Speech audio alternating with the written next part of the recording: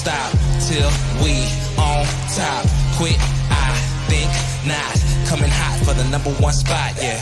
No key, got the game on lock, ayy. Big threes when I take my shot, ayy. On the rise and we ain't gon' drop. On the grind, it's our time, just watch.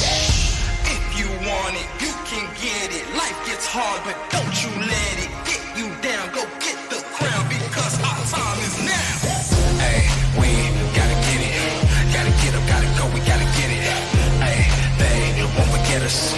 Made it happen and we all became legends. We gotta get it, gotta get it, gotta get it. We gotta get it, gotta get it, gotta get it. We gotta get it, gotta get it, gotta get it. We gotta get it.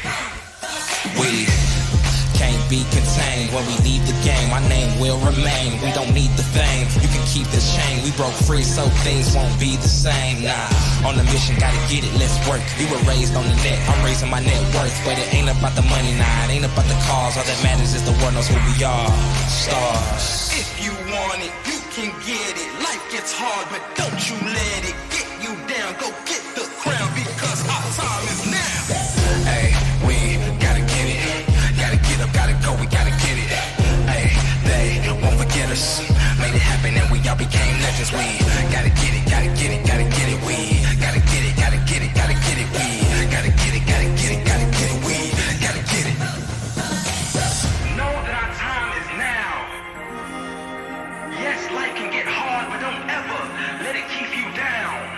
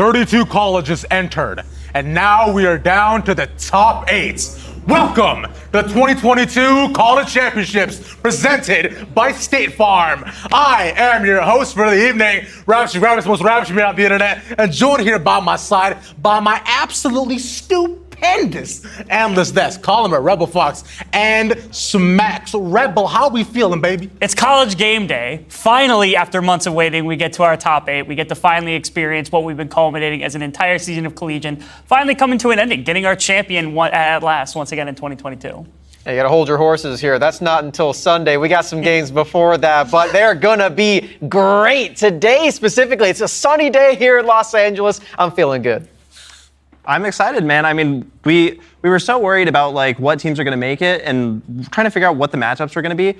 And the first day, we have Winthrop versus Maryville. Literally just a rematch of last year's national championship. All these games are going to be great. Yeah, that is indeed correct, because 24 teams have fought hard and fallen. So all that remains is the top 8 with the bracket that we have in front of us for the championship right here, live from Los Angeles. As you see, first up, we'll see Western University take on UST Esports in a best of 3. Followed up by Maryville University against the defending champions, the Winthrop Eagles. Tomorrow, we're going to see Converse University against Michigan State and UCI Esports going up against Bay State College in our next set of BO3s. But before we get into all the matchups, I want to start off by acknowledging the resources that these colleges actually give to the students and the players as well, because I would say no program and no player are created alike.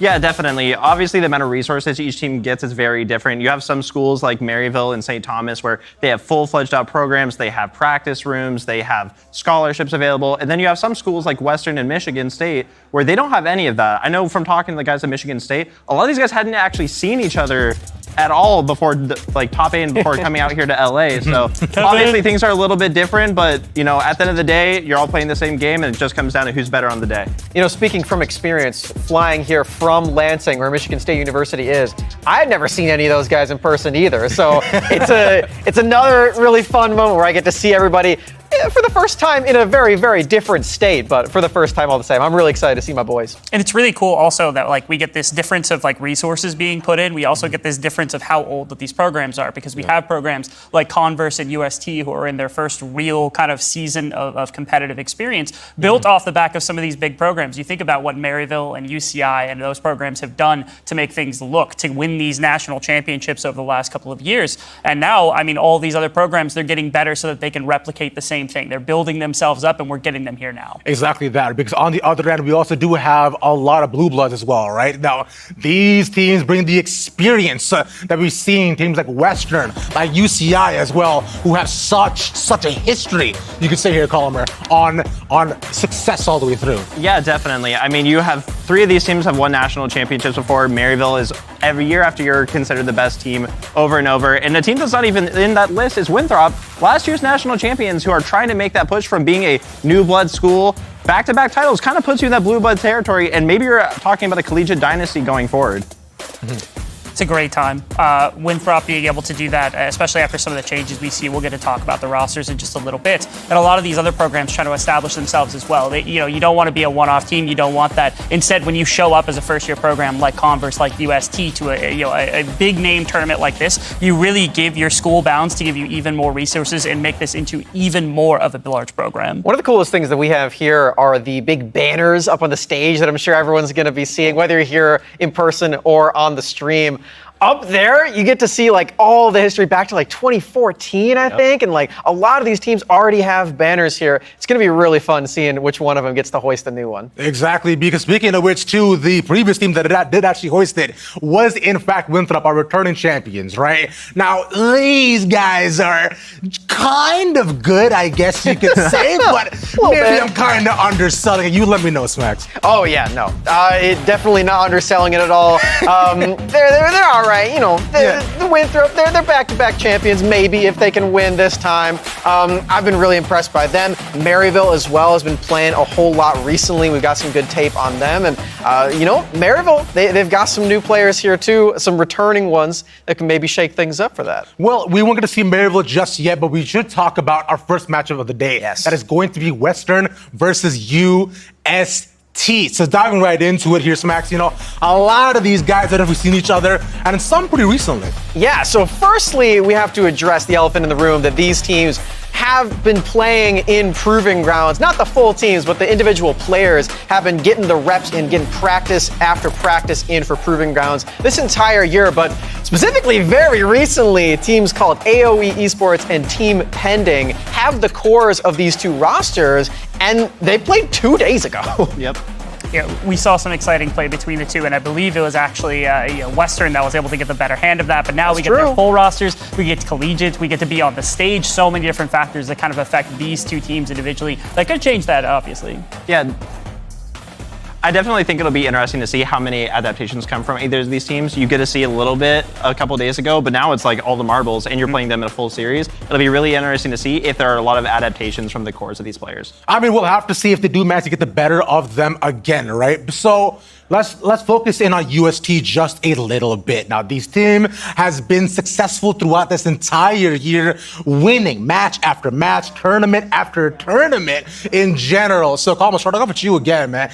Like, this UST roster is so acclaimed yet. Why? Yeah, definitely. I mean, they just hit the ground running. This is their second full year of having a program, and to bring in such great players that they have. You have Porsche, who just turned 18, has been playing League of Legends competitively for years now. Yeah. You have Robbie Bob, who's been a staple in the scene forever. Shogo, who is originally Israeli and just came to North America to get his collegiate education and to pursue it. The whole roster top down is insane. They've invested a ton of resources to make a push for national championship this year, and it looks like they have a good chance to do it.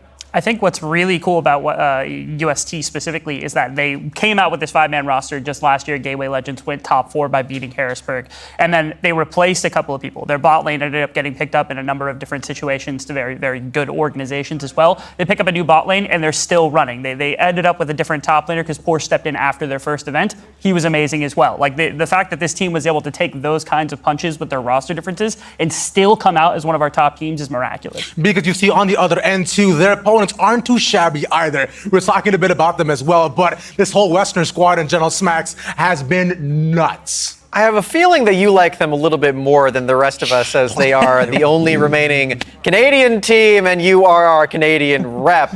If they get knocked out, I got bad news for you, Ravish. It's all USA from then on out. But yeah, Western has been doing a phenomenal job. I already mentioned that Winston and Lynx are playing in PG. They've been doing a great job there. They've been doing a great job all year. Indeed, yeah, because especially with the duo of Winston alongside his partner in crime being Gorica, which him and Shogo are a featured matchup of the day. I want to take a closer look into this exact bot lane because UST has been acclaimed as a fantastic bot lane team in general, and Western on the other end are not too shabby either, which is what they boast in terms of the camaraderie. Yeah, definitely. I mean, honestly, a lot of bot lanes this tournament are good, and from talking to a lot of the players, a lot of them are making the claim that they are going to be the best bot lane in this tournament. If you're talking about two players off cuff that you're like, these guys are really damn good at the video game, it's going to be these two, and they've been talking trash all week, so I'm really excited to see which one decides to prove it and qualify for semifinals. Yeah, according to Shogo, Gorica is washed, and according to Gorica, he wants to put him in his place. So these two have just been off camera doing some pretty incredible things, just talking to one another, and seeing them on the map is going to be electric. Well, on camera, they've got some dice there, Shogo, on the graphic. I wonder what those are about. I don't know. Is he rolling the dice on this matchup? Still, even through True, yeah, look at him. Doesn't smile. Look at that guy. So nuts, right? Because besides just his smiles, what else was impressive? The Yumi was that, let's go, was their stats in general too, because you saw Gorica was first in almost every single thing in there in terms of the matchup too. But gentlemen, I do want to get your final thoughts on the matchup, including our predictions. Rebel, I want to start off with you. Who's going to take it and why? I think this is a really close game. I think even a month ago, we thought that this was going to be close. I remember having predicted this. Myself and Brandon were actually on a stream where I talked about this, where I thought Western was going to be it. I call it's actually UST in a 2-1. I think they've really come together as the season went on. Ooh, Smacks. I'm going UST also. I'm going 2-0 though. I think they've got this one in the bag. I have a lot of faith in Shogo, and you know, we may be on a different patch today, but Rengar Ivern is eternal.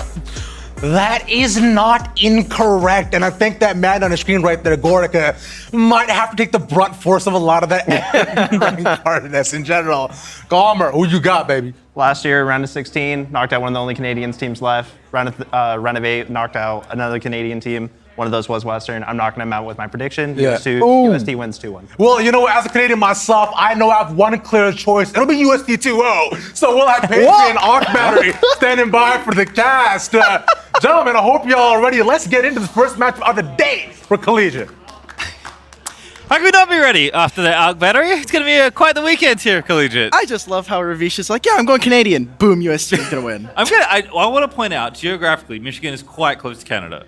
So Smacks did have potential there. Oh, I don't know how I feel about that one. I don't want to give any more. He already has the MSU prediction going on. That's later, true. But when they get knocked out, he can keep cheering for Canada. Yes. He'll be the only Michigan rep. So we got a really exciting stuff. I don't know if they talked about it on the desk, but this is 12-9. Everybody Yes, has been it's watching 12.9. Yeah, 12-10 is happening. If you've been watching Academy this last weekend, as well as a 11's bunch happening of next week. If you Yes, start watching exactly. League of Legends then. There's going to be so many different patch changes. So for 12-9, this is our swan song. This is the last possible time we will see this patch before we send it on over into the ocean. Most importantly as well, it is 12-9 with some changes. Olaf, Talia, and my brain is... Olaf, Talia, Swain. That's the one. Those champions are not available, unfortunately, despite their changes in 12-9, which is part of the impetus, obviously, right? Pretty significant changes for those champions, so we're not allowed here in this patch either. So, if you've been watching 12-8, which you saw a lot of, if you watched them in Season Invitational and League around that time, you'll be pretty familiar with what's going on, but obviously there were a few changes as well. Yeah, I mean, the big thing for us is what we're going to see from the bot lane, which they did highlight with Gorica versus Shogo. We're probably going to see more of the same that we've been seeing throughout the year, which is more of the Jinx, more of maybe the Xayah is kind of was tapering off at the end of CLOL, top 32 and 16.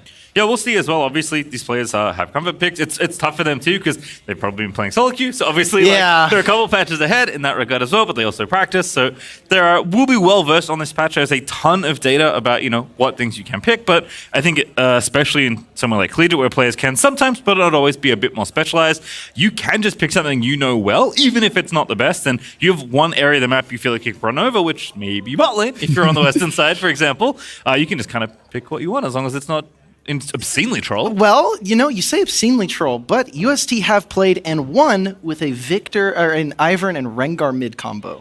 Ivern mid there, rocking it for Robbie Bob. He's playing supportive for his jungler, Kitsuo, who's been on fire, and he is always willing to pull the trigger. He's always willing to go for aggressive invades, and that, I think, will be kind of the linchpin for this team, whether or not they're able to follow up and if UWO are able to punish. Yep, and obviously on the other side there for Western, a very storied, historied, experienced jungler on their side in Winston. So we'll see what happens here. Perhaps Rengar will see some attention, whether in the game or in the bans, because we are into chance right now for game number 1. Ooh, if Rengar hits ban phase, I'll be happy. I hate playing this champion against it, and obviously Gorica does not want to have Kitsuo running down his lane with a Rengar Thrill of the Hunt. That'll be really interesting. So already Nocturne taken away from Winston, and GP, one of Porsche's, if not the best champion that he has played all year in his career. Yep, very good in the current meta, very good in the hands of capable players. There are a lot of good Gangplank players in the top lane these days, so definitely good one to take away.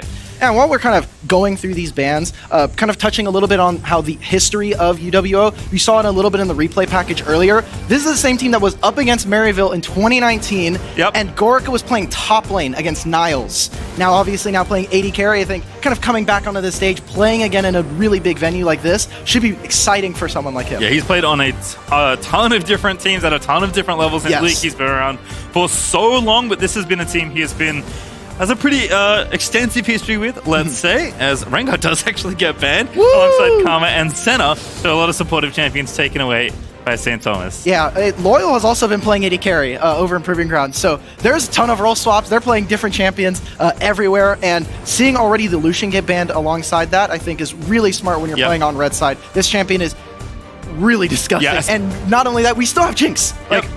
Especially in any sort of bot lane centric game, but of course Lucian leaks into solo lanes as well, especially in mid lane. Don't really want to let that one through. That does unfortunately mean that Gwen will be left over, but that is certainly the lesser of two evils as far as champ select's concerned on this patch. It's one of those duos, right? Like if you're on red side and you're able to get Lucian Nami, you get to play the lane a little bit better. You get to have a little more fun in that case. But getting rid of Lucian gets rid of Nami in the same way. So for Western Ontario, picking up this Graves I think is a really cool flex just because we've seen a couple of different looks from Calculus as well up in the top lane. Be cool to see that, most certainly. Matchup will be fun if we get to see it there. Lulu, though, is going to be the pick for Lynx. They're obviously wanting to lean into these enchanters. I guess it could be Loyal's champion as well, but with Karma already banned, I have to think UST are kind of aiming down that bottom side, not wanting Gorica to play something that might really scale into the mid-game. Yeah, Loyal so far has been a player where you don't necessarily want to see him like super skill check players. He's really going on low econ when he's playing these supportive champions, and so I'm kind of maybe expecting we see another enchanter in the mid lane. That is definitely a possibility.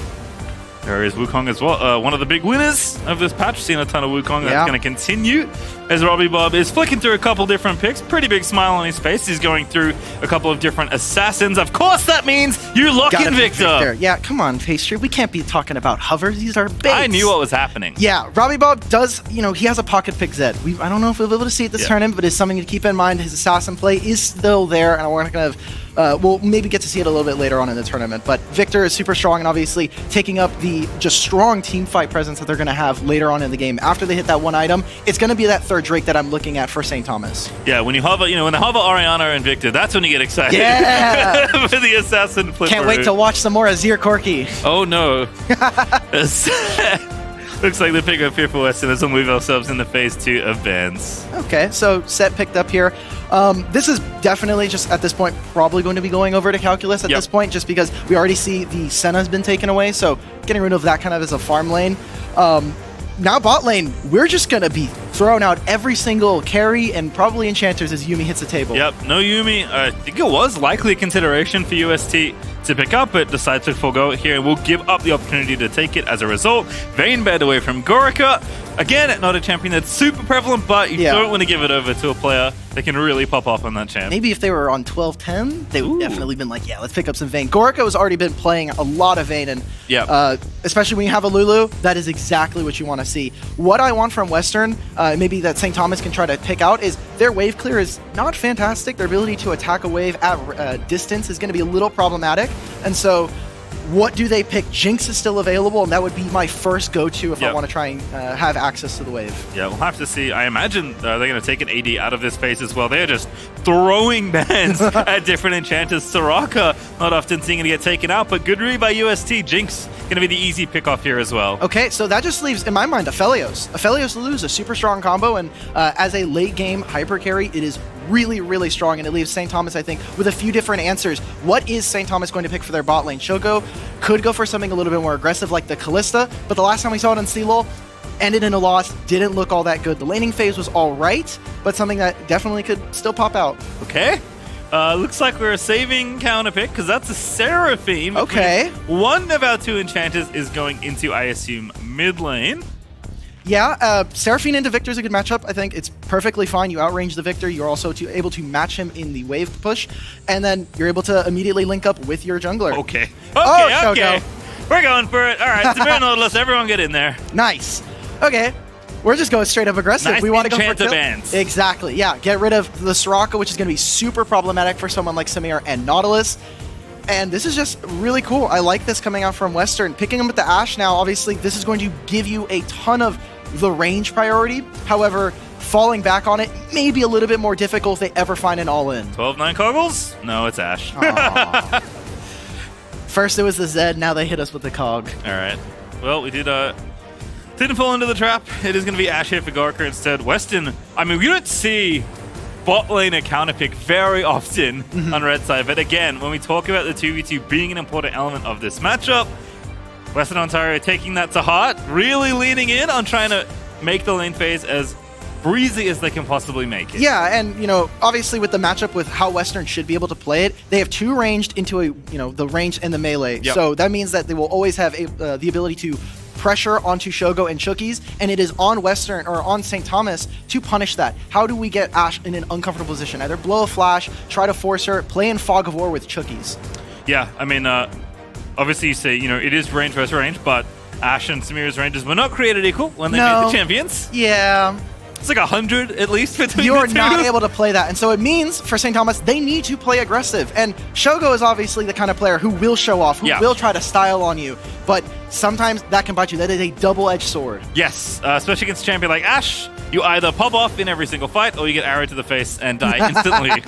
Although, Sumo W, pretty good, it turns out. Yeah, I would say. It's also pretty short cooldown, and there's a lot of skill shots you're going to have to try and avoid on this matchup. Yeah, has cleanse as well. Understands the role of Samira is to keep on moving throughout the team fight, because when you stop, you die and stop doing damage. It's a pretty bad 2-for-1 deal, not in your favor when you're playing this champion. Typically, I would say a lot of champions play like sharks, right? If you just keep moving, you're fine. Yep.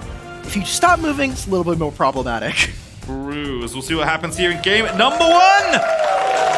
Our first of 2 best of 3s for the day. Our first of 4 best of 3s for the week. 4 total days of Collegiate Hero Battery. We will finally determine our champion for 2022 in a long while. We have quite the journey to make before we get there. Yes, but this is also the return of the LAN event. The 1st Let's time we've had go! all of the teams and their families, players, the fans coming into the LCS studio and able to kind of hold that tradition that we've kind of missed for the past couple years. So, really exciting. I'm glad we got to meet some of the parents. Obviously, later on, we'll see some of the more famous ones that have been hanging around in amateur, especially. Well, for now, in-game, it is just vibes. Everyone's spreading out.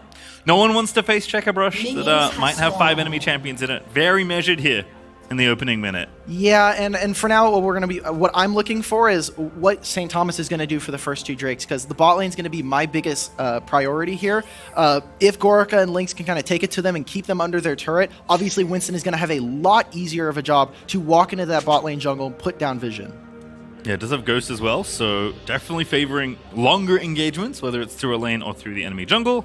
But Winston, no stranger to this champion, as Loyal fires off an ability there in mid, but Robbie Bob getting that first strike going up against the area there. Lots of poke here in this mid lane 1v1, and not expecting too much. Both these champions in different ways want to contribute to bigger fights rather than try and outplay their lane opponent 1v1. Exactly, and I think that's where the big thing here is going to be for me anyway. When we've seen Robbie Bob really perform and excel, it has been on control mages and stable lane phases. When he is able to farm out and maybe get an objective lead here or there early on, Robbie Bob as a control mage player, fantastic. But when you get abused, when there's an enemy jungle in his lane, gets a little dicey, gets a little hairy there. Curious 1v1 right now. Calculus feeling pretty good. But Porsche maybe going in. Robbie Bob with a big amount of poke. Wow. Gonna have to chew through a potion there on Loyal's side. Okay, and so now I think Loyal's probably like, hey, what can we do with this mid lane wave after Winston finishes off his top side camp here? He could come mid and help push that out and get a little bit of priority. You see they've already put down vision in this bot side jungle. And thank you to Observers for this. We're getting the full range hawk shot. The whole two are very nicely aimed there for Gorica. I don't know if they saw Kitsuo there. Like, it skirted by the red buff, and so I don't necessarily think they know exactly where Kitsuo is. They saw his whole top side is gone. Those pinks say they did, so they're going to leave because they know. Here we go. So there's a possibility, but they're flashing on in. Everyone's flashing out to safety. Gorica and Link's going to burn through a summoner to get out. And I love this coming out from Shogun and Chookies. They're pushing out this lane. Oh, this is so good. Link's too far forward there. Kitsuo are going to unleash. Chookies, though, doesn't have the angle for the hook. And now Winston going to run on down. Exhaust his pop. Lulu going to turn the fight around. Damage is big. That's not enough. Kitsuo has to get out of there. Winston going to go in. Forces the flash. Moves on in. Gets himself rooted. Shogun flashes out to save him. Kitsuo gets low. The perfect. As Gorica's going to get first blood and Winston's going to get second. Right there. As soon as I saw them overextend into the turret range, there was a lot of question mark pings for me. I was very worried there. And Shogo Chookies, as well as Kitsuo, go way too far. They overextend. Really great punish there from Winston to get his team back onto the board. So not only 2 kills in their back pocket, but another wave that's going to crash. Very, very timely play there from the experienced members of Western. I think Gorica must have seen Kitsuo with that hawk shot. Because they backed off basically perfectly. I mean, they could have backed up earlier and not used the flag, but arguably they baited him in because they knew Winston was coming. Exactly, and I think at that point, we get to see in this replay, UST maybe going a little too aggressive, and this is that double-edged sword we were talking about earlier. Kitsuo is like, I got both of the flashes, but they're walking up on this wave. This is a good punish. You have the wave that's already here at the turret, so they're going to be missing out on experience and gold. But right here, as soon as they're this far in and they're battling minions, Shogo's not hitting anybody. He's not doing any damage in this fight. And Chookies, he's done. He can't really do anything. He's a level 2 Nautilus. Hook is gone. So really good punish, and again, it sets off this Grace to be very well fed. Another carry that they can rely on as the game goes on. Yeah, really nice support play as well there for Lynx. Good aim on the Qs out of Lulu to make sure they can maximize the slows to get both those kills. That'll be 1,000 gold up there as once again Kitsu is going to be spotted off the Hawkshot, and Winston not done. Actually roaming up here, and this is awful for Porsche. Oh man, Porsche's in so much trouble. He's like, so my jungler is pathing away from me, and I want to crash this wave so I don't lose out on minions and experience. But now, I can't. I'm going to have to just TP back to the lane and hope that Graves is still not there. Well, Winston's currently on the Krogs, but could be back up top in just a moment. Porsche has to know what's going on here. Slowly but surely. Well, not anytime soon. That wave's a little too big, unfortunately. Calculus doing a nice job of managing it there. Thankfully, for Porsche, is Winston pathing away, but obviously Gwen doesn't know that. He's just lucky. He got the heart of the card on clutch for him. There we go. Gwen doing a little bit of the fun snip stuff, but kind of this wave is stuck here. Again, with Porsche and Kitsuo, he knows he's on the opposite side of the map. He has to play this on the edge. He's playing his matchup very, very aggressively right now, and maybe there's another punish here. This wave is massive for Western. Yeah, Chucky's only level 3 as well. Has to be careful here. They know. I mean, the posturing is enough to give it away. There's a ward there as well. Kitsuo actually not going to be even able to take that out as Winston's going to roam down again. Another great slow. They just keep stacking. It's basically a stun. Kitsuo is going to be able to dash away with the decoy, but not enough. Nice. Samira W is going to keep Wukong barely alive, and Loyal's down here as well. They're let her rip with the ulti. Yeah, maybe. There's level 4s, level 5s, Loyal's here with that ultimate like you were saying, and there's no Samira wind wall. So with this wave crashing... It's actually doomed. Can they do it? He has cleanse. Shogo has cleanse. Can he make this play? There's no teleports. Robbie Bob has ignite in his ultimate. It could be 5v2 if they want. They're going to dive in. They're going to get one with that Victor ulti. Massive on the backside of it. A double for Winston. But Robbie Bob finds an answer as Gorik is trying to get out of there. Winston going to maybe be a third there as Robbie Bob's trying to turn the play around. Winston barely able to dash out to safety. Now Gorica is coming in for the maximum punish. Victor will be left to die as Gorica cleans up again. Oh my god, and the Western boys, they get to pop off even more. That looked very, very close for a moment there in that tri-bush when Robbie was picking up all these kills. But Shogo, he pops the cleanse really early in that fight, so the Serafino is already ripping through the rest of his team.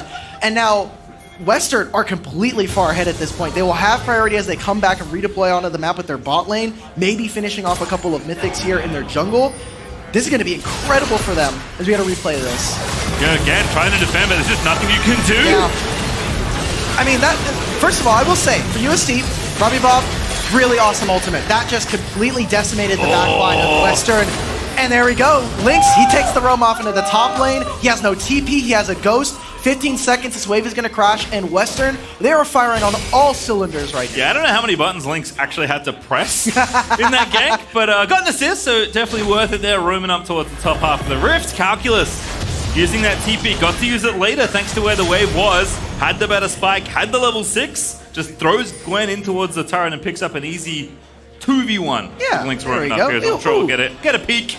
Nice. Okay, and this is just basically what we've been watching all throughout the game. Calculus, really good wave management so far early on into the game, and Lynx is just here for the punish. Gwen, she may be immune to the 1v1, but it looks like the Lulu polymorph is just enough. Yeah, Lynx actually did decent down there. It wasn't just roaming and auto-attacking. Obviously, they had to cut off the escape as well, and it's Ghost for Gwen, so no escape there for Porsche. There's going to be bad times here, as Dragon also going to be picked up here. Okay, UWO. So I do want to say, Western, I like that they're keeping up the tempo, right? They're constantly making plays. They're up in a lot of their lanes in terms of the experience and the levels that we're seeing here on the side of our screen, but they need to continue getting objectives. These dragons are going to help, but really for St. Thomas, they're waiting for the third dragon. They're waiting for that spike when Robbie Bob maybe has an item and a half, when Shogo is able to kind of catch up in that gold department. That'll be where they will make or break the game.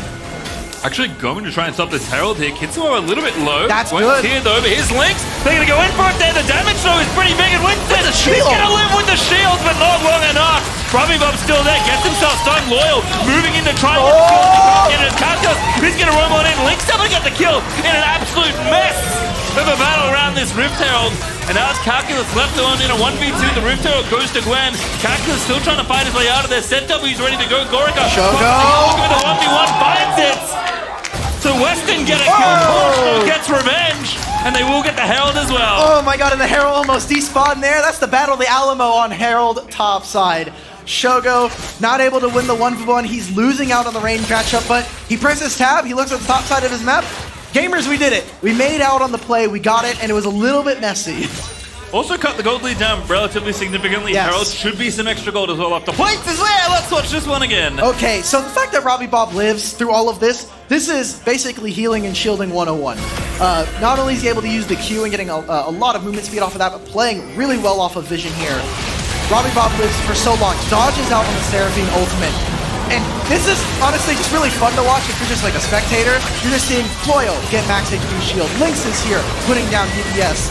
And while Calculus, he's waiting for his ultimate, he's not able to do anything. In the picture-in-picture after all of this, Winston is doing what he does best. Playing aggressive, running down the enemy support. Chookies has died, and Shogo, the wave is in no man's land. He's getting proxied in between his turrets. I think Shogo may be taking a fast race home. No ulti, yeah, can't do it. Robbie Bob almost enough to complete a potential kill. But again, down the bottom side, it's 3v2. Gorica's got the arrow. Winston, though, doesn't want to commit. Now Kitsuo's going on in. You cannot fight this Graves. The decoy's going to get stunned, but Winston's going for it. The hook is nice, but the wild growth is going to keep Graves alive a little longer. And Winston, he just doesn't care, but maybe he should. Maybe not. Is USD going to have to turn tail? It's not balanced. Gorica on a rampage. Winston just going through the enemy team, and Robbie Bob down here. Gorica getting blasted there. The damage is good. Lynx, though, is gonna die, and Robbie Bob keeping the game alive for his team. Shogo gets one. Robbie Bob gets a second. And now topside, we're not done fighting as Gwen looking good with that freshly bought Rift Maker. It's Armageddon across the Rift. We are fighting constantly. There's only good fights at all times. Shogo, despite what was looking really scary for him, he's able to come in and clean up, pick up a couple kills, and it seems like time and time again, the solo laners for UST are bailing them out of this game, whether it means in finding good kills on the top side or saving good ganks coming out from Western. Romy Bob's doing a great job on this victory, I'll tell you that much. He has saved 2 different plays in bottom side that looked absolutely doomed. Rewarded with 4 kills to result, has 4 assists, that's just a Hex Flash, no one panic. Chuggie's trying to find the angle, but it isn't there. In the shadows, though, Winston and Lynx are now here, but Calculus can't find the grab. No face is broken. Porsche can be saved. I just like how the supports, both of them are playing like Jaws music, like just like hiding in fog of war, ready to jump. Ends up not going for it. Both of them get sighted one way or another, but USD still keeping up the pace. Again, it is in that third Drake. Yes, they are a little bit head in gold, but we're still missing Shogo in a lot of these fights. And Kitsuo really hasn't kind of found his foot pace, his footmark here in the game. It has really been Winston dictating the tempo.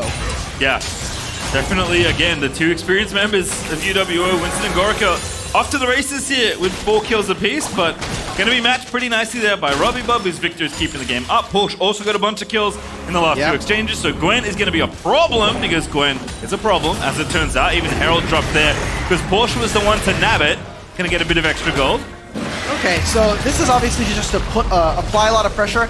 I would have liked to have seen Porsche move this, but obviously he just wants gold now, wants to be able to maybe get a few more items, finish those plated steel caps like we see from him. This next dragon, you know, it is really cool and important, but we still have Rift Herald, the second Rift Herald, which my eyes are going to be on, because Western obviously want to take that away from the side of St. Thomas, and St. Thomas need that just for some necessary gold injection. Alrighty, well, USD first to the play here in the bottom half of the Rift. 15 seconds till the dragon is up. Winston going back. Not the timing you're looking for if you want to contest for this dragon, so my assumption is that you aren't going to. And I'll just maybe go ahead and trade it for something else here. But USD hoping a straggler moves through the brush. Unfortunately for them, there will be no customers today. Yeah, and look at how they moved, right? They already moved over Gorica to pick up this top wave, completely giving up this dragon, recognizing, look, you don't necessarily need this. We recognize that the game is going to be played not by inches, but by miles. So for right now, let's play for a little bit. Let's get more gold into Gorica, as he is super far ahead alongside Winston. And I did want to kind of take a note of, look at where the summoner spell advantages are. Gorica does not have flash. They want to try and protect this Ashe as long as they can. Yeah, plates wearing off. Gorica, though, maybe going to be able to finish off the tower here. It's worth a pretty penny if you can get it. But the wave isn't in the right spot. Porsche should be able to catch it. Winston is also down there in the enemy jungle, but a good move here by USD to protect Porsche here in the top half of the Rift. Gorica, though, wants it. Winston going to be left alone. The Nautilus ulti's there! Almost gets 2, but not going to grab it there. Gorica does get the tower, though, as Porsche leaping on in. No flash, remember, the heal already popped. TP burn. Stun is there. They're going onto the Gwen, but Robbie-Bob gets exhausted a little bit late, and so the ulti's still ticking around. Kitsuo flashing on in, but Kitsuo finds Lynx in the bottom side, the backline decimated there by the UST flank, and Calculus can't get out. Winston's going to be left for dead, and Calculus CC'd into oblivion as UST find 4 kills in the top lane. Oh, Robbie-Bob playing on the margins there. He's able to do a lot of damage, but him and Kitsuo finally link up. It's what we've been waiting. It took 15 minutes for it to happen, but they finally make a really good flank. And the fact that Porsche, Oh, that was so spicy! Don't know if it's gonna do anything, but I love the look there. Porsche gonna die. We'll call worth it. That's a very fancy Seraphine ult. okay, it landed on 2. She got the encore, but I'm sure Porsche, he's finding that more than worth as he goes down. They get a turret to answer from UST, and everything is now slipping away from Western. Big thing here, not only did Gorica die, but also Winston. He got caught up in that mess. Yeah, a lot of gold given over and an awful lot of pages in that college textbook there for Robbie-Bob. 10 on the Magias. He's been going off now. 6 kills, 6 assists. Shogo is going to get jumped on. The W is not going to be enough. Gorica finds another kill. That is the problem with this matchup. As soon as Ashe has a beat on you, you are done. You either need to get a bailout from one of your teammates, or you just got to go in. If you're the Samira, you are going in. You just have to try to throw down the gauntlet and say, let's see what happens. And again, Robbie-Bob. Oh! Yep, that's what happens. Hello? That's what happens. I'm just glad that Lynx understands. He puts down the happy bee mode. He's like, yep, all right, fine, whatever. What vision? Did he even use? It may have been that pink ward, or Yeah. he may have seen him. I don't know. It might have just been that pink ward. W gives you a little bit of vision, if I recall correctly. So, yeah, I mean, obviously, like, I joked about it because he's really fed, but he does pop people there. As Calculus going to have to use the ulti to exit. Good W, but the damage is still there. More than enough CC to give Kitsuo another kill. And again, we talked about the lead, the early lead that Western had, and UST are doing 1,000 gold better than the lead that they had before. They're doing all right for themselves. They're picking up turrets, right? They're putting down relevant damage here. And Winston is now on this side of the map. I wonder what he's going to prioritize here. Looks like he's instead just going to put down vision. But, I mean, UST, they got a kill there. Winston's going to take away a camp. And by the time we see St. Thomas redeploy base, come back out onto the map, they can just push them out of the river here. They're going to lose access to the Rift Herald unless Western find a play, find a kill. Gorica trying to take these towers down. Chucky's maybe caught in the crossfire. Doesn't get rooted up by the Seraphine. Just barely missed the second E coming through. Kitsuo, that's a decoy, but you know what? Might as well pepper it with a couple arrows. See if you can get a bit of that frustration out, because it has been a good early game for them. And now all of a sudden it feels like the game has flipped itself over. The Dragons have equalized. You're going to have to take another fight soon. And again, they're battling for this mid, and UST aren't going to give this up easily. Okay, but how do they find engage? It has to be off of either Loyal. Winston's going to be here, but he doesn't have many engage tools. No, Victor, I don't think you can win the team fight without him, and I think Western Ontario agree with me, as Winston is going to give him a little bit of extra escape. Okay, St. Thomas, they need to recognize Victor is their win condition right now. Victor completely controls every fight. He gives them control in team fights for the river and makes sure that Ashe and Winston cannot walk into any fight without taking a ton of their HP. And maybe they're able to push them out here. Lynx does not have Shirelia, so if they really need to get out of a pinch, that is not available. Winston also trying to take this Herald, but he doesn't have Smite. UST should be able to check this in time. I think they're too late. They're too late for this. We'll see. There's going to be a fight. Robbie-Bob is going to be delayed, and you are correct. The Herald is not going to go over, but now you have to get the eye, because it spawns back in the middle. Okay. So this is the bet now. Does anybody walk over and try to steal it? No. Okay. So just a resource denial, kind of, right? We're taking this away from St. Thomas. We got the experience, a little bit of gold, probably a little bit nicer for someone like Winston. But I mean, now they've moved over Victor. Victor finally, after pushing that wave, is going to join the rest of his team. He has Shadow Flame in his back pocket. Yeah. So it is now third Drake coming back into it. In 19 minutes, you have a super fed Victor. Ashe and Gorica, this Loyal, his ultimate needs to find multiple members. And if that's not the case, Western are almost, it's super difficult for them to walk in. Look again, down the bottom side of your screen. The other problem is they don't know where Gwen is. And Porsche's just chilling in this brush with the perfect flank angle. So if you start this Dragon, you are going to lose the team fight almost guaranteed. But they have to walk in. Kitsuo starts. Here's Porsche on the other side. Winston going to be caught in the front lines. It's Loyal getting crushed. And now Porsche diving back in. Winston completely zoned out of the fight. Shogo just barely able to get the kill. They'll grab the dragon as well, and Western should be lucky to only lose one. And now Western need to be feeling the pressure of this game on their shoulders. St. Thomas, yet another dominant team fight. They got one kill, but you look at the blinking HP bars, and at that point, Western have to kind of just handshake and say, guess we're going to wait for the next one. They're not having access to that dragon. Now, St. Thomas, if they're able to have that as a win condition, 3 Infernal Drakes for them, Victor one-shots anybody on his screen. Again, just really nice use of the positioning you had. Good use of the vision you build around this dragon pit. And it's a bit of a mess, but navigated nicely here by UST. Yeah, Kitsuo obviously engages, tries to find that angle onto Loyal, but it's Seraphine. We already talked about this a little bit earlier. She's just going to heal and shield her way all the way back to base. And it's just building space for Robbie Bob. Obviously, with him and Porsche, they've been doing a fantastic job, as we've been saying. They are ripping apart the front line. They immediately marked Winston and put him down, made sure he was out of the pit early. Yep, only needed 1 kill. Jungler's the best one to get if you're trying to get the objective, so they go ahead and nab that. Wow. We got Robbie Bob printing money from the mid lane. Actually, he's just straight up printing money. He's 3,000 ahead of his lane opponent, and Winston is right now matching Kitsuo, which at the beginning of the game, Kitsuo was getting farmed. Like, he was getting caught out. It was Western that was getting a ton of kills. Winston was in the driver's seat. But now that he's caught up, Kitsuo is like, well, now I get to just play a team fighting bruiser, which is awesome. Nice and easy. Just find the angles, click the buttons, spin around to win the team fight. Wukong's pretty good champion, as it turns out. And you know, I mean, Gorica again, along with all the gold, or at least the most gold for his team, one of the experienced players, always a big carry for this side. 2,000 gold under Robbie Bob. That's how rich Robbie Bob is. It's probably just the hit show Arcane. He's got the money coming in from that. That's probably why. That accounts for some of it. All right, well, so far so good. Again, Calculus can't approach even the tankiest, in very questionable quotes. Calculus can't just face check Victor lasers at this point. And this is something we were talking about earlier.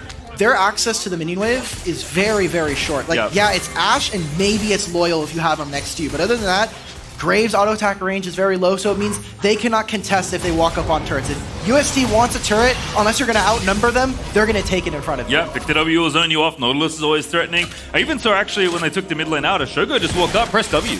Completely denied all the Seraphine wave clear. Yeah. Keep the minion wave alive a little longer. It's a unique way of using it, right? Like, usually when we think about the Samir W, it's to block incoming projectiles that it will kill you. The Ashe ultimate, the Seraphine ultimate. But using it to kind of take away another cooldown off of the opponent, good. It was good gold protection. Assuming the siege is safe, which it was in that spot. Obviously, don't do that one recklessly. You'll die and your team will flame you. It's not good. But it is nice to see UST navigate so well. After what looked like, it was like, oh, we're looking at bottom lane, Gorka's ahead. I guess the game's done. Let's go game 2. But that has not been the case. It's 5k up now for UST. Looking like they're cruising towards that 3rd dragon, that soul, and maybe a game 1 win. Yeah, and now what I want to see is how does UST prep for this Baron here? Because if they're not able to kind of poke out vision or get deep vision down into the enemy jungle, Western can, you know, kind of make some plays coming off of this. They can play at very long range with their Seraphine and Ashe ultimates. So that's what I'm looking for. How do they play on side lane? Porsche needs to make sure that he's not getting caught out in the side lane, which he's doing right now in the bottom lane, applying pressure there, and getting the TP wards. All right, well, again, vision, very nice here. Plenty of space for them to play with the 2-turret lead. They see Calculus top. Robbie Bob is back down to the bottom side of the rift, but his team has control. He's playing on the stronger side this time. So no danger of getting caught out. Easy 600 gold for himself there as he pops down the tower. And UST will defend as Western tries to find a pick. But nothing comes up. Man, I really appreciate Observers for showing us that Fog of War, because Western are playing with darkness across the map. It is just like, okay, well, we know where Robbie Bob is. We know where Shogo is. Where is the Nautilus? Where is Kitsuo's Wukong? That is super problematic for them. Oh my god! Hello? Set? Where'd you go? Baby boy, you're gone. You're off the map. And there we go. Can they make the pick? They have to do something here. They need the kill. They'll get it. Gorica finds it. Now it's a 4v4. Look but Robbie Bob, he's so strong. But the flash is not enough. Gorica able to take him out, but he does go down to Porsche's Loyal. Gonna get shredded to threads as well. Oh my god. And we thought, look, Victor just went down. That's probably, that's it, right? Like, that's all of your damage. You've been setting up Robbie Bob the last couple minutes, but they didn't even need him at that point. Porsche took up the mantle and said, look, we're going to win this fight right now. Loyal's gone. Winston, low HP with Lynx. Can they make the steal? It's I mean, it's going to be incredibly difficult. Do you think he has ultimate to try and go for this? This is a number less than 1% Calculus. to steal this. As Okay. UST just go back in, gonna make it 0 by the looks of things. Winston zoned down, has no health to play with. Calculus back from the grave. Nice little flash move to get himself out of there, but Shogo finally gets some revenge, taking out Lynx there. Grasping for straws at this point. Western are just looking for anything they can get. That's a kill for Shogo. Kind of showing back up after a rough early game here. And that's St. Thomas just putting the finishing touches on this game as they're going to now go and start at the Baron. They're going to send Porsche to take over this Dragon and now completely suffocate Western out of game 1. Yeah, almost 7,000 gold ahead. They'll pop it up even more as they take down the Baron. They'll get the 3rd Dragon. They'll push themselves to Soul. Goric is going to do battle.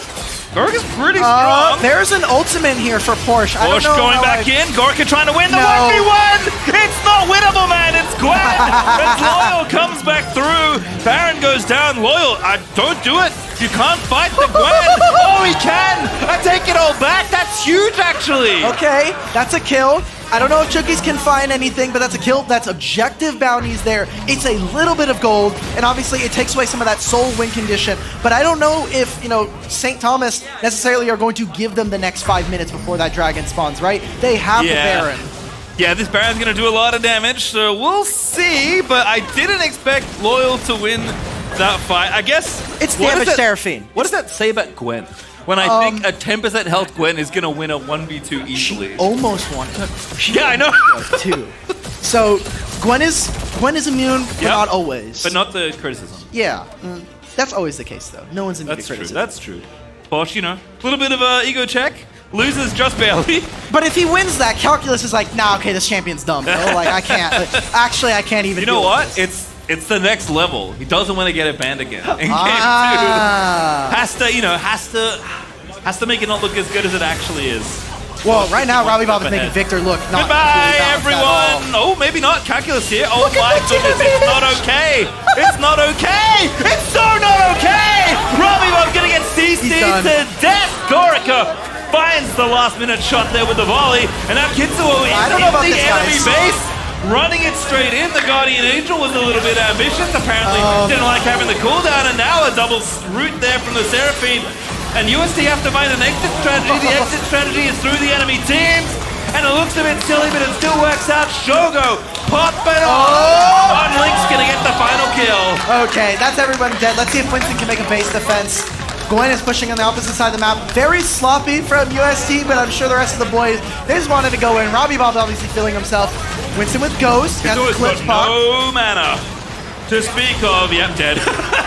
Just popped there by the Graves ulti. Chuki's likely to go down as well. Not so tanky, Mr. Nautilus. Winston gonna grab it. Okay, now obviously we'll laugh at the absurdity of the events that just occurred on our screen.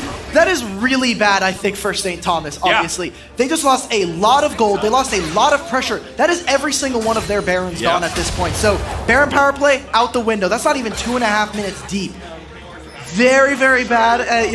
We'll give them a small slap on the wrist if they end up winning this game, but that could be potentially the turn that Western are looking for. It's still a ton of gold, yet again, onto Winston. Robbie's homework running a little late in the Magi's. He's lost 12 stacks since the last time I looked. He was running, he had like a full book, he was running all the way up to the stage, and some of the pages, he just flew out. It's unfortunate, I'll have to pick him up between games. Maybe you'll get some more as the game goes on, but this game feels like it's going to be about this Infernal Soul at this point.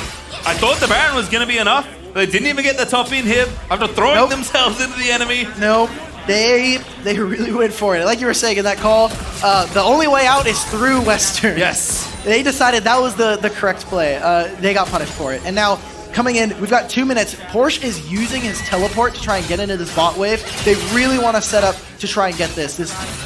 What is it, the 5th Drake of the game. Yep. Maybe that'll buy them some space. I think they really just want to use this dragon as a platform to fight against Western. They want to draw them into the dragon pit, into the river, and say, come fight us, let us kill you, let us ace you, and end out this game. Yeah, they feel like in a 5v5, they know how to navigate those fights.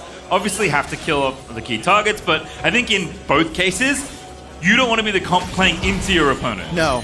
Of course not. You don't want to be walking into Fog of War versus Victor. We've seen it time and time again. Victor just one-shots people. There we go. Forces under the turret. That's an Ash ult. Ooh, that's good there, but they can't finish off the kill. And Maryville's taking out Lynx. That is absurd. Wow. Kitsuo dives in, gonna make it 2. 3 total there as Gorik is firing away. Gets one back, but Winston gets popped by and Cookies with the flash hooks is gonna seal the game for UST. A triple kill for Kitsuo and a flash in the wrong direction that might haunt Gorica for a while. That's it. Western, they lose game 1 in a Alrighty back then. and forth game, 10,000 gold. It was a rough early start for St. Thomas, but they're going to bring home game 1. Little spicy towards the end there for UST. They get the win, and that's what matters at the end. You know what? We talked at the top of the day. Talked about the AD carries, both of them supremely confident that they're going to show up the other one. And Gorik can say, all right, bot diff in this game. Yes. But Shogo's like, yeah, look at my team, though. That's definitely after that game. If I know Shogo, he's like, bot diff. We won. Bot cannon. Better team wins, you know? It happens. Gorik, obviously, obviously we were talking about it. Everybody's like, Shogo, Gorica, Shogo, Gorica. Gorica definitely got the best of him in this game 1 and wants to probably show up in game 2. Shogo wants to get revenge. I am impressed, though, how quickly that game turned around. Yes. Like, I was like, oh, they're 1,500 gold up and the 2 ADs are fed? It's doomed. And then all of a sudden, it was like the opposite in about 5 minutes. It's 100% Victor Laser. Yeah. Pretty good, as it turns out. With all that, though, let's hand it back over to the analyst just to break that game 1 down.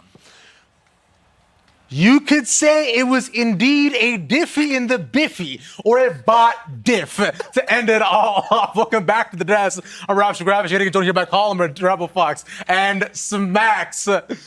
Amigos, let's go break that game down, because as they were saying already, you would think it was one side of the coin, but suddenly it wasn't.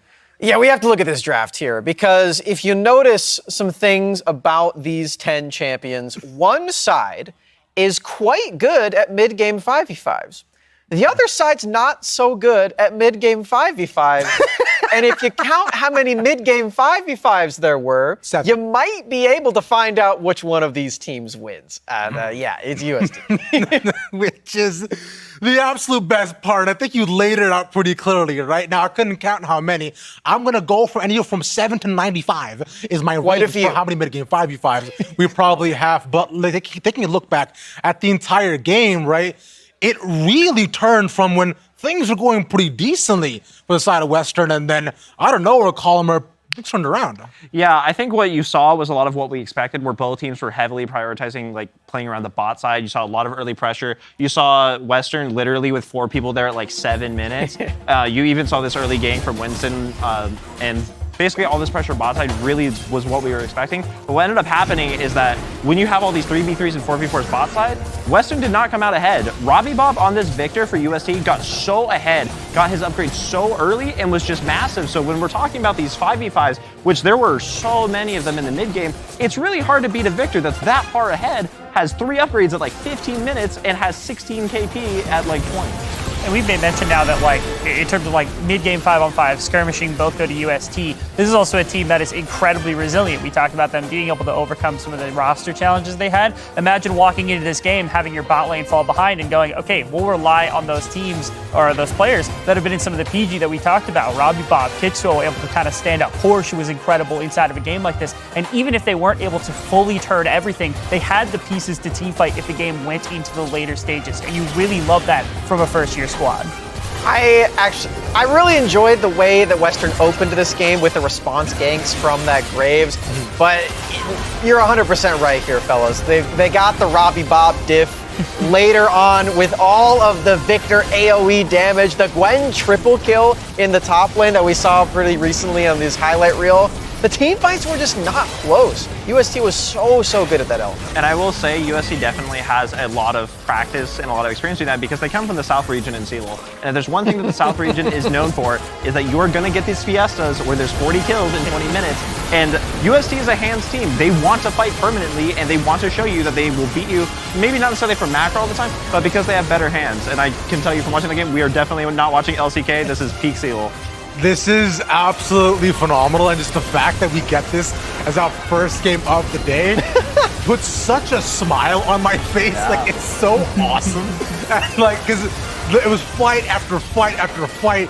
Yeah, I was like, okay, you know what? Maybe we might have a better, more controlled early game. No, Kicks was bot side within 2 minutes. Like, cool, man. At least clear your jungle first, and then maybe come on down. But hey, I can't tell Kitsu what to do necessarily.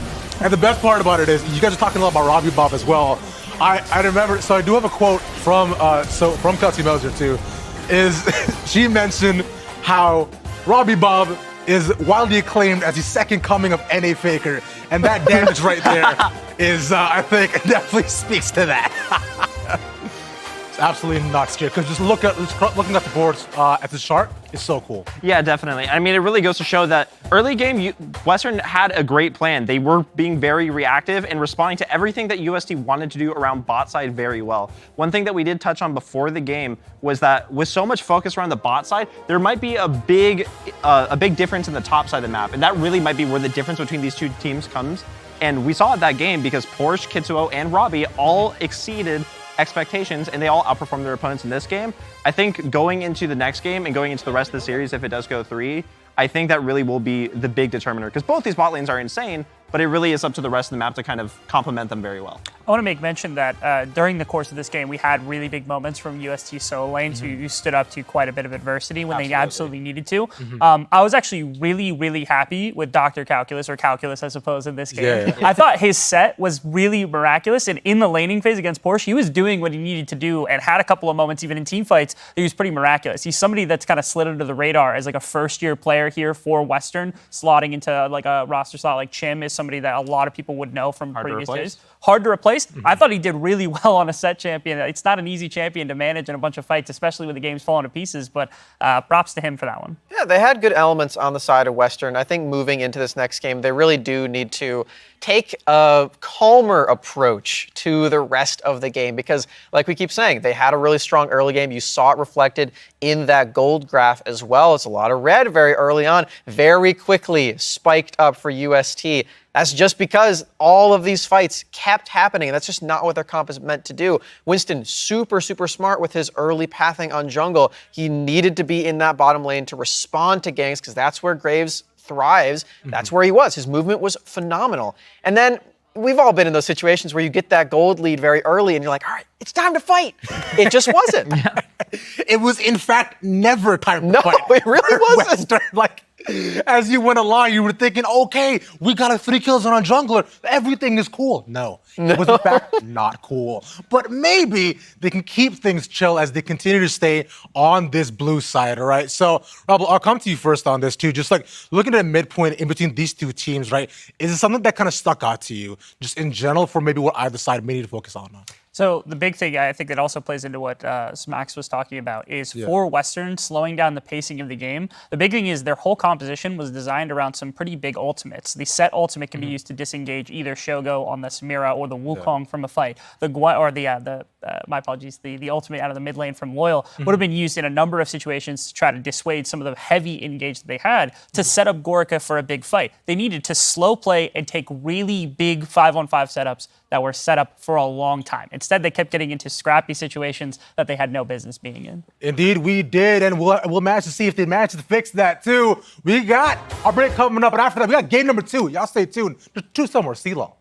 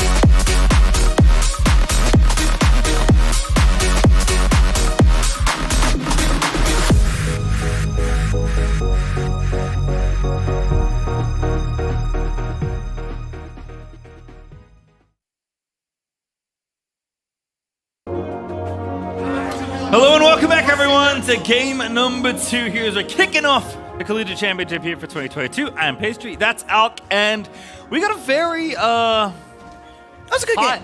It was a good game, a high octane Yes. bit of League of Legends for our first. Oh, for sure. I'm glad that's the way we get to kick it off. We didn't, we didn't get any of the Ivor and Rengar stuff yet. Maybe that'll come in a little bit later.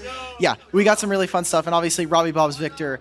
You just can't give it to the guy. Yeah, I would like to temporarily re-ID Mr. Robbie Bobby. I think Robbie Problem feels relatively appropriate after that. Yeah, not just the individual play, obviously in the lane and on the champion, navigating the 5v5s as Victor is wont to do, but really those roams that saved otherwise horrible situations that Western actually set up really well. Yeah, I mean, St. Thomas so far throughout CLoL in the tournament has really been kind of focusing on not only the Victor, but stuff that can move over and into the bottom lane, right? It has been stuff like the Rise where Robbie Bob has kind of found his name throughout all of his career, I think, as a whole. So seeing him kind of continue to do that and play towards his bot lane in Shogo, despite them having a bit rougher of an early game this time around, he was able to salvage so much of the game for them. And obviously, you pump Victor some gold, he's going to win you a team fight here or there. Yeah, I think, we talked a lot before the game about 2v2 being a focal point of this series, and it will continue to be so. But I think the thing you always need to remember to bring in is, like, typically when teams are playing through their 2v2 or through their bottom lane, it's not just the jungler that makes their way down there. No. It's usually the rest of the team at some point. And obviously, when Victor gets all the kills, they pivot and make sure that Victor can carry through the mid-game. It's usually 4 people now. After the changes to teleport a that's while true. ago, it used to be every single player on the team would just be like, No, oh, you we're love that. teleporting bot, cool. But ever since the unsealed or unsealed teleport, you just got to basically have your mid laner, your jungler come down there, and we are fighting for the wave. We're fighting to make sure the enemy bot laner is not allowed to play the game. Yep, it's also why Gangplank is a nice ban, because it feels like 4.5 That champions too. are ganking Yeah. you. Anyone with In a lot of globals cases. basically is just good luck. Good luck, everyone. Well, we'll see how it shakes out. Looks like they're just getting their clients in order, but we should be in the champion select in just a mo. I'm not trying to ID some players, so I'm pretty sure that's Skytech sitting behind Western. If the crowd can Oh. ID this for me, I'm pretty sure it's Skytech and Dinka with Western. Both players that have been in amateur. Also played a little bit of collegiate. Dinka formerly on the B team for Maryville. Skytech playing also for Western, also playing on EG Academy last split. Look at you. Got all the info. That's very impressive. Thank you. Texas. So Lena's their team manager for UST. Awesome. We love Perchance. She does everything. She's also a ref for some of the amateur tournaments. And Texas, NovaBot. This guy is like perma, just like playing every single role as a sub sometimes for some of their matches. And he's been around for a really long time. It happens sometimes, in the collegiate amateur scene. Someone doesn't show up, You just gotta, sometimes you gotta play a little bit of Diana Jungle for the first time with your team. Oh, yeah. No problem. Pretty good champion. Just press your buttons. You'll be all right. Okay. We do have a delay. Champion select, as you can see. But don't worry. Western are like, Victor is still in the champion Yes. select. We need that gone. We only have 3 bans on the first rotations. We kind of need a 4th one. We will trade. They're like making a trade deal right now with the referee. They're like, we will trade Swain being re-enabled for Victor being disabled for the rest of at least this match. Don't think they're going to go for it, but I do appreciate the diplomacy. Gwen also sticking out, obviously, is a pick that's very powerful. Yeah. I don't think you have the space to take that one away, but maybe if you want to play swapsies and go to the other side, Yes. then you can open up. I was going to say, everything for Western, yourself. they did get side selection and they chose blue, which we Ooh, saw good during choice. the desk segment with the boys. So that right there is going to be really important. They have blue side, and that means that they probably will have much more access to the Gwen. She is by far and away on this patch the strongest champion. Her numbers reflect that from competitive play. They're really insane. And being on blue side allows you that. It also means that kind of frees up some of your drafts. So some of the intricacies of that is that when you're on red side, there are just sometimes champions that are broken. Specifically the Lucian, like we talked about earlier, you have to get rid of. Again, reiterating, 12.9, you can see it there at the top of your screen. 12.9, there have been a lot of different patches rolling around competitive League of Legends, but this tournament is locked to 12.9. So despite some of the more familiar faces, you might see a blue side Gwen ban is what we like to call in the biz a worrying trend, but we'll talk about it later. Rengar, Nocturne, and Karma all banned away by UST. So I wonder what that means for the game, right? Because now Western Ontario, what are they going to pick up for their top lane? It was set last game. Calculus has shown a little bit of proficiency on Gnar throughout the tournament, so interested to see that, we're getting rid of that champion. It's also just an AP champion that you really want in top lane, because right now the jungle is almost entirely AD focused. And so when you have that stack of a lot of physical damage, it is very easy to itemize into armor. Some blue side bans here from Weston. definitely feel like they're red side bans, but taking out Lucian as well. I know Gorica likes that champion, so perhaps in the trade that always happens in these opening picks in phase 1, they didn't feel comfortable getting that one. Maybe just trying to get something like the GP, which UST will take away. So it does feel like this draft. There you go. A little more opening up for Victor on the first pick. Yep, that makes sense. Give Loyal something a little bit more supportive, and obviously with how much damage he was able to do last game, taking that away is also an important thing to note for St. Thomas. Yeah, I think don't want to repeat that one there, but this feels brutal, man. Wukong, Senna, perhaps together, perhaps not. Most likely jungle there, and for Sugar or Chookies, depending on how they want to approach the 2v2. But that's just one of the cool things, right? Like, there's so much flexibility. Western Ontario kind of just has to bite the bullet and say, okay, we just have to pick up line matchup. Like, we know Senna's going to be going into the bot lane. Whether that's for Chookies or for Shogo, we'll see. But the Wukong is also flex. You can play it in the top lane. It means that Calculus can't necessarily blind something like a Gnar. Lulu again here seems to be the go-to for Lynx. Did look pretty good even in the early game, assisting in the 3v3s that got Western the early game gold lead. I imagine their plan is going to be pretty similar. It is, go Gorica, go often to that bottom lane and try and get ahead. But Senna pretty tough to deal with, especially if you miss. Kind of like Ashe in a way. Like, as soon as you miss on a Senna gank, Senna's just like chugging like CC at you forever, chunking you down. Yeah. Really annoying. Yeah, especially with the slow that they added onto her Q, it is definitely a lot more difficult, I think, if Senna misses out, if you're not able to get anything off of that. Once you have that cooldown, it's just gone. You're just waiting at that point. So, St. Thomas, what are your options at this point? Kind of a similar draft, obviously swapping the Victor or the Seraphine that we saw last game with the Victor this time around. St. Thomas, it looks like they're just going to this has kind of been comfort for them, putting Chookies in the Tahm Kench role. And so this means we could see some more, I think, what's the word?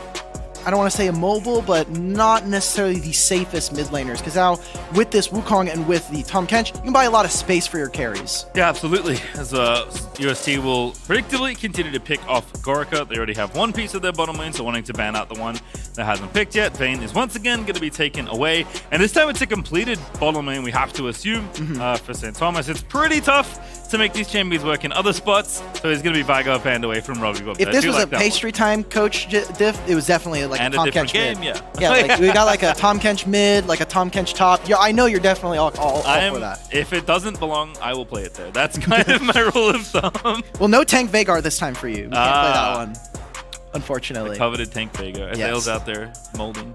Kog'Maw going to be banned away, despite, again, this is 12-9. I don't know how many more times I'm going to say it, probably a lot. Forever. But we just keep doing it. It's free. If we ever need like a break, just say 12-9. Everybody in chat will get it. Yeah. That's good. I understand. Yeah. Getting rid of that, they obviously just want to get rid of Cog Lulu. Cog Lulu, Cog Vayne. Doesn't even matter. Like, yes, we're not on 12-10, but this is still a very, very strong bot lane duo and outranges a lot of them, especially if you're going up against Senna. I'll take that any day of the week. Interesting potential pick here, so we'll talk about it when UST have made a decision. Karthus also bans away. That's a mid lane ban based on the texture of this draft. So Robbie Bob has definitely got some pieces, but I was going to highlight the need for AP somewhere. And that has come in the form of everyone's favorite pilot. It is Corki in the mid lane against Victor. Gives them poke, it gives them range. They're going to be getting that as the game goes on, right? Obviously, Corki with the missiles offers you that range to try and deal damage before a fight versus Western. And while the shielding is good, it's not quite as good as healing. The healing will mitigate all that damage, but without that, it looks like instead they recognize the trend of CLoL. Play for team fights, play for that 15 minutes onwards. Early games are nice, but after you get through the first couple games of Swiss, it is all playing for late. What's the last pick here? Gonna need pretty big carry here for Gorica. Hey, that one's there. It is. Okay, Jinx for Gorica is definitely on the table here. I like this. Now for St. Thomas, I want to see what they do with this, the kind of flex that we see, right? Still with the Wukong. And instead, it's a Varus champion that did get some changes on this patch. I don't know if they saved it. We have a meme in some of our friend groups that there's like good champions and then there's like Varus tier champions. Unlucky. And he has been, at least win rate rise has been shuffling towards the bottom. I'm excited to see this from Gorica. I wonder if it's going to be an on-hit build. We're going to see maybe a little bit of a flex of like an AP Varus. Yeah, the buffs did lean towards auto-attacking, so more on hit and stuff. So as far as like wanting to be in the 5, I think Varus is actually pretty respectable here. Yeah. I think sometimes people look at Varus like, he can only poke. It's like, he can't, but it's fine. So I do like this, and I think it does give them more power in the 2v2, which is probably what they're looking for. Yeah.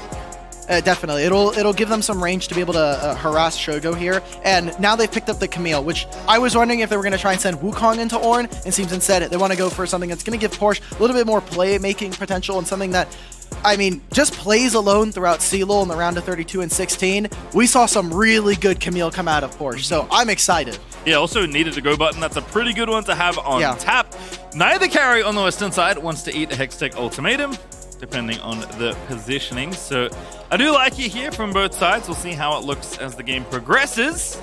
But it's only best of threes here in the opening days. Alex with his backs against the wall here. Single elim all the way through top 32. Ooh, it's going to be so scary. And then after this, like, if this is a 2-0 for St. Thomas, it immediately goes into another match, Maryville versus Winthrop. An insane one, just history-wise, not just the players, even on the Rift there. So Western obviously don't want that to happen. They want to continue their dreams. They want to make it out of top 8. Unlike just like Brandon was saying, he knocked them out last year. He made sure that we're knocking all the Canadian reps out from CLoL. They want to continue their dreams. They want to make it into that top 4. Yeah, and of course, you know, it's a big school versus a club team, right? Western definitely looking to show up here for the less supported teams. There are 2 names that have been on the stage guiding, you know, a rotating roster of successful teams here from Western, which is great to see, but gonna have to show up big. They had the right idea, really did the right things in the early game, so just converting that into a mid-game lead you can really lean on, rather than Robbie Bob killing everyone on Victor. And it works for how they like to play, which is obviously Winston is going to walk into your enemy jungle, and this is somewhat similar to what I was talking about with Kitsuo. They are very aggressive. Both of them are looking to try and put pressure on the enemy jungle, put pressure on the enemy lanes to make sure that you always have to think, is Kitsuo here? Because if he is, I'm dead. And they got punished very early on in that last game. Kitsuo overextending for a kill led to them being a little bit of a hole early on. So I want to see if Western are going to kind of keep that same ideal. Can we focus? Can we try to punish where Kitsuo is? Can we match his pathing in the jungle and match him there? All right, so a quick note, we do have to quickly remake the game. Same picks and bats, nothing's going to change. Okay. So we'll just have to run it up, make sure everything gets locked in, and then we'll move ourselves in the game as soon as they're ready. It was the Victor. They're cursed at this point. They're like, no, remake it. It's a remake a draft. We don't have to play this one out, guys. So, nope, that doesn't work either. They go, okay, fine, we'll pick it again. That's awesome. I'm glad for that, but I really want to see how St. Thomas are able to handle this bot lane, because again, last game, they got bodied. They got absolutely bodied. Shogo was not having a great time, and when we saw the matchup, both of these guys were really close statistically. Like, Gorica had, I think, the kind of the edge in a lot of them, and we were making a joke that maybe if we didn't see the Callista game come out in, I think it was the round of 16, maybe Shogo's stats would have been just a touch better. And now with Senna, you know, there's a lot less responsibility for you to be like a hyper carry, but you still have a much different role, I think, from other marksmen. Yeah, texture, the 2v2 is completely different than it was in game 1. Before, you know, it was Nautilus and Samira just trying to basically find an all-in that works for you at some point and get aggressive. And Gorica is like playing the Ashe, keeping him at arm's length, you know, like the big brother fighting the stay little over brother. there. He put like he put his like arm right on top of like his head, and he's like, keep running into it, brother. That's not happening. And now, of course, Uteno, great range, but very defensive bottom lane here. So it's going to be much more about opening up the rest of the map and getting that Corki going. Good old Robbie Bob.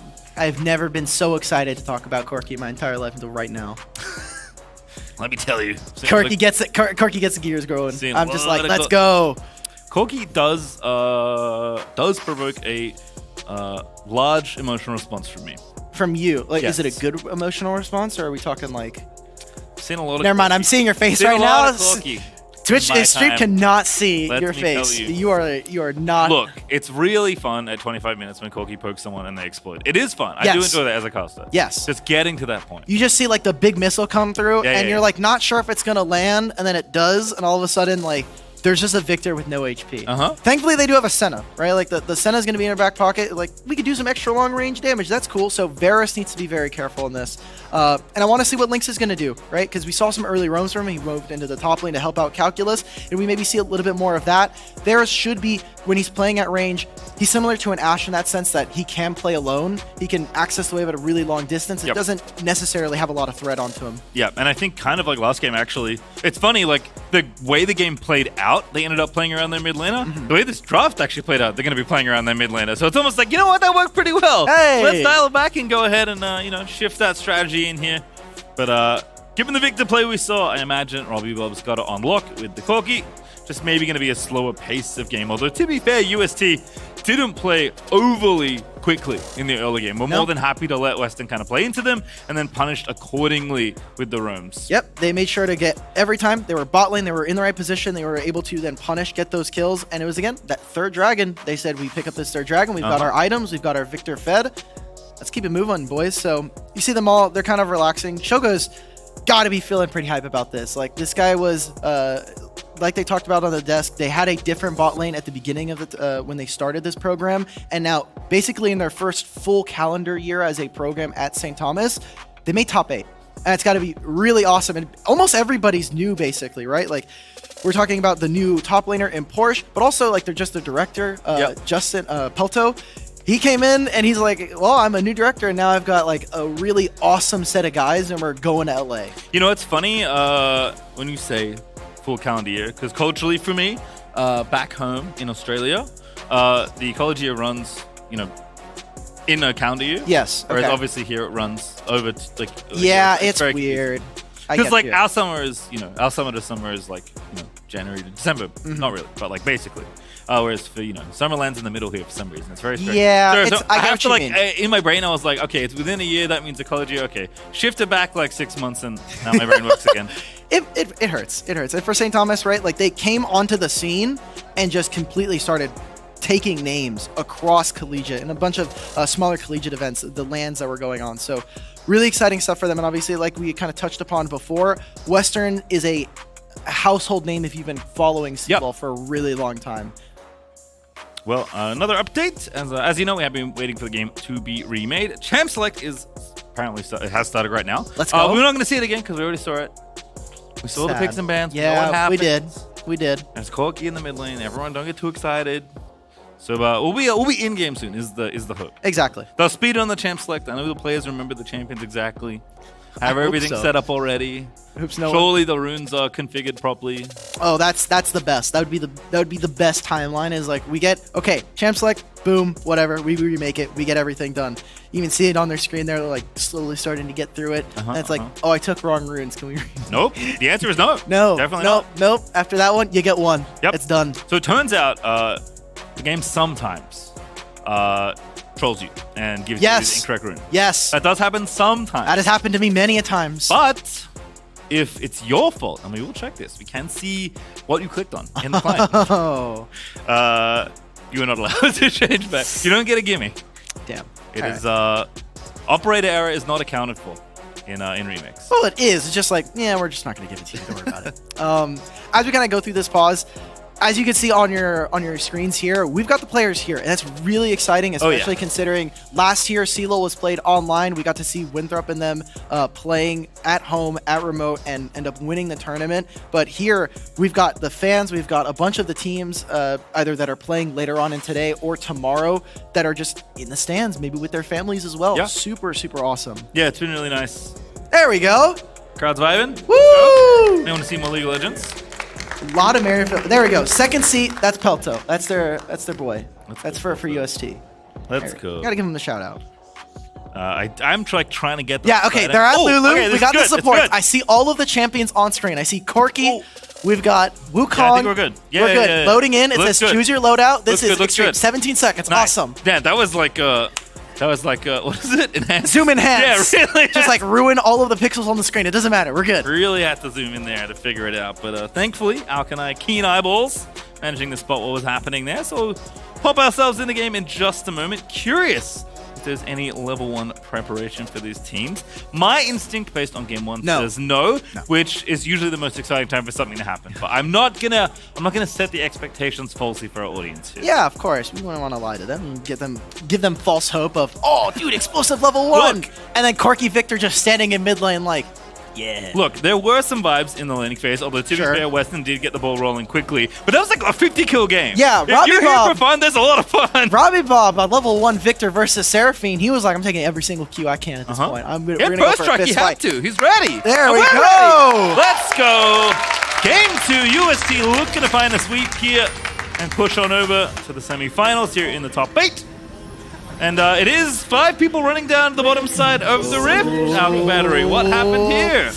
Let's see it. Appreciate everybody for kind of making it through this pause. Don't Okay, run. Lynx. Good Okay, work. he got the ward. And now everybody will notice him.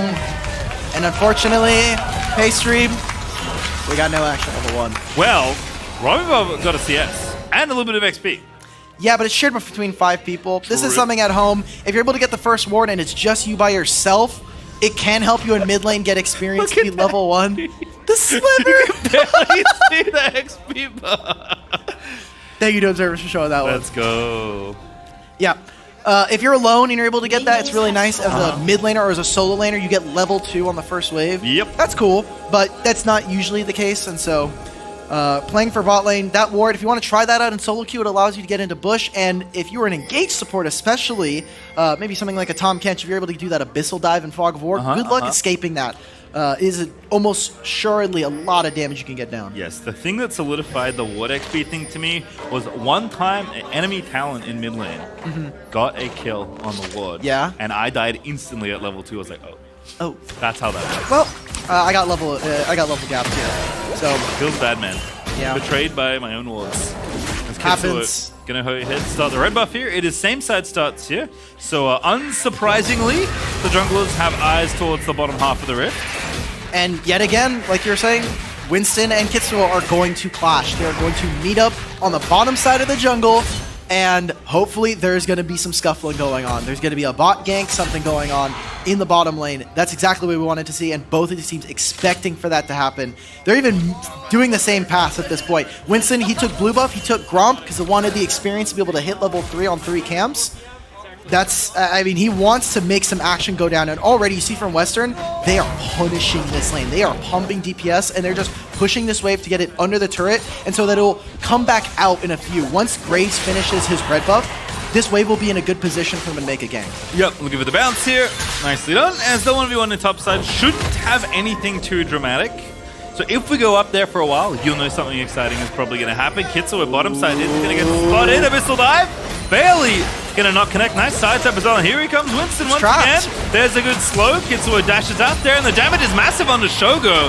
But he is going to live. Oh, but Shogo flashed in place there. That's a huge amount of damage. So thankfully, Fasena, she could just press Q, and right there with the fleet footwork as well, she's going to heal a ton. Kitsuo is here to get back into his own zone. It's like, whoa. What an angle out of Winston, man. Past geometry with flying colors as Kitsuo does have to smite there to try and live. Counter smite there from Winston. Going in deep. Lynx is here as well. Winston over the top with the supports are there, and Tom Kent, baby.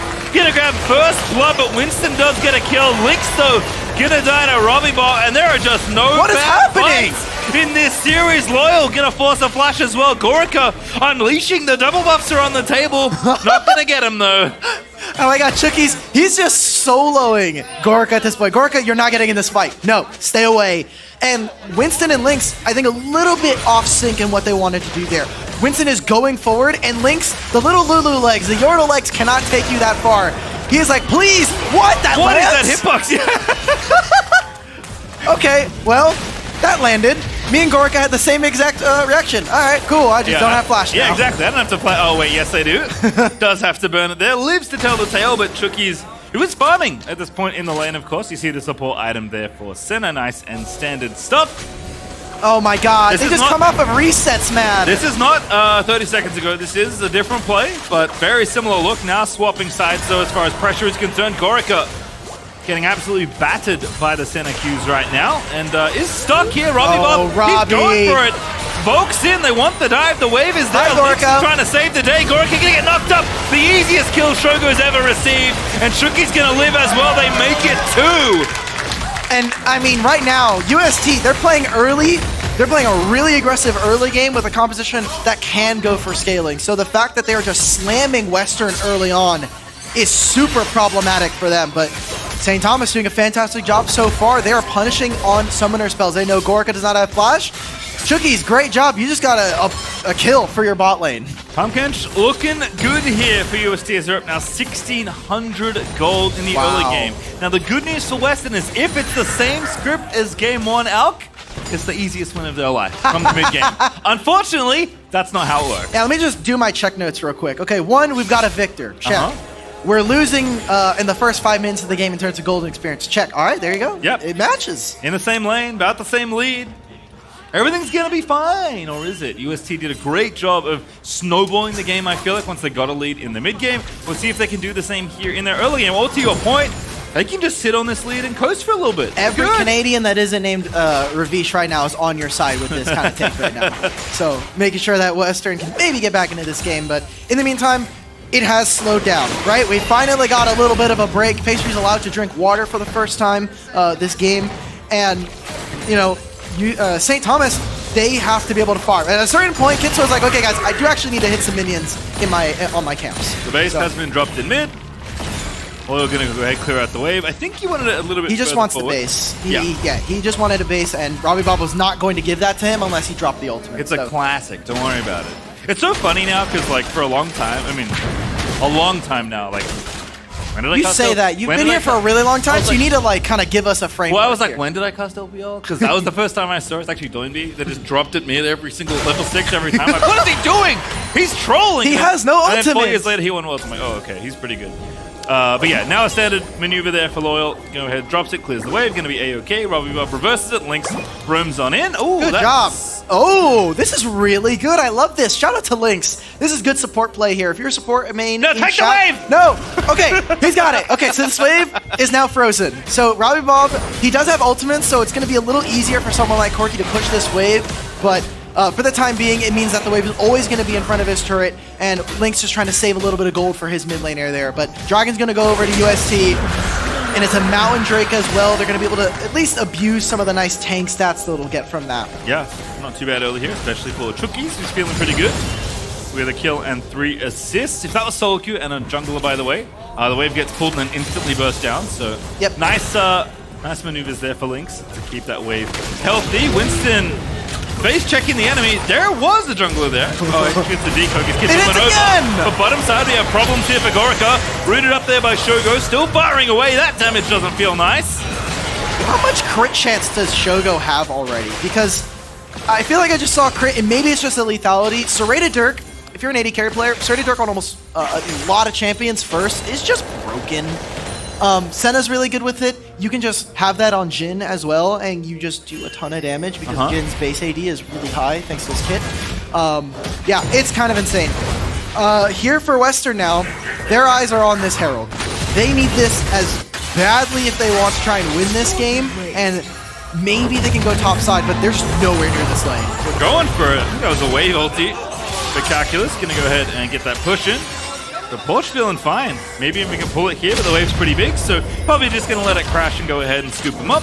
Well, his ID is Doctor or Professor Calculus. It's not geometry, and that's usually what we kind of attribute to skill shots like that. So it's okay. He's using that, obviously, like you're saying, clear the wave, push it in, force Porsche, try to get it back in here and get some items under his belt, as Porsche has already done that and invested the TP. I like this from Calculus, though, because the wave was so big that Porsche is now going to push this back out, and he will have missed maybe a negligible amount of gold, but he'll also have his TP still up. Yeah, and I think in that case, what are you using a TP for, right? Because if you just let Camille's TP come back up, you didn't really use the window you opened up for yourself. Yeah. Isn't a dragon to really take in the time, so my brain says, hey, are they going to try and set something up in the bottom lane earlier? Maybe watch Spectacular's ulti to come back off cooldown, as they would like to bail out Gorica if they can. But here's a 3v2. Senna gets rooted up. The ultimate's popped there for the Devour. Link flashed in. Gets the slow. Polymorph is good, but they're out of there. Like, they immediately removed Gorica from that fight. Does so much damage. Even in another lane here with Robbie Ball poking out Loyal. Is he going to try and do a cheeky cancel wrinkle? No, okay. Loyal knows. He knows. He's got to keep going back in the fog. Really good play coming out there from UST to avoid that gank. Kitsuo was there, and once he recalls, bit of an unfortunate timer there. And now I feel like Western are, I want to say, a little dizzy, as they're just trying to make a couple plays, but none of them are really working. Loyal getting very ambitious for those last few minions, but doesn't grab them. And as you mentioned, Herald was something we thought Western were going to maybe prioritize a little bit more, but it is UST off the back of kind of the rolling plays that have happened since what led to this 2,000 gold lead. They're going to get the Herald for themselves as well, which is rough goings here.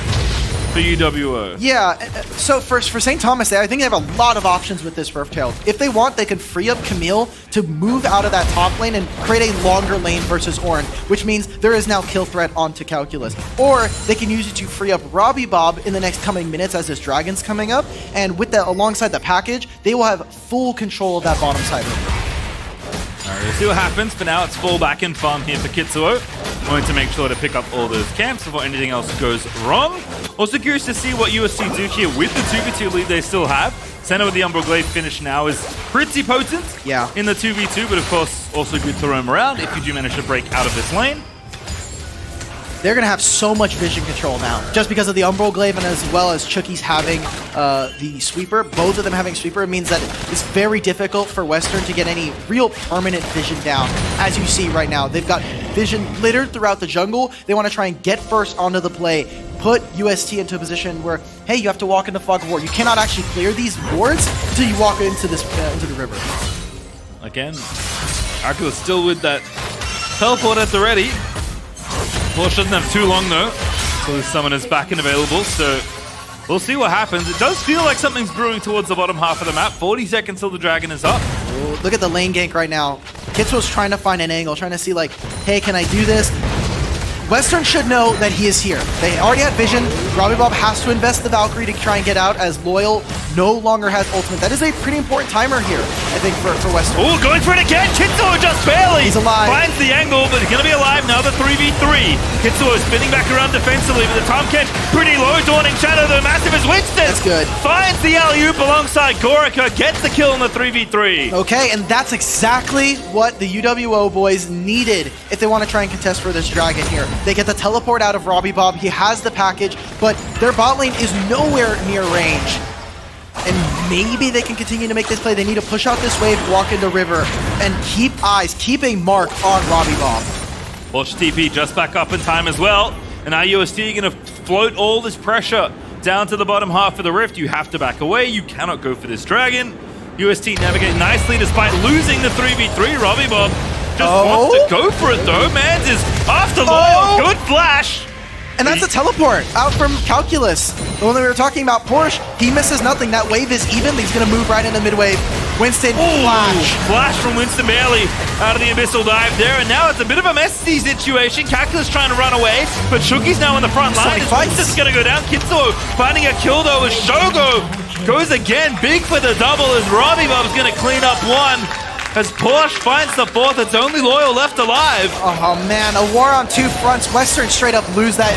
St. Thomas, they are firing away. There's two skirmishes and both of those squadrons were just doing everything. I like the way that we saw Porsche and Robbie Bob kind of link up to make sure that Calculus couldn't get into that fight. And Winston, he's trying to find angles. He's trying to look for something, but Gorka and Lynx were set far behind really early on. So now there's a full turret at 14 minutes, right before the plates are about to go down for Wukong and for Senna. They're massively ahead. It is 13 minutes, 5,000 gold. And you can see why Kitsuo wanted to force so hard down to the bottom half of the watch this exchange again. Yeah, we get to see the bottom lane part of this play as Shogo all game long.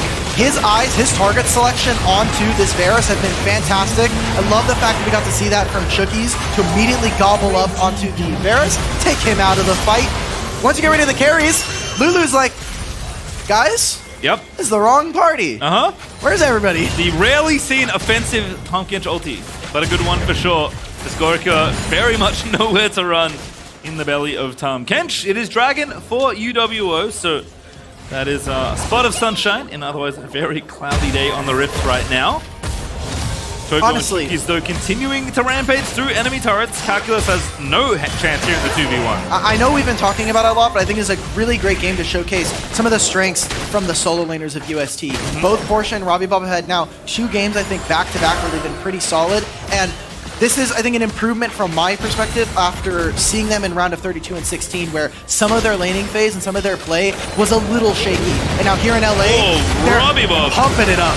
You are ambitious in that potential kill, but doesn't happen. Calculus are still eating damage. His tower getting belted down by Senek here, and this should just be an easy take. The wave not quite big enough this time, but they don't need to stop. They have so much control of the Rift. Yeah, good luck trying to get this away from Orin. Orin's just like a free soul generator at this point, and for Western, there is some like small objectives. Obviously, you want Senna, infinite souls, right? You want Ornn, hit level 14. So there is still a little bit of time, but Western are basically, they're running out. The wick is burning on both ends for them. 5.5k. USD have continued to snowball this gold lead very significantly. Not even 16 minutes through, and a very significant lead. Gorica, it feels bad. You just can't be standing in spots. We don't know where Camille is, and Porsche punishes accordingly. Camille and Wukong are a AD carry's worst friends, and now Winston, let's see it. Is it the base tower defense? Ooh, the Abyssal Dive prediction, not quite there. Not bad, but not enough. Kitsuo, though, running forward. Shogo flashes towards the enemy team. That's a kill there for the Lulu. Maybe another that Kitsuo wants blood. We'll get it. Call it a 2v1. At least Western gets some gold. Yeah, that's so many kills now. 3 for 1. Everybody's going to be falling. And while the mini wave can kind of be cleared out here by Loyal, this mid turret is going to fall eventually. Maybe not on this wave, but in a few, as Loyal is just getting chunked by these rockets from Robbie Bomb. They're just ignoring the Herald. Like, oh, we don't have control of that side of the map right now. Who cares? We don't need it. We'll dive the mid lane. We don't need the Herald to kill that tower. We got other things to do. Kills make me feel better. Like, the best kind of CC is the one where the opponent just can't ever react. Because you get to check a replay as to what happened here to Gorica. Yeah, I mean, this is normal AD carry things. Pre-durability patch. If this was 12-10, he definitely wins that 1v2. No doubt, 100%. But unfortunately, just a little too far up. You're playing Varus. You have a lot of range. You do not need to be that far up. And this is just a really great dive here. Winston does not have flash. Lynx is trying over the wall. And I like this, as we've seen the picture-in-picture. UWO are trying to go for this Rift Tail. They need this in their back pocket.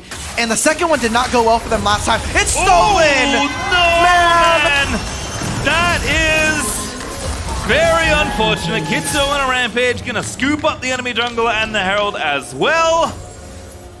Oh boy. I mean, that's great for UST, right? Like, correct. No cheeky plays allowed. You're not allowed to get away with highway robbery. If they got that Rift Herald, that's surely a little bit of gold back in their pocket for UWO. But, I mean, we're talking about the timer that they're being on. You know, the Senna is one of them, but Corki has Manamune coming up soon, and he's going to be finishing his second item here sooner rather than later. And so once that is done with Miramana and that, how do you ever beat this? Shogo's going to be finishing Eclipse as well. So that second item, Power Spike, the Mythic coming in for him alongside the Unreal Glaive that he already has.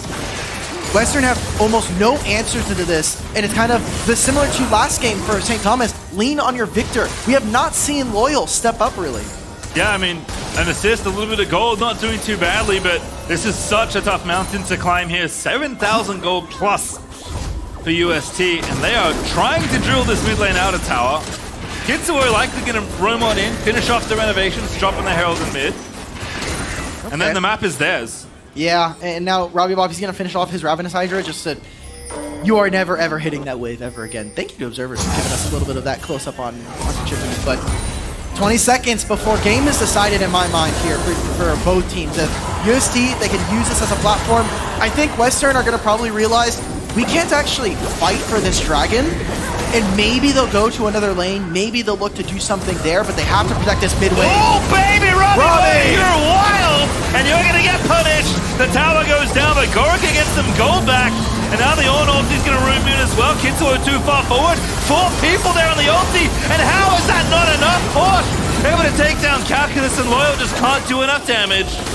Here we go. Maybe they can do a little bit of damage on the back end. They can chase them into the dragon pit.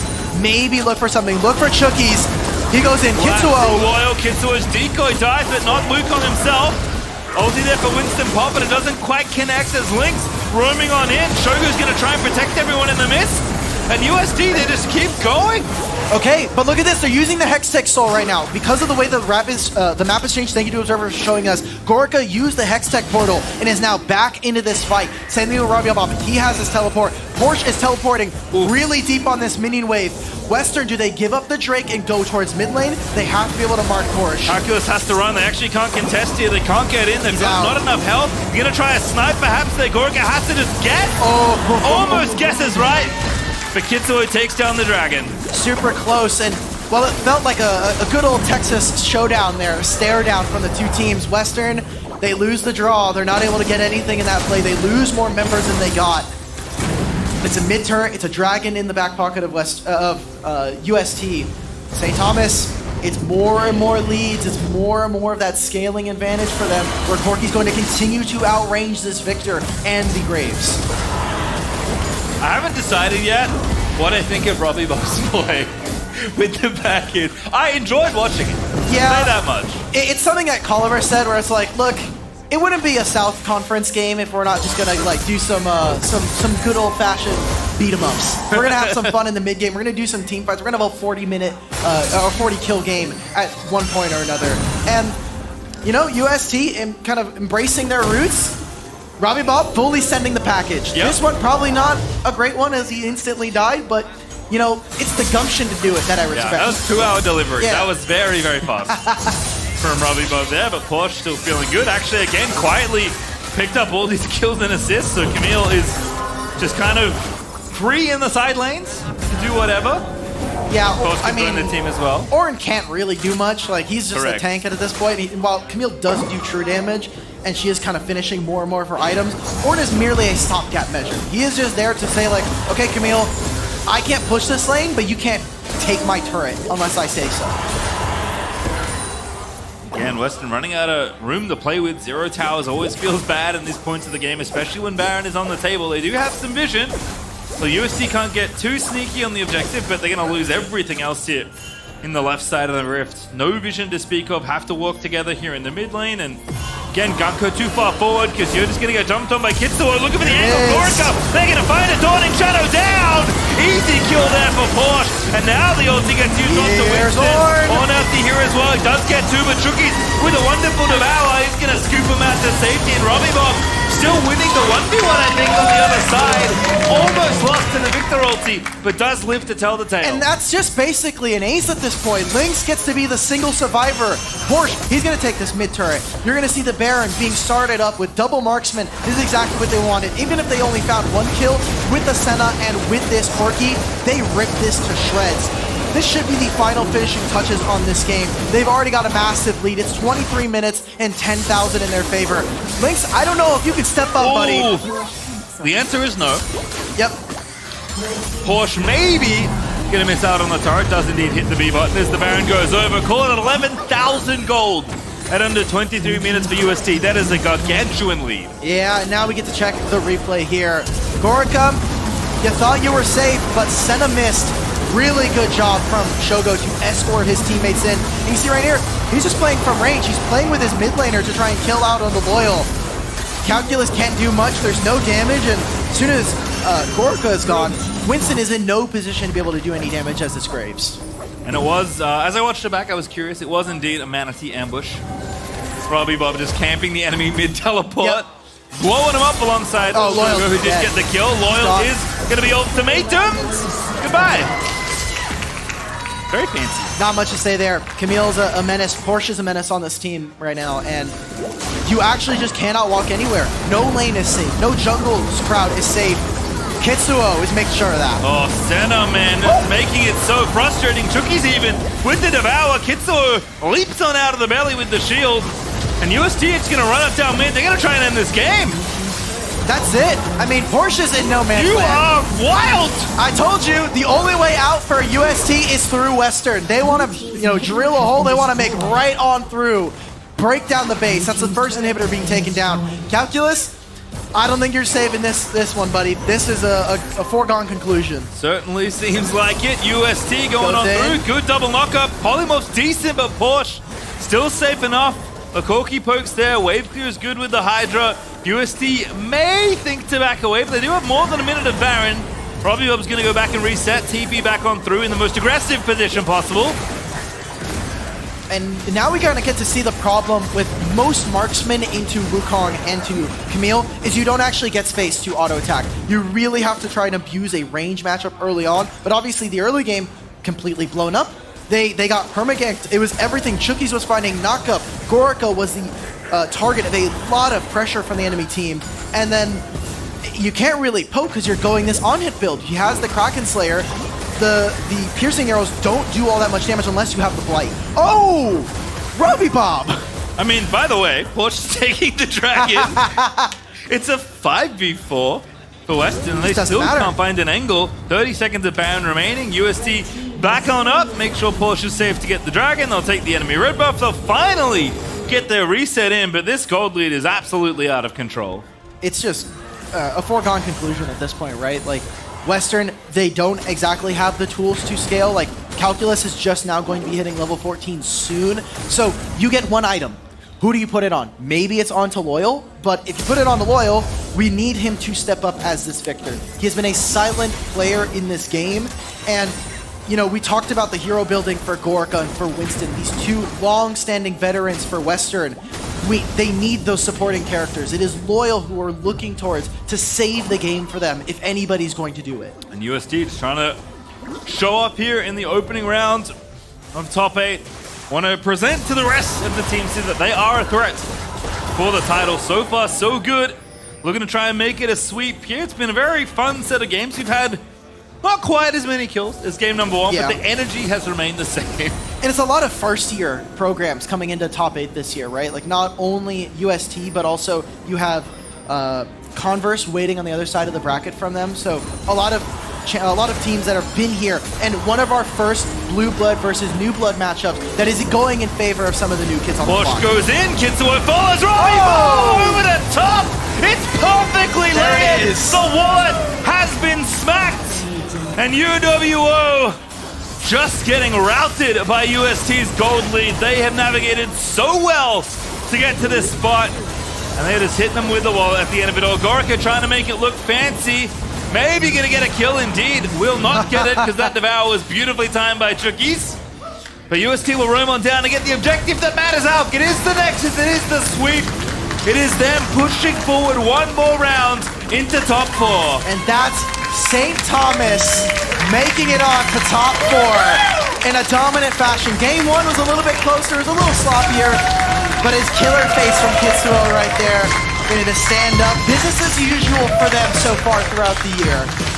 A very fun way to kick off the Collegiate Championship top 8. Again, the plan from Western was good in game number 1 and kind of went for the same thing in game 2. This time UST were like, you know what? We like that early game plan. We'll take it.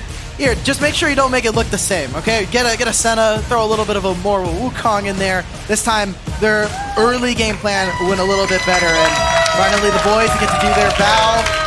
One of the great things we get to have, thanks to them being in person here at the studio. Yep. Unfortunately for Weston, that is another exit here.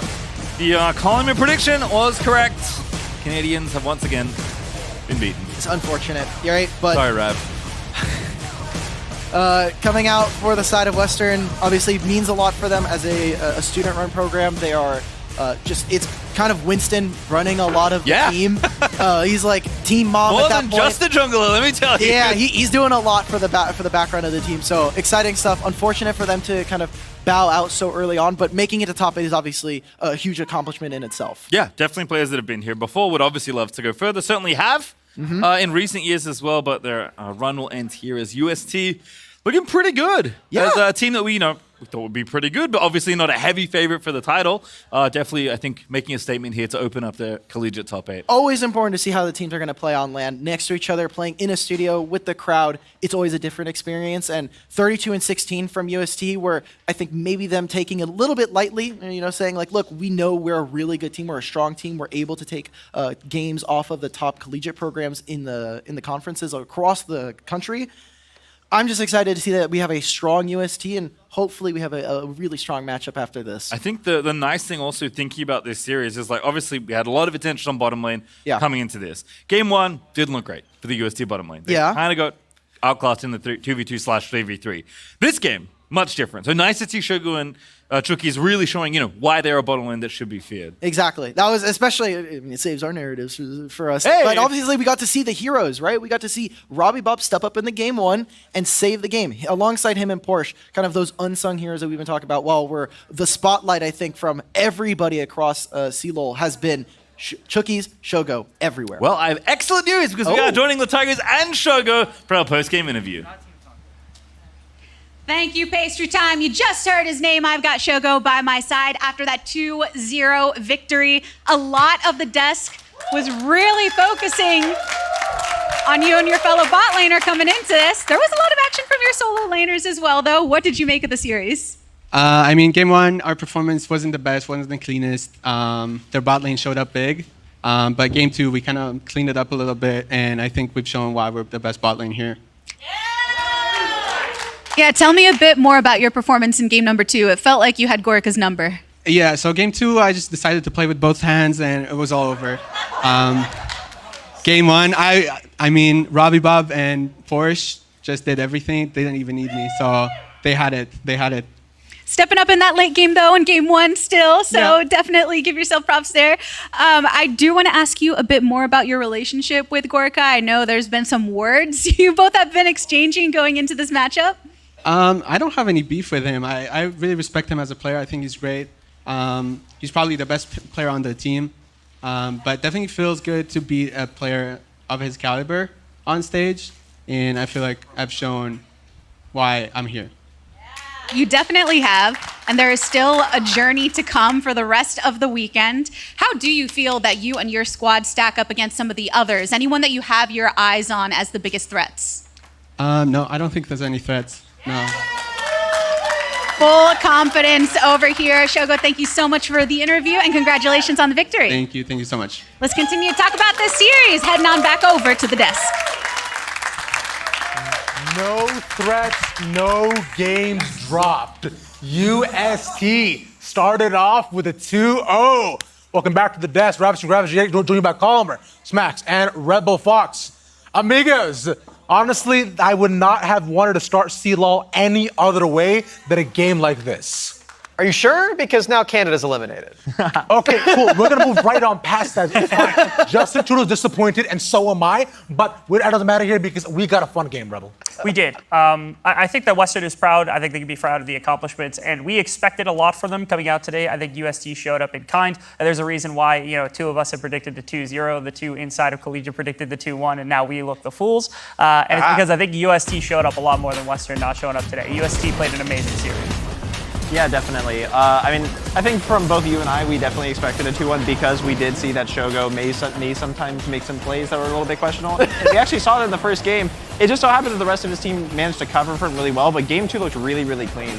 I know going into top 8, one of the things that was really worrisome about UST is that in their previous matches, they kind of looked a little bit shaky. They kind of looked like they were either not taking this serious or that they were just making some silly mistakes. But game 2, that's the team that we wanted to see. Going into this top 32 tournament, there was a few teams that we all decided were like, this is a team that needs to be watched out for potentially winning this whole thing.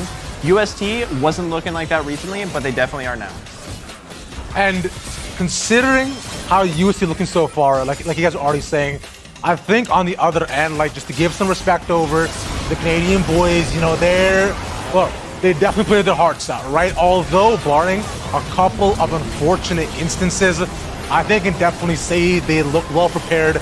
But a hands diff was definitely kind of there at times, but team fights are UST's specialty. But I think Western, I know they're proud to have made it this far. Yeah. And I cannot wait to see how they develop the program going into next year. If you heard the interview that Winston did when this team qualified for top 8, it was really heartfelt. It was one of my favorite interviews of the entire year so far. He was just really happy to be leading his team all the way to Los Angeles. And yeah, exactly. They should be very proud to have made it here as this club team. Not a lot of support from the school, but they did that together and they made it to here. I'm really proud of those boys.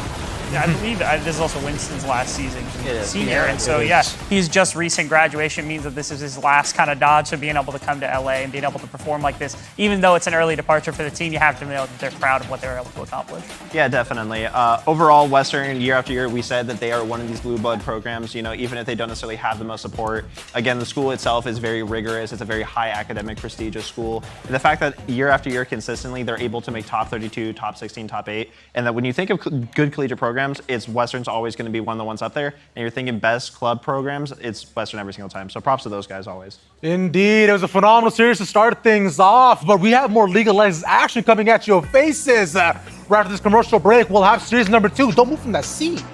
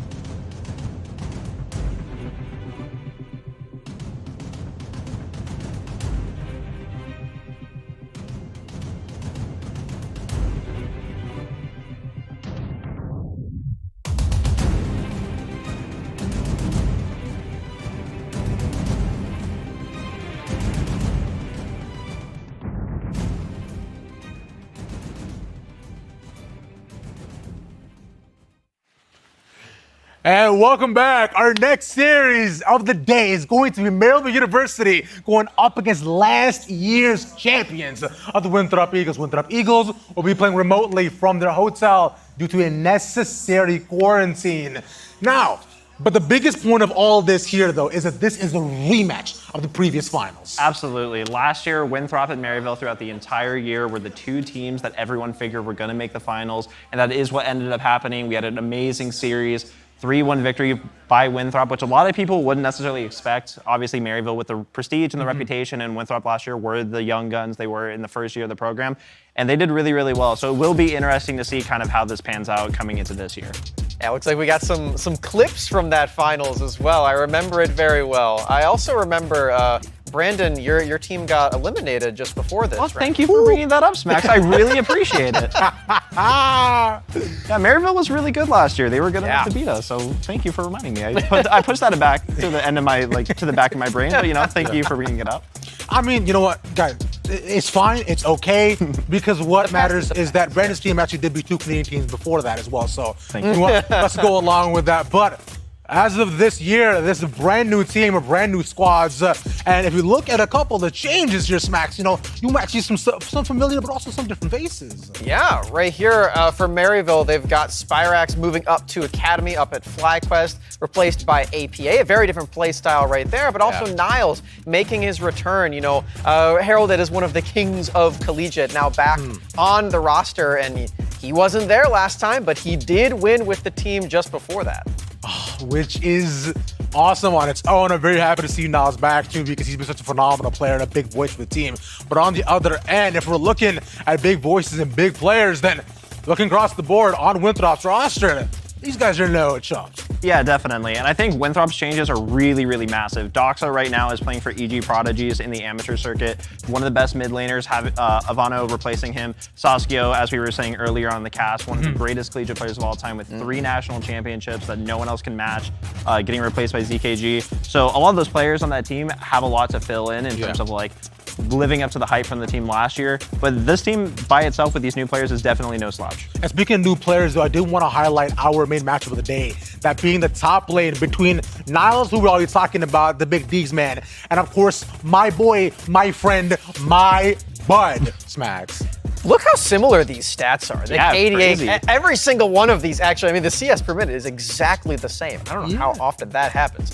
But yeah, these 2 top laners have been really, really interesting pieces for their team. Of course, both of them new to the squad from last year. Niles typically being one of those pressure valves for the squad, and Mabud doing the same thing, but in a very different way. We've been seeing a lot of split pushers from him, things like the Tryndamere and the Graves back when Hullbreaker was a really big thing. Yeah, definitely. I think there is a really, as much as the stats are the same, there is a big difference. If you think about collegiate, if you think about players at all in your mind, Niles is one of those guys. Yeah. Mabud, I feel flies under the radar for a lot of people. This guy quietly does very, very well in the top lane, very often gets 10, 20 CS advantages, even sometimes willing to blind matchups that wouldn't necessarily be in his favor and still come out ahead. So I think that there's a big difference between, star of collegiate for many years in a row, and then our boy, our bud. Wait, we're matching. You are matching. Aww. That's so cute. It will be interesting to see. I really want to pay attention to what the top lane matchups are going to be, especially being on 12-9. The tanks aren't really there. You do have a lot of Gwen. You do have a lot of Wukong that are still very strong on this patch. So it will be really interesting to see what these teams prioritize. You know what the fun part about a lot of this is that, so Mabud and also along with Niles, they actually practice together a lot. So they do a ton of different matchups too, right between themselves, and kind of going back and forth. Of course, they haven't recently, but there's a specific quote that I want to get off, right? Because Mabud talked about how he wants to kind of emulate Niles' career, big, egotistical player who comes in with a lot of confidence and then plays all these carries and decides that he zooms his way all the way up to LCS. And he said it's gonna feel real good making sure to walk across that stage or kind of or beat his idol, and then being able to get his blessing going towards the tournament. But one player's blessing who we should definitely talk about is ZKG, which has allowed this team to be so much more flexible and grow as a whole. Look at him right up there. Cheesing. He's so happy. What a happy boy. I'm happy he's here too as well, because this has been such an interesting story. This player in specific, he started off playing in Champions Queue, playing in some PG. Not the most success there, but he really put his nose to the grindstone and built up so much skill, so much LP very quickly. Like he started at like D2 right at the start of the year, up to Challenger 800 LP already. And he's been putting in all the games, all the hours to be the best that he can be, because it's not easy to step into a role that was heralded by Saskia. Like you were just saying, one of the best players of all time. Right, which is absolutely nuts though. But I truly do think that ZKG has come into his own, Colomer. Yeah, definitely. And I think if you're looking at this matchup as a whole, it's really hard to kind of see necessarily where Winthrop has an advantage, because Maryville, top to bottom, are such good players. I think if there is going to be a way that Winthrop comes away with a game or this series as a whole, it is going to be through bot side. I think Maryville's top side is very strong, arguably the strongest in the entire tournament out of all 8 teams. Bot lane is where sometimes you might have some weaknesses depending on what support they are going to run, because Maryville does run a flexible roster. I believe for this tournament, they're allowed to have 7 players. So it'll be kind of interesting to see how the bot lane shakes up, what supports specifically they think are a better matchup. But if Winthrop is going to take games, it's probably going to be off ZKG. And that's the most nuts part of a lot of it, right? Because considering how Maryville is boasting this almost 10-man roster in general, how they have the ability to be able to sub out just players in and out between this best of 3 definitely can make drafting, I guess, against them real big question mark, I guess. Yeah, definitely. I did want to make a comment too, because we did say that they were playing from the hotel. Shout out to CLG. CLG actually offered their facility up to Winthrop to play from, given the quarantine and whatnot. So thank you very much to CLG for giving them a facility to actually play from. But back to whatever your point. Yeah, for sure. Yeah, but because in general, I think as I was saying, drafting against them can be kind of tough, especially when you're looking at his a face of ZKG's, which I find just strikes fear in the hearts of many. Can we get his picture back up? Yeah, can we make sure that like strikes fear is like what we're really going for with what he looks like? Because in general too, I think I'm terrified.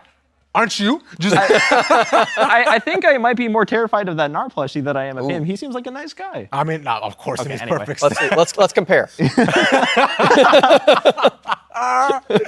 Terrifying. Awesome, right? But I think that this team has definitely come very, very far. I know the players are confident. Push-ups on stage. Oh, let's go, dude. That's amazing. And as they're getting prepped for their final stop, let's go ahead and make sure to do that for ourselves too. Smacks, starting off with you, who do you got today and why?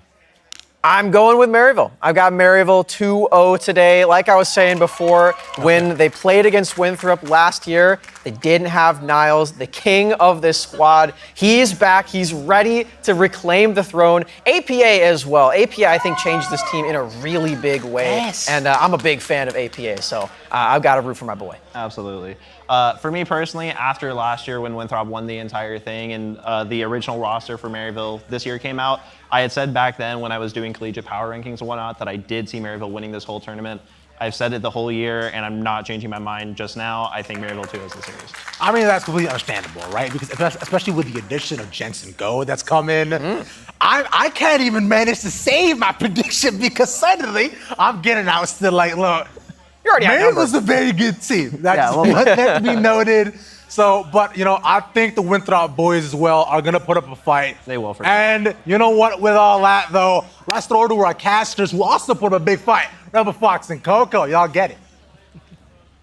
Appreciate it, Deskers, and welcome in, ladies and gentlemen, to our second series here in the quarterfinals of the Collegiate 2022 Championship. Rebel Fox with Coco. I know I'm a little bit different than somebody you were expecting, but happy to be here, man. Hey, man, it's a surprise, but I think it's well-deserved for Maryville and Winthrop. The fact that there's so much at stake between these two titans of the college scene to really have some experts on here, and especially for you, Rebel. You're just an encyclopedia of the knowledge, and especially with Maryville as well. Yeah, I've been around for a long time. I know there's plenty of Maryville people here in the crowd, and I want to shout out them especially. I want to give Winthrop some props too, because again, they cannot be here due to unfortunate circumstances, which is really terrible. But having the ability to play at full capacity at a structured setup place, no hotel Wi-Fi, anything like that to have to worry about, it really is making sure that they're going to be competitively viable, which is the only way either of these teams would ever want to take a bout like this. And I think exactly to that point, the fact that thankfully for CLG to provide that facility, that they have sort of that power behind them now,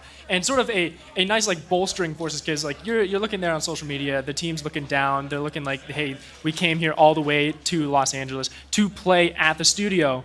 But now with that backing and support, it feels almost reinvigorated, and I'm feeling from Winthrop that it is going to just put a fire underneath of Maryville now, to where that bottom lane is going to be so important in this draft and throughout the entire series. Yeah, it's an exciting combination of the two. Maryville bringing in Azog with Shady as that like experienced veteran on the other side. You still have Kenji there, who again, one of the longer standing supports inside of competitive play elsewhere. We're going to jump into draft here to see what these two teams have prepared for us on the day. The exciting bits again are the addition of ZKG in the bottom lane. I know our guest talked about it quite a bit, and his flexibility in champion pool. Exactly. And, for Winthrop, you got to take care of that top lane as well. Niles is such a dominant player, almost by a mile apart from Babud, but it is such a close statistical battle that you need to address some other lanes as well. Senna and Nocturne, I completely appreciate Maryville taking that away, because, man, that just provides that whole flanking maneuver that Jensen is notorious for. And we do have notably that, of course, on red side, Winthrop has the ability to set up Ivano, Mabud, ZKG into some of these specialty picks to set their lanes up for some successes. Yep. But the other big thing is that Maryville on this blue side has access to Karma. They first picked it back in round of 16 just a little while ago. True. We'll see if Winthrop wants to go for something like that here in the third ban, just to set up their draft a little better. Take away that flexibility between APA and Shady. Yeah, and being on red side, I think that's the best place to do it. Banning Wukong out as well sort of forces Maryville to choose a little bit higher priority of, I'd have to say, either an ADC or a top laner there. And Jace usually is on that ban list,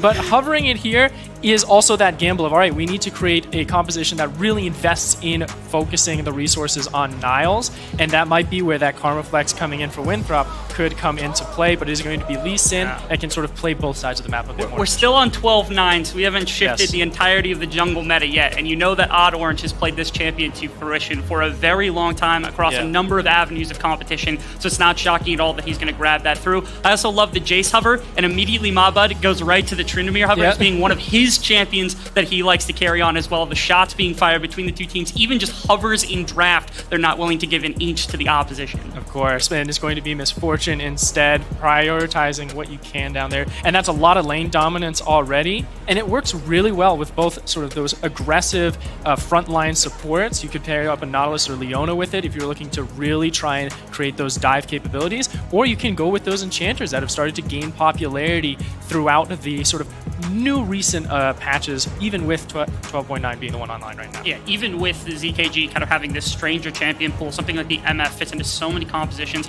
I like the idea of the long shot of Kenji going for something roaming like Rakan or Thresh that he's been known for in the past, as well as Frost Force grabbing the Volibear for early action. Maryville goes to a couple of key picks. First off, Ornn for Niles in the top lane, but the bigger one, the original Aurelion Sol was cool, but Nico has been the thing that APA has made his name on this entire split. He's been bullying people on the mid lane pick, and now he intends to do so against Ivano here today as well. Of course, and you got to do these just complete respect hovers and the ego hovers that come out through APA being a very dominant Aurelion Sol one trick when he was coming up through his career.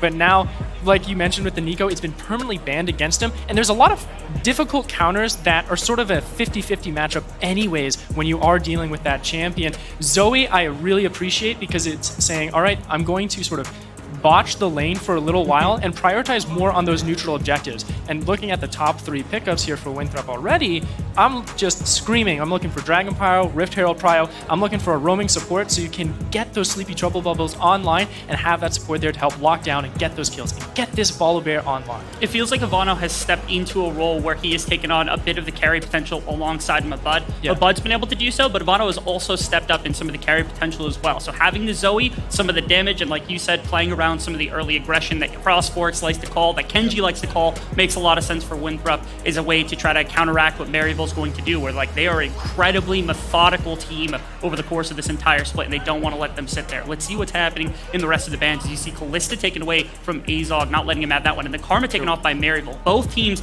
getting a little bit of a thing here. Now you do notice, of course, Winthrop on red side have the next pick. Kenji does like to grab Karma as well, so it makes sense even though they're banning it from themselves. Like the Kaisa being taken away, and then that Trinimir, I was expecting possibly a Leona ban instead, because that's sort of the second support that Kenji would be going to with that Misfortune pairing, but instead it's going to be left open. So now that's that curiosity of, with Winthrop, all right, well, you still have the Ornn already picked up, so you don't need to worry about a counter in that top lane at this time. You can pick it now if you'd like, and you can save it for a support counter once it comes down to that 5th rotation. That might just be the possibility. Yeah, I would argue this could be a debatable flex, as a matter of fact, with the Trundle going up into the top lane to take out those resistances of the Ornn. Definitely possible. There's always the possibility of trying to set up a Volibear top lane if Mabud really wants that one, or the way long shot of the Trundle support, because you know Kenji was around when that happened. It would be shocking in the entire world, as it is Maryville going back to a tried and true of their own. They go to ranged bot lane with the Caitlyn and Lux combination, something they've pounded all season. They've always been good on it. It allows Shady to do quite a bit of work. He's this long-standing veteran, very talented player that Maryville's had in support for the last couple of years. Not shocking to get him on something that he can do some more damage with. Like you said, and like what the analyst had mentioned before, is that Maryville is such a just versatile team in its own right that they can just pivot of saying, you know what, Niles, you're going to play weak lane for a little bit. Don't worry about it. We're going to trust in on Shady and APA to really be the ones that can get us that priority early on, get some lane priority to where we can have Odd Orange on this Lee Sin starting to hunt around and get those early kills going. Nautilus being that final lockdown for Winthrop does do the same thing as Leona, but it provides a little bit more versatility of being able to go back and forth between the lines when those team fights break out. Now, speak to me a little bit about this, because Winthrop has now drafted Misfortune and Nautilus. To me, it's not the same kind of ability to poke away at the Lux and Caitlyn as they have. We talked about the Nico having a decent laning phase, or if not a good laning phase, especially APAs, into a Zoe pick. It seems like some of the lanes here for Winthrop don't work as well in individual circumstances. What's up, Chuckies? Hey, as it is with the Nautilus pickup, what I'm sort of hypothesizing here is that with the Caitlyn and Lux being there, being like, all right, we're going to poke you from afar, we're going to play that artillery oppression and trying to get turret plates online, that sort of more invests with the Nautilus to say, all right, Misfortune, you can farm underneath turrets safely. I'm going to roam around, get some pressure here online for the jungle and for the mid lane, so we can actually create that priority there to where those neutral objectives become a little bit more easier to sort of attract and attract. Yeah, it's a situation where Maryville has set up their lanes to be powerful, and they have a facilitator in Odd Orange on this very powerful Lee Sin that he is talented at, and the opposition is looking to put together their really veteran pieces in Kenji and in Frost Forest, who make those aggressive calls to start with. Winthrop wants to get off to a very quick lead in a game like this. We're kicking off. Game should be starting very, very soon between these two squads, which, again, going back in history, Winthrop is trying to make it back for their second title in a row. They have to go through Maryville, this long-standing kind of champion of collegiate. This is the budding of what is likely to be a long-standing rivalry between two teams who will be up there in the standings constantly. Yeah, it's just beautiful to sort of see this rivalry bloom on the Los Angeles stage as well here. And not to mention, you say with Winthrop wanting to sort of come back and be the champions, it's the same trip with Niles and Shady. They are just dominant players in their own right in the scene, both in the collegiate aspect and seeing Niles previously on the LCS as well and in Academy. They're coming back for that vengeance of saying, you know what, we are the kings of collegiate. We're here to prove a point. And with a Maryville and with the composition and with the organization and infrastructure that the school has behind them, they're just built up for success. And it's an amazing kind of setup, because no matter who wins this series, it feels like the loser is going to have so much on their shoulders for next season to tackle, right? You've got these long-standing veterans of both teams that like they're going to want to recapture, and that's why this is such an amazing budding rivalry between these two, as we see players continue to like move on. When you've got seniors moving, you've got players moving rosters as well. Like all these things, right now, it's not just players versus players, it's organization versus organization for years to come at this point. Very true. And like you mentioned with the seniors as well, being like graduating and moving on, trying to make it more into the amateur scene as well, because a lot of these players are in that proving ground scene, and being here and proving that in the collegiate scene, you can build a team and you can create sort of a leadership in its own right. And that respect is something that in their careers moving forward is just a mountain of expectation and just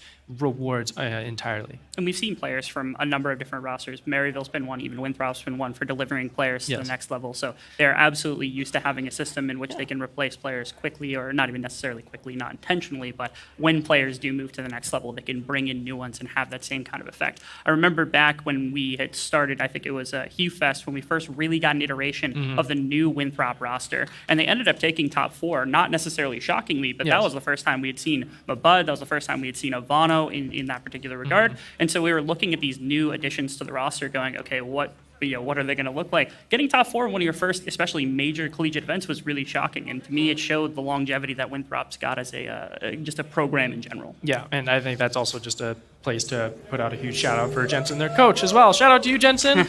Love seeing you in that swagger of a white suit. Did you see him on stage? Yeah, he's always stripped out, 100%. As we kick off into game number 1 between Maryville here on the blue side and Winthrop here on our red side. We start off with 5 members from Winthrop to the bottom side of the map. Shady's going to be able to stop that pretty quickly. Yeah, but they don't have a ward in this tri-brush here, so they could look for that invasion. Try and look for possibility to catch Azog and Shady. They don't know, but they're going to use that peek. They do find Kenji hitting the recall, so they're going to go ahead and play with some security there. But you got some extra vision, some extra intel as well on both sides, so you're not going to have any issues when you get into this laning phase, which is so important, I think, for Winthrop, is you have a composition, like we mentioned, with Kenji on the Nautilus, to get out of that lane, have the Misfortune on ZKG sort of freeze up, and allow the support to roam around and find kills earlier on so that we can have Frostforest and Ivano get to a point where they can prioritize those neutral objectives earlier and start to snowball on those late game investments. And do you try to play into Ivano to start with if you are this jungle support combination, or do you play into your bottom lane just as fast as possible? If you play into ZKG and Kenji, then you break out space for Kenji. On the opposite hand, of course, Zoe is a terrifying champion when you don't have vision. If you have control early, you're playing around dragons. All it takes is one good bubble from Ivano and a fight is completely lost. I'm thinking you got to set up some priority here in the bottom lane. Like, you got to give a safety blanket to ZKG on the Misfortune at least and say, you know what, we know we're going to disconnect from you. I'm going to go on a road trip through the river, so I want to make sure you're good at home, the cat's fed, everything's fine, so that I can have that comfort of looking for success elsewhere. Cool. See, I like this as well. Game number 1, we don't get the pure ego matchup that we wanted in the top lane with like 2 full carries, but we do get Mabud on something that is very, very good into the order start as a flash from Kenji. It's just going to force a flash from the Zog over top of the wall. He's going to get punished on his way out, a little bit of damage here and there. Not going to lead all too much. Notably, Frostforce also came here at level 2, so he did have to skip a little bit of time. It's going to give Odd Orange a time to get down to the bottom side of the map with like a more full type gear, potentially an earlier reset. Actually, Frostforce full skipped his entire top side, went 1 camp into bottom lane in an attempt to make this happen. They do get the flash at least, that's something, but a lot of time burnt there. And for me, that's still fine for Winthrop, because you can get to that level 3 rather quickly, just tag the blue in the Gromp, and then once you're done with that, it's going to be a good enough time to either check back in with Kenji, who does have that Hex Flash, by the way, to try and continue to create that pressure bottom lane, and then from there, get some priority on that bottom Herald, that bottom Scuttle, and then start to move up to the Herald side of the map, to where you can start to win a little bit more of that overall pressure, as APA loves to taunt his lane opponents. And he's so good at doing it on this champion specifically that it's just, you know it's going to happen no matter what the circumstance. Ivano, again, also picking the champion that's not going to be the direct counter, not going to be a directly great matchup. Looks like no punishment to come through from Odd Orange or further from Frostforce yet to the bottom side. Odd Orange has meandered his way down here on this full clear, able to cover if any shenanigans were to come out. Looks like Frostforce thought about it for a moment, but is probably just going to go back up to his top side, clear out a couple more camps. It's going to give first back to Odd Orange, and the question is where he wants to go, because he could try to salvage the Ornn lane. The Trundle is super strong. I was talking about that just a second ago, where Maba's got a champion then in the one-on-one feels good, same akin to something like the Nico versus this Zoe matchup that they've got, and maybe setting that behind all of a sudden opens up the matchup for Niles to start scaling without much worry into Mabud's Trundle. Definitely is. That success with the cheating lane gets you that tier, and with that priority as well. I'll be curious to see if Frostforest is going to just surrender this top Scuttle as well, as Odd Orange had also gone for that reset. And you know, we talked about how the scuttle not as important with the first initial levels. You can sort of trade them off and prioritize your lane and clear it out. I feel like you had the chance to actually get that scuttle earlier on and sort of force that advantage. Because look, Ivano is out forward. You've got Mabud forward as well. That feels like a resource given over to me, and some vision as well that wasn't necessarily needed to be surrendered. Notably, Orange is on top side, but he started his Gromp as Frostforce, not caught on anything as he also prepares. But Niles is far enough back, he's not going to worry. Will he engage? He gets a little bit aggressive into Mabud. Pillar's going to trap him. Can Frostforce get to him? He has no flash. No, Niles is positioned well to make sure that that's not going to happen. So Niles walks away, no harm, no foul. Instead, it's just a push likely to make sure that Mabud gets a nice back off here so that he can get his Trundle into a better position.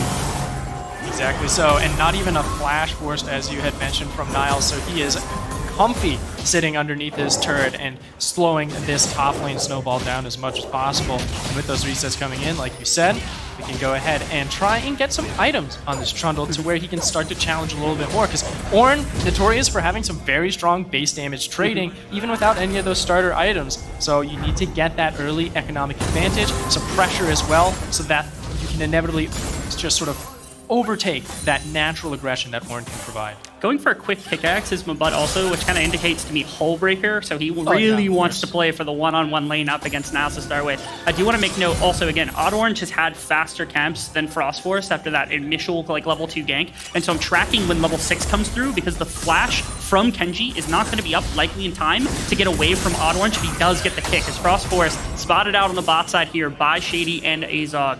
Able to make sure that's not going to come through. That's the experience track right there. And keep your eye on Orange, because when he hits 6, the flash is enough. Bottom lane is a target. As top lane, Niles has to flash. But Bud with a pillar, he flashes in. Pickaxe is going to be enough. That's going to come through. And Niles is able to prevent the top side play under his own tower. First blood to the veteran. And he just didn't have enough attack speed on that Trundle from Mabud, losing his life, and that's the offense that Ornn can provide early on, but now we're looking down at the bottom lane. Dragon priority had been won over by Shady and the bot lane. They found Kenji. Kenji is going to get brought down pretty quickly. We'll see if there's a response from anyone else. Ivano is going to be able to tag Orange with one Paddle Star. It's a 3v4. Health bar is dwindling from Orange, not level 6 yet. Dragon's going to reset. It's only going to go down to 2k. Should be free. It looks like APA and Shady have enough health to push out the rest of Winthrop. So instead, they're just going to walk away. An additional kill here, and the Dragon. So that early pressure you're expecting is APA's not done yet. He pops the ultimate. Going to force out the flash from Ivano. Now, it's just an immediate denial for Frostforce, who has to run pale. Flashes over the wall, has to smite for health. Is the Ignite going to be enough? It is! Shady's going to find a third kill now in the game. Just off of Frostforce, stepping too far up. And phenomenal catch there from APA, knowing that he had the damage to take the life of Frostforce. Kenji, nice flash. This, though, is going to be a trade for them. Super easy right there. Kenji just finding this perfect timer where it looked like bottom side Azog was on his own. There was no Shady around. He was trying to make sure the wave was under some kind of control. Kenji just got his flashback, so finally a strike back here for Winthrop. Yep, and a phenomenal job. And this is sort of the aggression that won them over that lane priority in the bottom lane, scouting out Frostforce, getting in the face of ZKG and Kenji, and then you already have that river priority there from Orange. So you have this neutral objective set up, create some pressure here, and then from here on out, during that solo kill notification just tells the entire team, all right, we can go for this bot objective because we have top lane pressure already. So well done for Maryville, showing the capability and the adaptation that they can provide across the map and across their players. And we can always talk about how good the Maryville is on like a team coordination level, especially with like Jensen Go stepping in. He's implemented a very kind of a system that he's described where all of their players can plug and play into it. They all understand what they need to be doing, but the individual plays, things like the Niles underneath his top turret, APA on his Nico, or plays like Shady being able to roam up and help him out to make sure they secure another one, are the things that really push them over the edge. Is why we predict them to almost always be the #1 team in collegiate year in, year out. Of course, trying to make sure that they have all of their flanks accounted for, as Jensen loves to teach them. They got great vision control in the river on both sides of the map here, really flanking Ivano in darkness. Sure, you've got some security on the top side there, sort of deep in the jungle of Maryville on their blue buff side.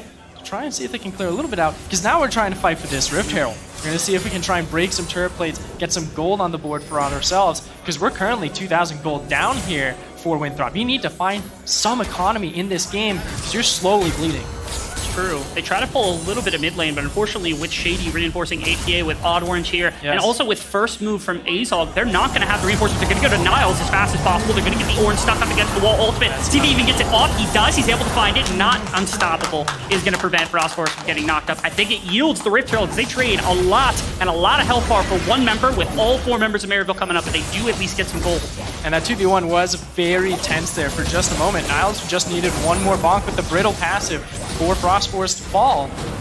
At that moment, like you said, we'll have to surrender that Herald to try and get pressure elsewhere on the map and not lose any resources at the cost of that play. So well done for them. Azog and Shady moving up to harass the Bud here. Doesn't have flash. Could get poked out, but is going to be okay. He's able to juke it out with some dodgeball. Oh, goodness gracious. But Bud putting on some solid dancing shoes right there to make sure he gets out of that poke array from Azog and Shady, because he's going to be drawn out. That's almost certainly going to be a Rift Herald drop as well. I was going to say, Misfortune getting 2 plays on the bottom side is great if they just leave, but they don't. They just double down on the top side, and they're able to make it work. Yep, and they're going to be able to get all 5 plates here over to 3 members of Maryville, especially onto Azog and Shady, who are going to get to those mythic items a lot faster. APA looking to be in trouble, but with the Sleepy Trouble Bubble missing, he's going to be able to get out fine and dandy. Doesn't have TP to get back into lane instantly, so he's going to try and see if he can play a little bit greedy here and catch up and stay even. He's doing well on the farm. He's doing well on keeping that priority. And all of the winning conditions early on that we had set up for Winthrop to create those neutral lanes, to allow Kenji to get online and start to roam faster. Maryville has read that book, knows that strategy, and has countered it immaculately. It feels like now I'm looking at what it is that they're going to be able to do with Mabud in the top lane. You throw a Trundle and a Volibear together with the ultimate from Volibear, you can dive in Ornn, try to slow down his leveling. The rest of the map feels like it's not being punished as heavily, right? APA hasn't been able to generate a solo kill. That's not the mark of somebody that's losing the laning phase. He's doing great, right? But there's no solo kill, so Ivano's still picking up gold to the best of his abilities. ZKG is still going to be useful. Shady finds himself in a very bad position. He's going to die to Ivano being caught out in the jungle right there. Well played from Winthrop, being able to find him out on a warning run.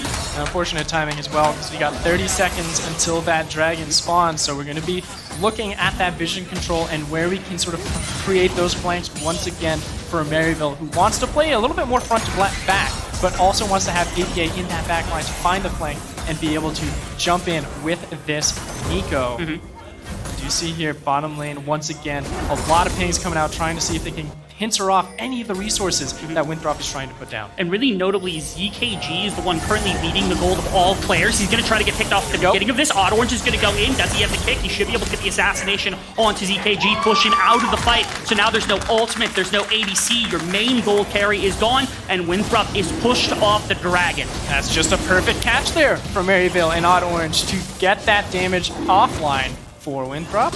That just immediately, like you said, surrenders this neutral objective. But hey, it's just the first 2 dragons. We do have the Cloud Soul going to be online for this one. So that will provide some kind of flexibility and some maneuverability, per se, for Winthrop to try and catch up. And they really need it. So I need them to double down here, get onto this warding of those neutral objectives, and to work together as that team. They have the composition to work those neutral objectives very well, but they've been off tangent with each other, off beaten away, and it's either been ZKG or Frostforce or Kenji that has just been slightly off that tempo, and it's really being punished by Maryville.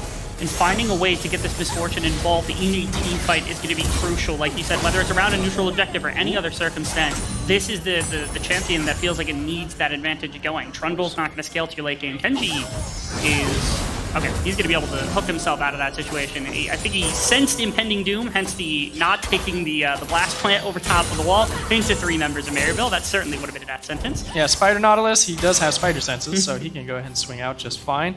And from here, I'm thinking, all right, well, Herald's not up for a few minutes. We have some time to prioritize these lanes. It gives Winthrop some kind of like reprieve to not have to focus on too much at once, try and look around, but Niles is just bonking my butt. Like, this is just obnoxious from him and really just throwing down the hurt. Even with the hull breaker, that's still a decent amount of damage from Ornn. Yeah, he bonked it down. Bottom lane is going to be a bit of a play into Kenji as well. He's going to get brought down as well. Azog with the Gale Force has enough damage. The catch from Shady, the light binding out of that brush, enough to bring down the support here. And I think it's also going to be a Luden's Tempest from Shady as well. You just want raw damage. You want this bottom lane to just constantly pick people off who are on that odd tempo from the rest of their team, catch them out, use that vision control, use that range that you have, and obliterate the opposition from afar without even a notice that you're in the area. Another catch, though, as we check in.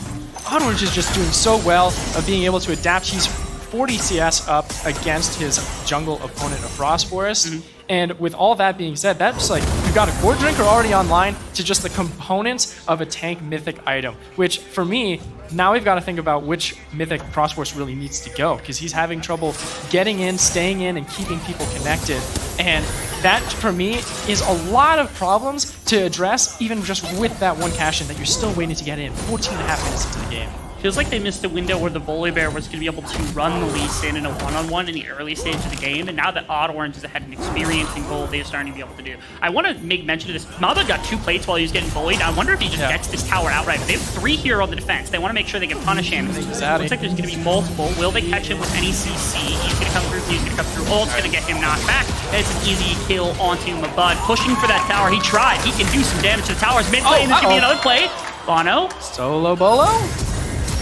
Yes, there it is. And right afterwards, Frostforce going to jump in on APA. He's going to be ignited. He's going to have to run out tail, but unfortunately, it is just going to be a response. The 1-for-1 comes through in the mid lane after the play on top. And now with ZKG coming in, maybe they can look to push. There's rotation from Maryville towards their mid lane from Shady to try to ult the wave, maybe, but that's all the defense they've got. Possibly.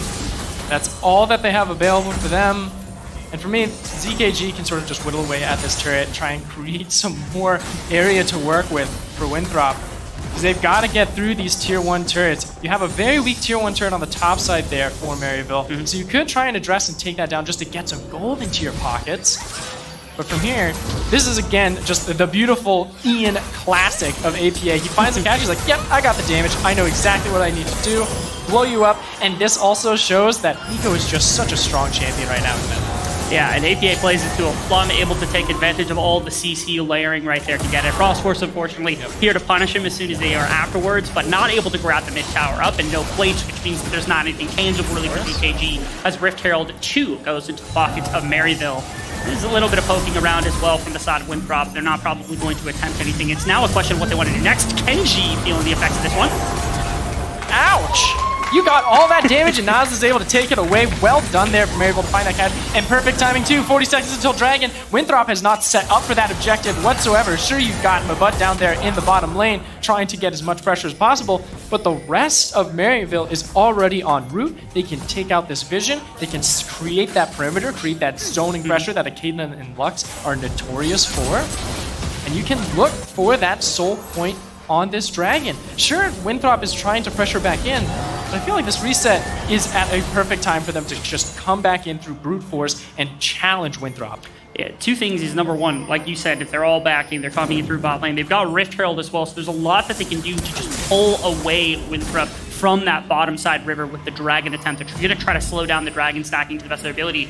Niles is going to come in here. They're ready and raring to fight if the time comes. Mabud really can't access this with AP on the backside of the fight. This is where ZKG may be able to help turn. This is where Winthrop may be able to look for a fight to try to turn their favor in this game, because it's not looking great for them right now. As the Dragon contested on both sides, going to be grabbed up by Maryville's Orange. Caught up in ZKG's ultimate, who's going to find one to begin with. Azog getting run down by Frostforce, who's going to go into Zonia's. As multiple members from Winthrop are way too low to continue. And that's just a 1-for-1 in the grand scheme of things. Dragon going to Maryville. They'll take that trade all day. You know Winthrop really wanted that team fight. Yeah, Maryville was hunting for that team fight, trying to get the kills instead of the objective. But getting the objective too is just icing on the cake. They get another pick onto ZKG. Shady just showing the daylight out of Winthrop and blowing them away. And with that, with all the health bars being so low, bottom side they had to leave, mid lane they had to leave. Avanos here on low health, but they're going to try to catch him, and that's an absolutely amazing punishment. Not going to tag him, but that's going to be enough damage right there. As Mabud maybe going to try. Instead, Niles just going to walk out as they're punishing these overstay here. And the bottom side, you can see Azog had an opponent who left, and he just took the tower. It's Winthrop who has to make bad decision after bad decision here. And just seeing this out of Maryville, who we've had some inklings of errors when it comes into the early game throughout their history. But this game in itself, I have not seen any massive errors on the side of Maryville. You usually see that overzealous egos coming in from Niles, and let's just look at this fight once again. You can see Maryville trying to set up for this fight here, and having that plan, and getting the steal in, forcing Winthrop into this position, and sure, you lose the life of Orange, but the rest of Winthrop is scattered to the winds. You can just pick away at them, no problem whatsoever. And Shady, also smelling blood in the water, knows that you're trying to be a little bit greedy with those recall timers and is going to punish it. And if it weren't for this support right here, those 3 members that you saw, one of them just got picked off, Ivano eventually picked off, wouldn't have been as low as they were. He hit a full combo onto 3 of them, and it dropped them to half health, and you can't fight from there after ZKG's amazing ultimate. That's what prevents them from engaging into this full-on fight that they really wanted to try to turn this game back into their favor. Now down 4,000 gold, down 3 dragons, feels like there are a limited number of opportunities for them remaining in this game to try to stay. One thing, they do have mid-outer out. They've got that one bastion of hope, hopefully to try to prevent them from taking everything. Maryville cracks that, starts getting to inner towers, things are going to go very awry very quickly. And having that bullet time down from ZKG is just a big flag screaming from Maryville, saying that ultimate's down for a while. We can bait out this Baron and the jungle around it for such a long time. That team fight pressure now that Winthrop would have is no longer there, and Mabud just in a world of trouble. He's exhausted, he is going to be brittle, he's going to be knocked out twice, he's going to be smited, his tower's going to go down. How many more ways can you prove that the man is going to die? Maryville, as the rest of Winthrop are here for the defense of their top inhibitor tower as Maryville stands resolutely. They just burnt a number of ultimates. Maybe this is the fight that they're looking for. TP right on top of Kenji, and he's going to go down almost immediately in the fight. Abano's going to find a bubble, but he's not really going to get anything out of it. As Frostforce now going to get caught up. He's going to caught the Pop Blossom. He's not. He's able to halt out just in time as Azog continues to take the inhibitor on the top side of the map here as Winthrop scattered to the wind off the back of losing a couple of members. Maryville's going to stay a little bit longer, try to push for this inhibitor take. They can help them secure objectives in the next few minutes. Ivana's still on the side, making sure they're going to play respectful. They're going to back off here, just going to walk away with their prizes. Risky business there. Trying to find a catch here, because if Ivano finds one, he's going to run into 5! Okay, Ivano not going to get caught up. He had a flash stored with his W, and the binding, I think, from Shady was thrown at the initial spot of the ultimate, so it's not going to come through. As they're trying to pick away at them, pestering them as they're trying to leave. What are they trying to set up? Because right now ZKG's on mid tower. They have the ability to grab that, so that's some objective value, right? They're just trying to stall as much as they can. Like you mentioned, they're 5,000 gold down. They need to cash in on these objective bounties as much as possible. And if you can delay those recalls, get Maryville at least off some kind of reset timer to where they're coming in a little bit late, a little off of their cash-ins. Already getting that collector there for Azog, so that's a massive buy already for that Caitlyn Lux combo. So at this point, I'm looking at the vision here of what Winthrop and Maryville can provide. I'm looking at this respawn timer of the dragon, which is coming up in 40 seconds or so. And that means a split map. Maryville can now force Winthrop to make a decision. You either lose Dragon Soul or you lose Baron.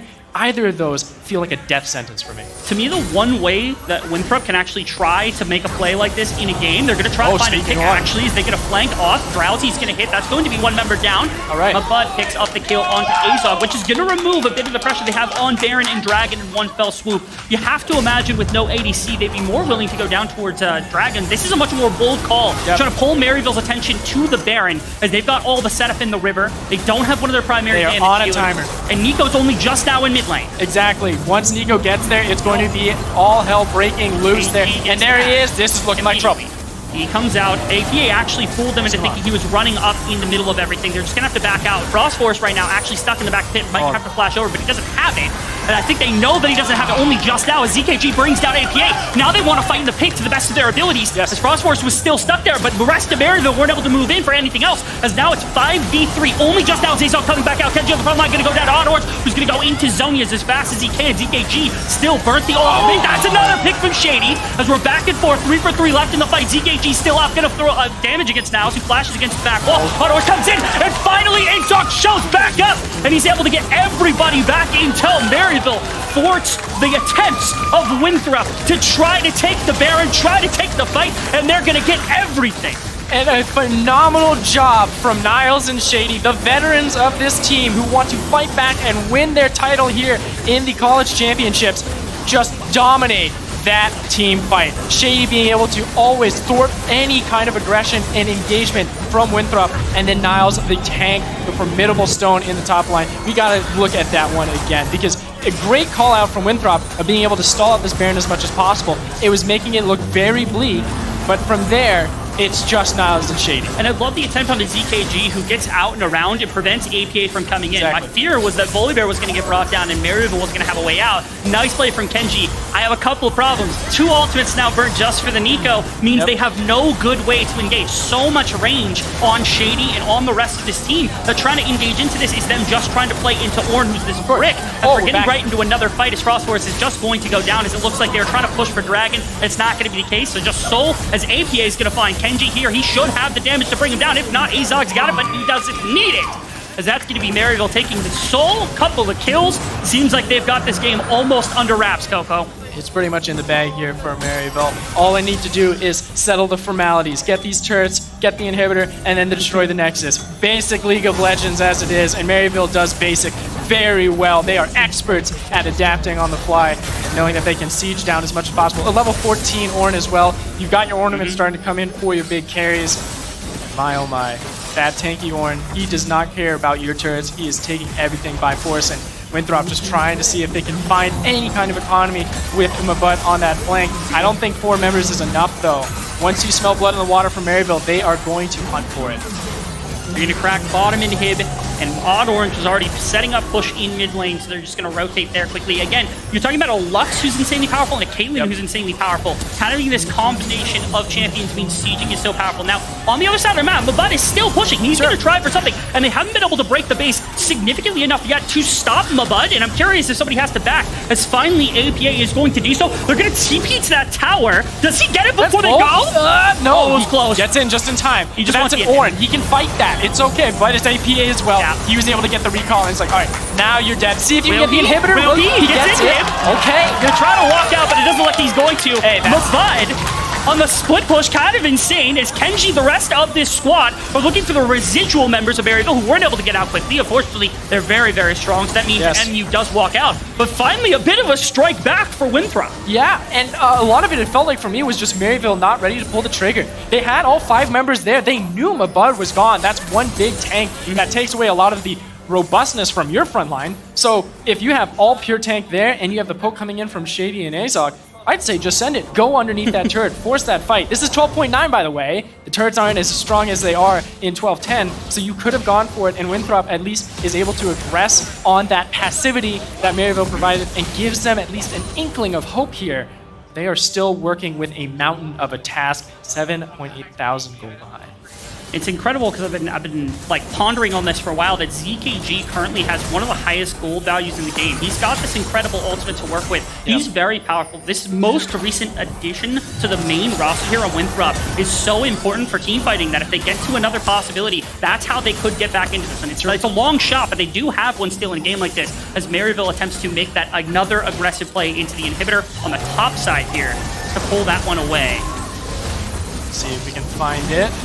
Break 1 inhibitor down, 2 inhibitors down. Now you just do rotate back to mid, break all 3 in, get all super minions flooding through. But Kenji does not want to go quietly into the night. He wants to force some kind of fight here. He knows that you cannot just roll over against Maryville. You need to try and go blow for them. Even if you are behind, you need to force ZKG to start using the team fights and tearing apart this composition. Just trying to look for that flank. Maybe Mabud can find it. Maybe Frostforce. But Kenji gets it. Ult into the back. Not going to get anything, really, as Mabud also kind of stuck up here. He sees enough. Warren ultimate's going to go into the back line. Auto Orange finds one. ZKG falls. And with that, I think the hopes are extinguished for Winthrop here in game number 1 as Maryville continues to flood into the base. Pop Blossom's going to find a couple of members as well, as that means that Maryville is going to step through all of Winthrop in game number 1. They're going to clean up the inhibitor, and they're going to close out this game. And with 4 members left, Maryville are going to hunt for this first win in this best-of-3 series. They take down the final member of Kenji to make sure they got a clean wipe and being able to take it. Game 1 going over to Maryville. Spectacular job through and through from early game to late. They're just sitting here waiting to wrap up the Nexus. An incredible statement from our number 1. Again, you have to know the emotions are probably running high for the members that were here last year when you lost against Winthrop to the point where they just want to dive the fountain. As game one finally wrapped up in a nice, neat little bow, 28 minutes in, Maryville goes up 1-0 over our ex-champions of 2021. And such a spectacular job from the whole team. Like we said, a little bit flaky for Maryville when it comes to the early game, but they were solid. They were formidable in every lane. We got 2 solo bolos, one for each laner of top lane and bot lane, APA, or mid lane, excuse me, with APA and Niles being able to take down their laning opponent by themselves. Phenomenal job in their own rights. And the win conditions that we had set up, that Winthrop had created for themselves, was just thwarted completely. They needed to get their early game online and just get Kenji to start roaming around, but it just never seemed to happen because Shady was just doing such a phenomenal job at thwarting all of those advances. It felt like they sacrificed so much with some of the champion picks that they had for just like some blanket comfort, making sure that they're going to be good, but they just weren't prepared for some of the onslaught that would come through if they didn't get that early advantage. And so when you didn't have your Volibear and you didn't have your Nautilus kind of running things on the bottom side of the map the way you intended, things didn't go as well as you would have wanted. That is to say, oh yeah, go ahead. No, that's cut and dry for me. Like, they were able to get the basics done. They showed adaptability, and honestly, Maryville looking tough to beat. It looks like a 2-0 for me. I think the analysts were hitting the nail on the head for that one. We'll see if there's anything to be said by Winthrop, who are over, and you know that they're going to want to compete because they are our ex-champions. But let's hand it back over to the analyst desk to break that one down for us. Hey, well, thank you, Rebel and Coco. Welcome back to Shady University, going up against Winthrop. Gentlemen, I believe there was a standout player in that game. I just can't pinpoint take your pick. that was. We got 4 of them here. We have a lot of different options. We have Shady at 5 minutes, Shady at 10 minutes, Shady when he killed the enemy mid laner under tower with an E, and then Shady as they kill the Nexus. So we have many different options, but I think that's the best would probably be. You know, interestingly, that Shady was the earliest sighting of 25 Medjay stacks. That's so fast into that game. So disrespectful. What a Lux game. I can't wait to see the damage scrap. Yeah. My God, did he have an astounding game, but quick notes on the draft pick, Columber. Yeah, definitely. I think this is a lot of what you can expect from Maryville. Specifically, Maryville likes to play champions that will allow them to get a lead early and kind of close out the game early because they're very strong at that, or champions that outrange. And these champions kind of do both. Caitlyn Lux obviously very good at stacking dragons early, so it kind of is what we expected in their wheelhouse. And when you're playing against Maryville, you really want to be able to cross map, especially against these kind of compositions. You can't really match the Kate Lux. You can't really try to contest them early for dragons. You want to be able to play opposite of the map of where they're actually playing. For sure. And Winthrop was not really able to do that this game effectively. It's kind of hard when Niles is solo killing top lane. That was pretty sick. That is pretty nuts. Yeah. And then APA doing the same thing mid lane on Nico. Like, these are their signature champions for the most part. And I mean, it's really, really difficult to play on the other side of the map from Caitlyn Lux when there is no other side of the map. I think that is just what a circumstance for Maryville where they were winning all 3 lanes at the same time. Because if we take a look back at that entire game here, guys, it's you can see just how it started off right from the beginning.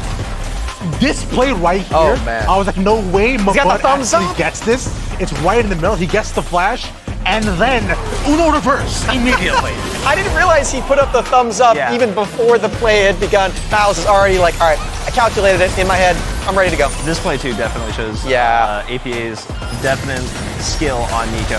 APA definitely has some champions, but you do not want to give over to this guy because he is so talented on them. Some of them are not actually enabled because they're above 9. Swain, Talia, I would be terrified to play Maryville if these champions were enabled. But Nico is one of those champions he's very good at, and it is terrifying to play against Maryville when you have stuff like Niles Jace, APA Nico, stuff like that. There's a reason why they say Nico is best decision, and I think that is shown clearly in this game. But across the board, you saw that as the map developed and the team did too, there were many different decisions that I find Maryville took, which just sealed the final nail in the coffin for game number 1 smash. It was just such a clean game. They had so many opportunities to find picks. And this team fight is actually so interesting and was the biggest reason why we decided to put up those pictures of Shady, because he's realistically the only damage dealer left on the squad. Because Azog died early on in the fight. APA does bait out a couple of ultimates, but he's not able to do anything else. It's just Shady dealing all of the damage in this very pivotal team fight, because you heard it from the cast. they thought that this might be the turning point for Winthrop to get back in. Shady just said no. And it just kept happening every single time. The denial, the absolute wall that was Maryville did not let even a spoon, a crack, a brick to break against Winthrop University. Let's get the damage charts. I want to see it. I know we got one last clip, but I'm holding my breath to see just how much more he did than everybody else. Because not every day. got first, right? Oh, Take yeah. your bets. Take your bets. How much did he do? Give me a number. Call it. 36,482. Okay. What? Smacks. 36,483. Cool. 36,485. What? I know a spicy take in general. All right, let's see it. Okay, what do well, we got? okay, we all busted. We're not close. He was the most. Okay, so maybe Shady isn't that good. Just kidding. Wow. I come back down to reality a little bit. I think going into this round, a lot of the teams that we considered contenders have had good performances, but not very consistent. Maryville is a team that has consistently shown that they will beat any single team and be very consistent at it. And this just goes to show that Maryville is probably the favorites to win this whole thing. Yeah, to touch on Shady just one more time. He hasn't actually been playing in the Proving Grounds games that Maryville has been rocking in the past few weeks. Yeah. They've been playing with Zyko, and I think I finally am realizing why they're doing that, because they are playing on a very different patch. Yeah. And if Shady's going to come out with these mages and things like the Pike, perhaps, that we know he's got in his wheelhouse, it makes a lot of sense that they wouldn't want him to get practice on the new durability patch. So he's coming with a lot of practice on 12.9, it seems. I believe how you so aptly dubbed it is that Shady went into the hyperbolic time chamber and decided to just boom, boom, boom, boom, and suddenly he comes out of superpower like, I'm ready 12.9, let's get it. I'm gonna play base Lux and absolutely destroy the entire enemy team. That's based Lux to you. Yeah. Oh my God. So Winthrop chose blue side, by the way, just so you guys know. So they're looking to perhaps keep things a bit more consistent, which we know Maryville can match them on for sure. Yeah, definitely. Blue side is pretty interesting because bringing it back for the audience, back to 12-9, you do have a lot of champions that are really solid first picks. You do have Lucian, you do have Gwen, you do have Wukong, you can pair it with the Senna, stuff like that. It will be interesting to kind of see what Winthrop wants to kind of lean towards. I would imagine Wukong and Gwen might be their option for B1. I am pretty interested because Maryville does definitely have their champions that you don't want to give them. So not having counterpicks seems kind of weird, but we'll see what they want to do with it. I mean, all we can do is kind of wait to find out and see, and so should you. Right after this commercial break, don't go nowhere. Stay tight locked.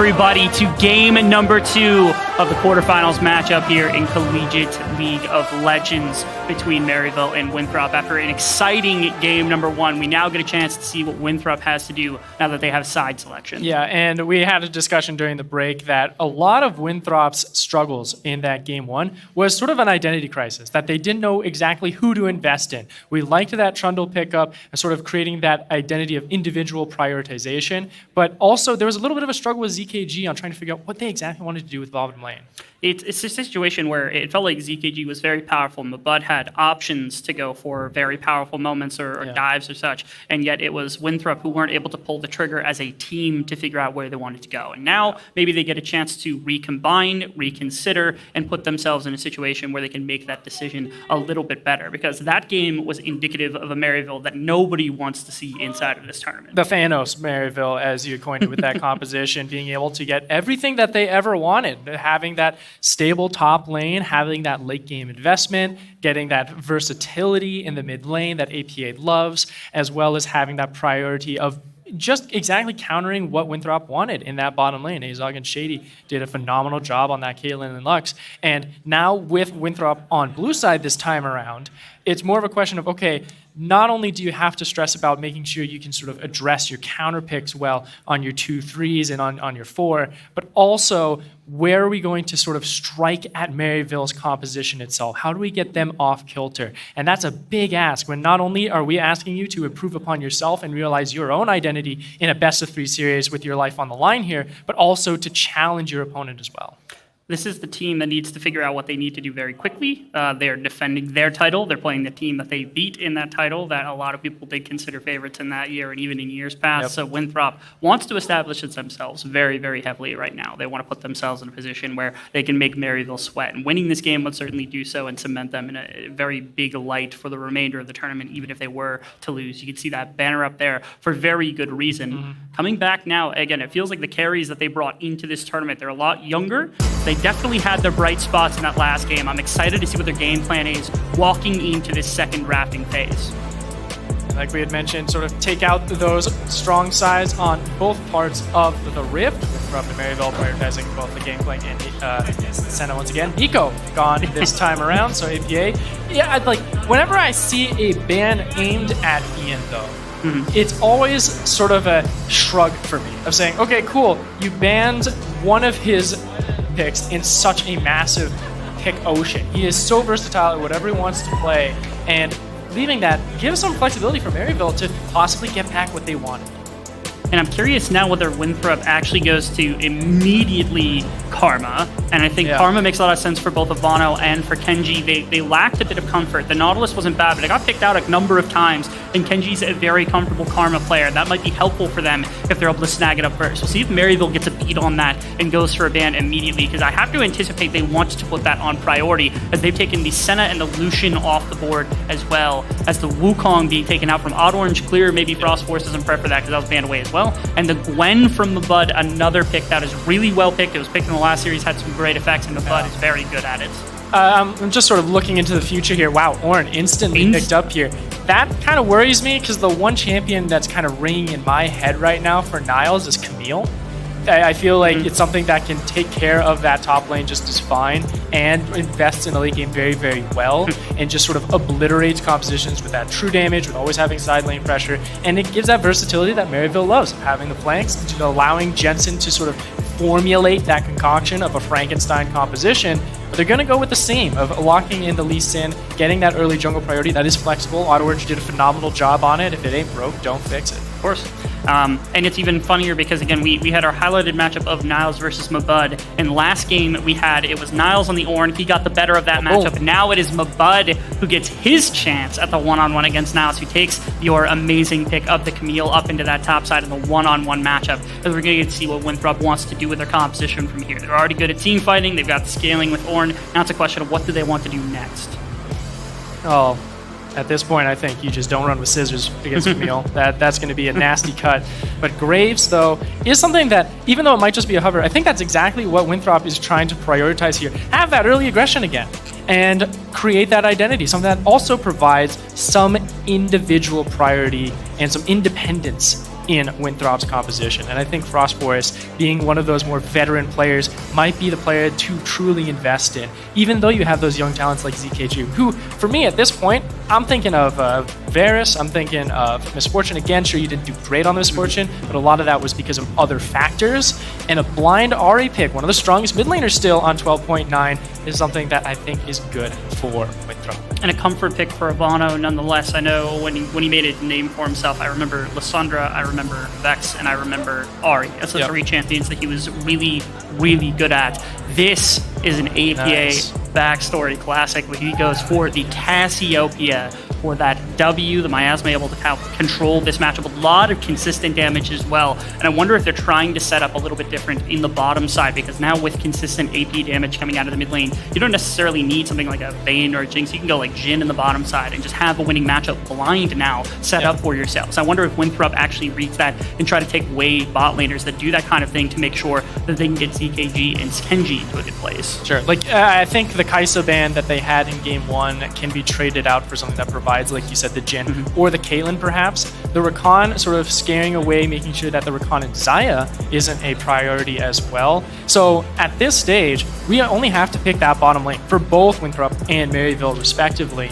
And with the Enchanters of Renata Glass and Karma gone, it starts to confine more of that concern for me in Winthrop of saying, all right, well, the only other enchanter for me is Lulu at this point, where you can go Lulu Varus, Lulu Ashe, and have that capability to always be dueling at any given time. But Maryville gets first pick. They can steal away that grab and force you into a very bad position where there's not a lot of enchanters left to sort of challenge that pick. And I like this Kalista ban coming out because we haven't seen too much Kalista previously in this. We saw a couple of ADCs really go for it. The Tristana instant grab, though, this was another thing popular in round of 32, round of 16, as being something that could jump on some of the more scaling picks, and Azog wanting to maybe get aggressive here, and now you get support counter pick, and after Shady's performance in game 1, I'm not shocked that they go for that either. And it fits well with so many supports, and you can have the counter fit for it as well.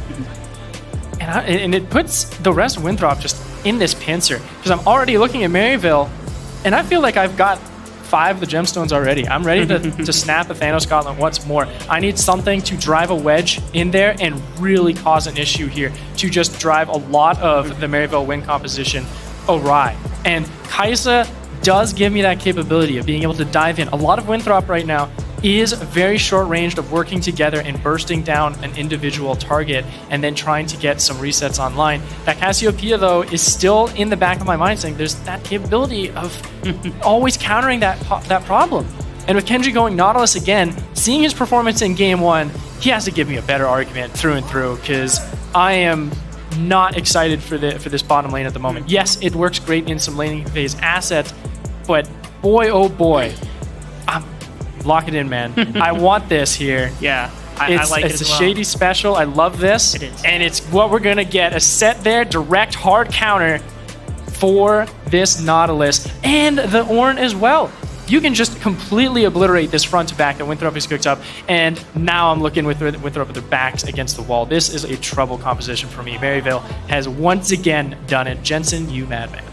Early on in the season, you always get to see people picking Nautilus, and then you see Shady who's picking sets, and he's got Predator boots because you know he's going to bully that lane, he's going to bully every lane, he's going to be everywhere at once as much as possible, and Maryville feels confident that they can do so against Winthrop, who, to me, they've put together a more standard composition on Winthrop. They've got some dive potential, they can play front to back, they've got decent scaling, they've got all these attributes, but again, it's about where can they actually find their avenues of attack against Maryville that they were prevented from doing in the previous game. Of course. And it sort of goes back to what we wanted out of Kenji in game 1 of being able to get online and start roaming around. It's a little bit more difficult now for me, because Tristana against a Nautilus and a Kai'Sa, you're going to need some security there. So I feel like the set is going to have to be locked down to sort of the bottom regions of the map a little bit more and try and sort of hover around whenever Odd Orange is in the facility and be like, okay, now we're going to play for this. And you don't have to go far from your laning partner to really challenge for those objectives instead of roaming around like you did on the Lux Adjust moments ago. yet another composition as well from Maryville, where it feels like they've got comfort in 5 roles. They've got a very clear identity of what they're going to want to do, and they walk into this game being up 1-0 against the Winthrop. We'll see if the fates change as we step into game number 2. Winthrop are ex-champions, or I guess previous champions, fighting for their tournament lives now against the tournament favorites here in Maryville. And I think one of the biggest sort of wild card factors for me in this game is sort of the ego factor of saying, all right, well, Maryville, you're 1 game up. You've got a great composition. You've got great picks in every lane. Do you get a little bit overzealous and try and take fights that are a little bit riskier because you have strong late game, you have strong mid game and neutral priority, and then also being able to sort of disengage and dissect apart Winthrop's composition when it comes down to team fights. So if all of that gets into their heads as being like, yeah, this is an easy dub, that might be the place where Winthrop's like, all right, you created that own Achilles heel for yourself. Let's see if we can sever it ourselves and really drive that home and bring us to a game 3. And the place I'm looking for that most, actually, is bottom side, where not only can you clamp off the Tristana for Azog is a great member, but also if you can prevent Shady from getting early access to the map, getting his team ahead. Notably, none of these champions are really good at soaking damage, which means if you get Ivano or Frost Forest and these champions try to get up in their face, and you are ahead as this Graves with lethality, as Ivano with some assassination tools, you can easily pick apart fights very quickly, layer by layer, if you are Winthrop. So I give it to them once again. What does your early game look like? What can you do to set up some of your carries in a successful set? Yeah, immediately. That might be it, but I feel like the set and Tristana level 1 is a little bit stronger at this point in time, though we're going to be curious on who gets to level 2 first. And also, which jungler is going to come down here as well. Earlier, we do see that Frost Force is going for one initial clear. We're going to have to put that on hold for a little bit. Flash, there it is. There it is. Right there, Shady flashes at level 1 as set, and he's going to be able to deliver the Ignite Shady, and he's going to go down first! Oh, goodness gracious, he flashes after Kenji. They think they have the damage. He ignited so early. Now mid lane, APA, he's going to find a solo against Delvado!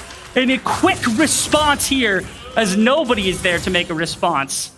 And a phenomenal job there. You know, the little bit of overextension, I felt like Azog and Shady were going to get that kill. But man, ZKG sticking to his guns, being able to pick up that first blood. Unfortunately, though, the Ignite did grab that kill for Kenji, so not as great where the money goes, but getting that lane priority, just that presence and that invigoration in your morale is really what Winthrop needs. Make note that Auto Orange is down here as well. They're going to try to push this. Azog jumps on top of Kenji immediately, who has no flash. They can't do anything else, just more damage traded into Azog.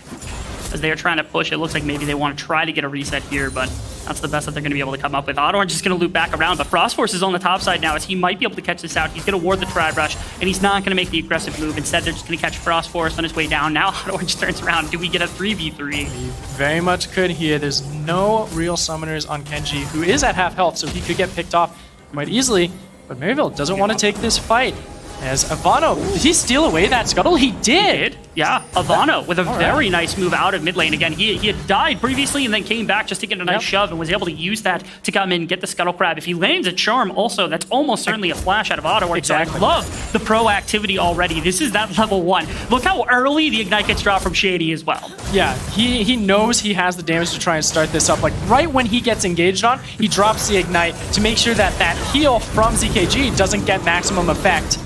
Oh, the exhaust. Probably did the difference as well. That like Azog got exhausted, wasn't able to get the last little bits of damage. This was the mid play. It was just one tag to Q from APA was all that was necessary.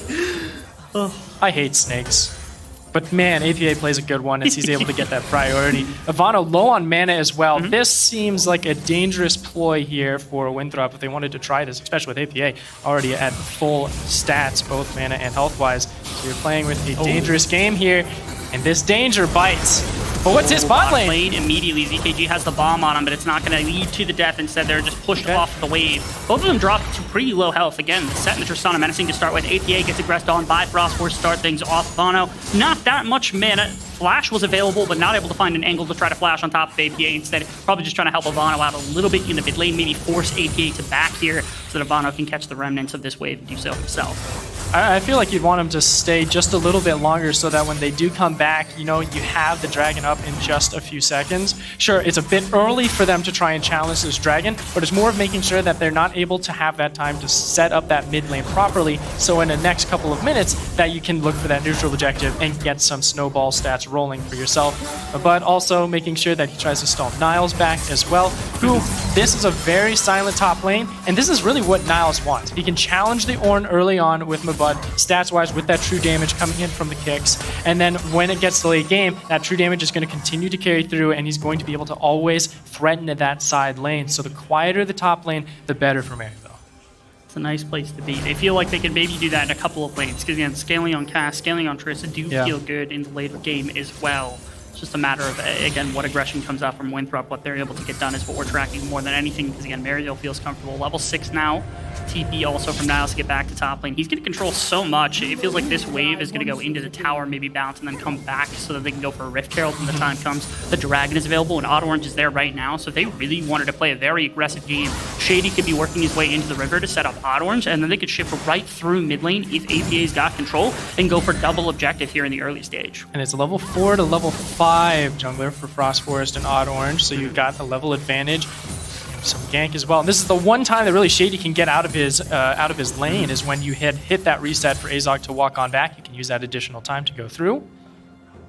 But they're not going to try and challenge it too much. It is a level 6 Ivano, and if you don't get that Miasma onto that Ahri, it's pretty much a botched play nonetheless. So they're going to go ahead, disengage, and say, you know what? It's fine. We're going to get back to those lanes, make sure that our carries are okay, and then we can try and address, once it hits level 6, that very important level 6 for Maryville, to see if they can sneak their ways and sort of force their ways into the jungle of Winthrop. And you noted also, Niles had TP back to top lane, got to wave very, very quickly, and now it's back in the middle. He hit level 6, roamed down maybe to look for Ivano as well, as it appears they're trying to put some additional pressure into the first-year mid laner here from Winthrop. But ultimately, after that first set of plays that had come through, nothing really to speak of. Pretty quiet game, which is sometimes expected from these two teams. You get aggression in top, it's probably not going to lead to a fully extended trade, just a little bit of trading from Mopud. That's what happens when you have to play a very perfect game. You have to be patient, you have to be calculating, and sure, it may not be as enjoyable for all of us watching to not see kills to constantly stacking up onto the board. It allows these players to sort of think it through and think what they need to go to for the next step. And sometimes when you are in these odd pauses of action in the game, it's a lot of checkbox checking, of being like, all right, we need to have priority here. Do we have it? Yes or no? We need to get priority for it so we can get to this objective or to get to this power spike where we can start to cash in. Do we have a mythic item for Niles to try and start to trade and get that pressure on the side lane a little bit more? That's what Orange was kind of to hunt for. And also for the Rift Herald as well. And I think Rift Herald is going to be very important to get Niles to that stage where he can just be that split push threat and always be on the flank, looking for those picks and looking for the denials of that team fight that Winthrop is going to look for when it comes down to the past 14-minute phase when those turret plates fall.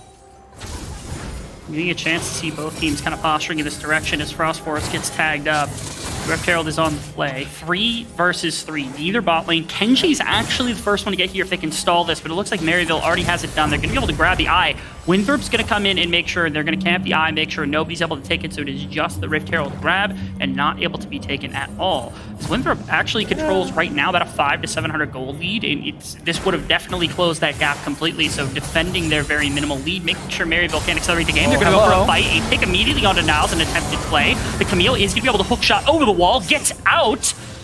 Really nice play from Niles to somehow get out of a very dangerous situation. They do drive him off the map, which means Mavad gets a little bit of a move on his top wave, but ultimately, again, just defense of that Rift Herald play from Winthrop, leading to very solid play. I was a little worried for the bottom lane to see if Azog could get a turret plate here. He might just get that. So even with that rotation from Kenji, this plate is looking to be secured by Azog, excuse me, as they are able to just get that over there. That's the one advantage of Maryville, just an inkling of gold over to their carry to continue to push through. They also have some priority here in this bottom side of the map with how strong Azog is at the moment.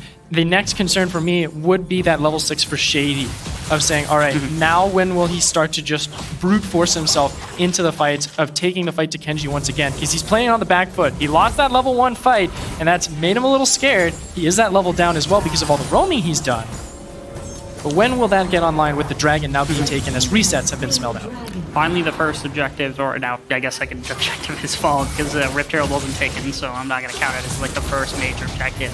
The big thing about, one of the biggest differences I think between some of our dynasty teams, some of the long-standing teams, is this level of patience that they can have inside of games. Maryville has always been a team that can play more slowly, more methodically, that type of thing. And Winthrop has showed over the last year, over the last 2 years since they've been at the upper levels, that they've been capable of doing that as well. Maybe not to the same extent, but if there were teams inside of college League of Legends that were capable of matching Maryville, this is one of the few that might be able to do so. Macro, one of the biggest challenges for these collegiate teams to try and conquer in their own rights, especially when you are at such a high level.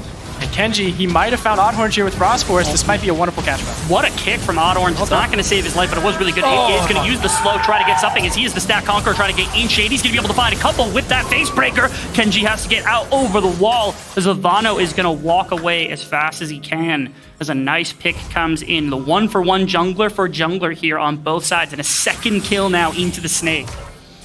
Look at where Shady is now on this top side.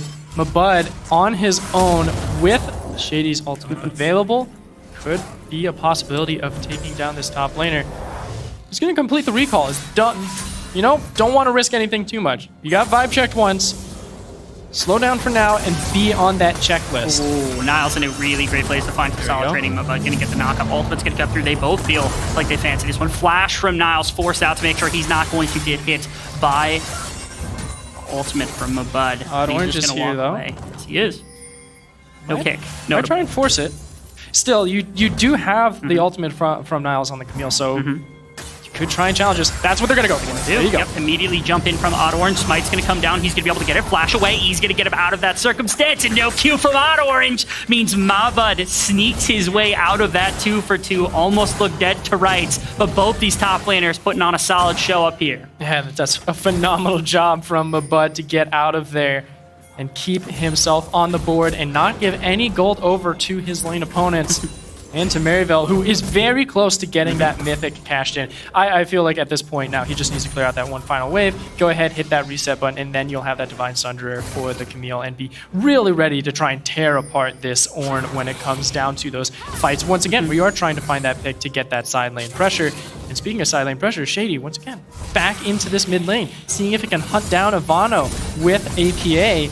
And it's just so difficult because Ivano is just playing right underneath his turret every time.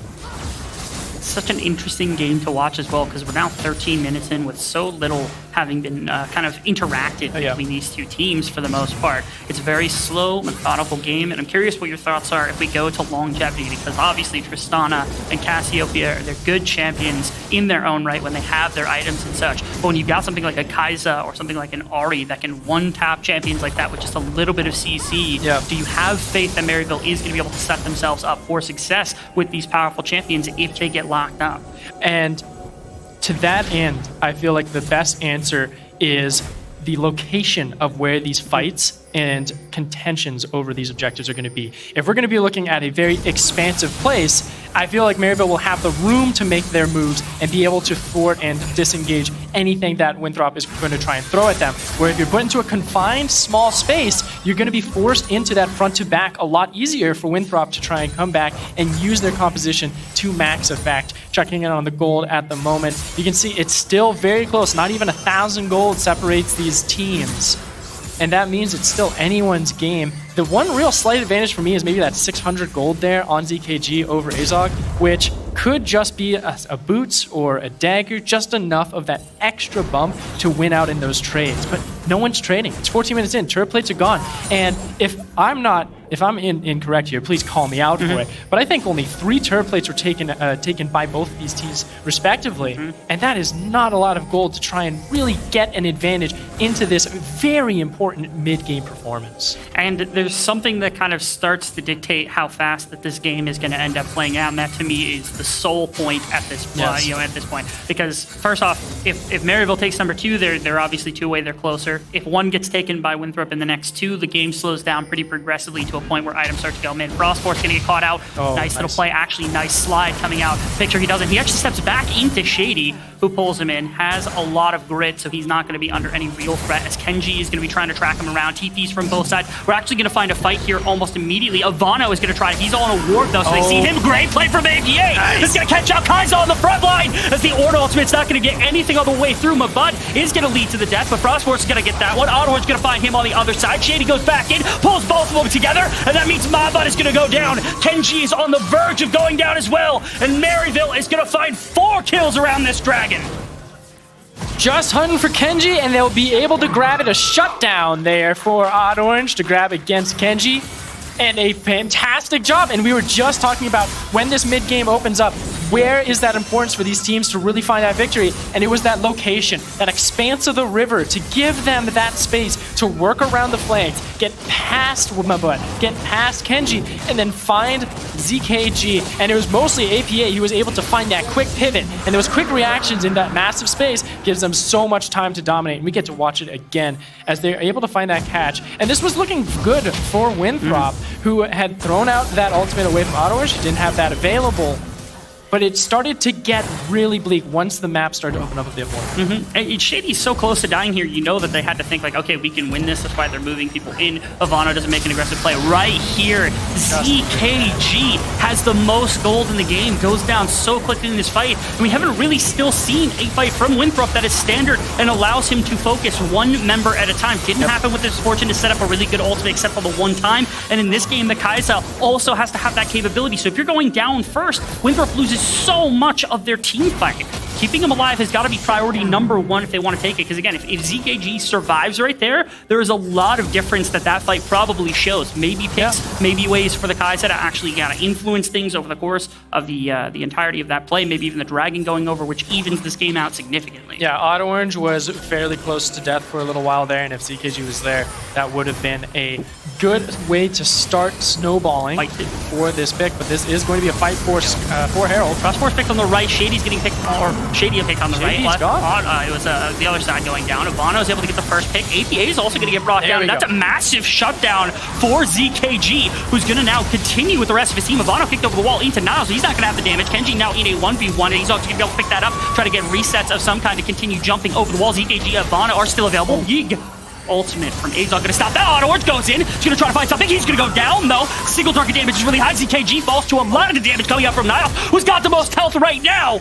Ivano's charm is the only thing preventing Niles from just jumping in blindly and keeping this team down, taking down all 3 members.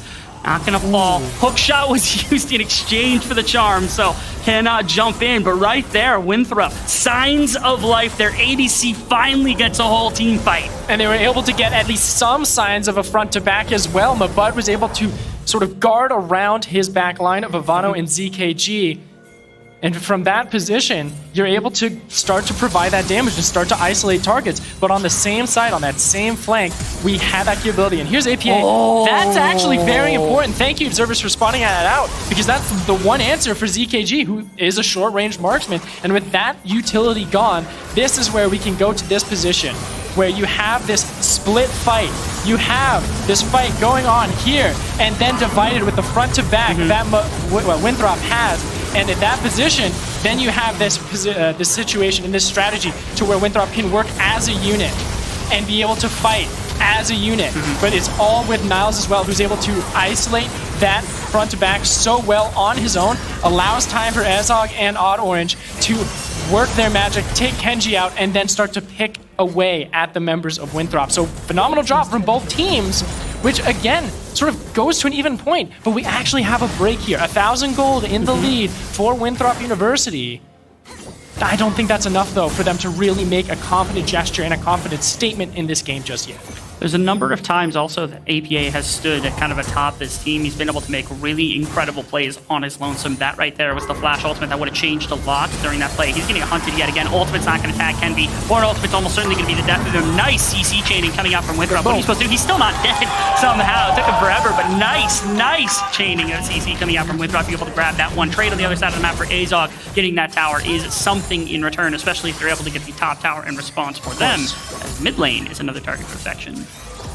I don't think Niles will have any chance for this one, but also looking at the bottom lane with how Ezog had pushed that one out and saying, all right, look at all the vision we've got here to prepare for the dragon that is coming up in 1 minute. Though feels rather early at this stage because it is that 1 minute, so it's going to give Kenji that freedom to say, all right, we're going to roam around, I'm going to clear these wards out, give some priority back to ourselves. That is also a curiosity of just kind of if you do that as well, because you need to also put out your vision and make sure you can sort of keep checks on those flanks where Maryville is trying to find you, where Shady is trying to get onto Mabud and bring the fight into a more condensed place and allow those flanks for APA and for Niles to get to your backline more efficiently. So need to have that responsibility of these vision wars at such an important time where it is a make or break for either of these teams. Actually rather funny because on one hand Maryville has been stacking dragons, but it feels like that's not really where they want to be because they pushed themselves into a situation where where it has to be condensed, right? Yeah, if they're condensed like that into the river, it's easier to try to pull that if they're on the dragon. Seems like an early teleport. I feel like you could have just gotten that turret and then looked for the TP, Maybe. but with how close Winthrop was, it might have just, you just have to pull the trigger at that moment, right? Sure, you have the inside track here, but is this enough space for Maryville? And I don't feel like that's the case. They're going into the pit after they saw Mabud going for that mid priority, but it's burning down fast, but it's the team fight that Winthrop might try and hunt after. Can Maryville get out? They do. That is a crime there, I'd have to say, for Maryville. Winthrop just allowing that to happen. They need to get some mid-priority. If they can get this turret, that might be the best case, and then rotate up to the top side, get that turret offline as well, get some gold into your pockets where you can now pressure to where you can get over that 2,000 gold lead, and then start to have those items in your pockets to where the next big objective, the Baron, in the next couple of minutes, is going to be top priority. It feels like it's a guaranteed fight now around the next dragon with this gold advantage Also from Winthrop. They might feel comfortable, which is nice to see. Again, questioning whether topside was going to be a play. That's going to be a pitch. It's onto Cross Force, who's going to take... Actually, he's doing rather well in the one-on-one. That is Shady pulling him out of the ultimate. There aren't enough members from Winthrop here to really do anything, as now everybody from Maryville has arrived to the top side all of a sudden. And that means that Mabud's stuck on the other side of the map. He's got TP, but they've got the man advantage. They've got a very fast Baron as well. Yes. It's going to be a fight here for the Baron, but it's no smite available, so it's going to be Maryville's once again. They're going to be able to get out just fine. I'm starting to get up a crime record here for Maryville. Can you get out, APA? No, he's no flash. He's no way out. He's just stuck in the pit. He's going to try to fight his way out, but he also has no mana. They're going to give the kill over to ZKG. It's a pittance for what just got retrieved by Maryville as they close the gold gap. They grab the Baron buff this early in the game. And it can give them a lot of these outer structures that they're missing. This could be 2, 3k gold that could shift back into the pockets of Maryville that they didn't have seconds ago if Winthrop had been there and ready to make the response. What a decisive call from Maryville to find that one so quickly. Well, it was all off of that catch of Ivano and Frost Force. The fact they were able to get those 2 priority targets, able to eliminate one of them, and the most important, the jungler, who had the smite, is like, all right, he's down. We can now challenge and take this Baron, no problem. And it completely negates that economy advantage that Winthrop had created, but because they are on sort of a back foot where they've been able to get away with a crime at Dragon, a crime at Baron, they are in a disadvantage of tempo, and this is where Winthrop is able to at least get some gold into their pockets, get another turret for themselves, and try and work back in that economy. This Baron buff power play for myself from Maryville is more of a neutralizer than anything. Try and get side lane control back into your favor. Get to a position where you can start to find those pincer maneuvers against Winthrop University, who at this point, the late game scaling with the Ornn is starting to get online. You've got that upgraded ornament there for some of your members. And at this stage, if Niles is not pressuring a side lane, I feel like it is losing resources. It's a situation now where, I mean, we're 2 minutes out from the next dragon. You've got Baron buff. You're not going to be up that much gold. You might be able to recover back to neutral gold, and you're going to have to find a way to fight because you know Winthrop's going to want to force around that. And we'll actually see, I wonder if Maryville just bails on that idea and instead tries to set up where they could push even further into like mid lane to grab inner towers so that they can capture more gold so that the next fight around like the 5th dragon might be the play rather than just taking the bait for the guaranteed fight setup that Winthrop is going to want to make sure they don't lose that Ocean Soul.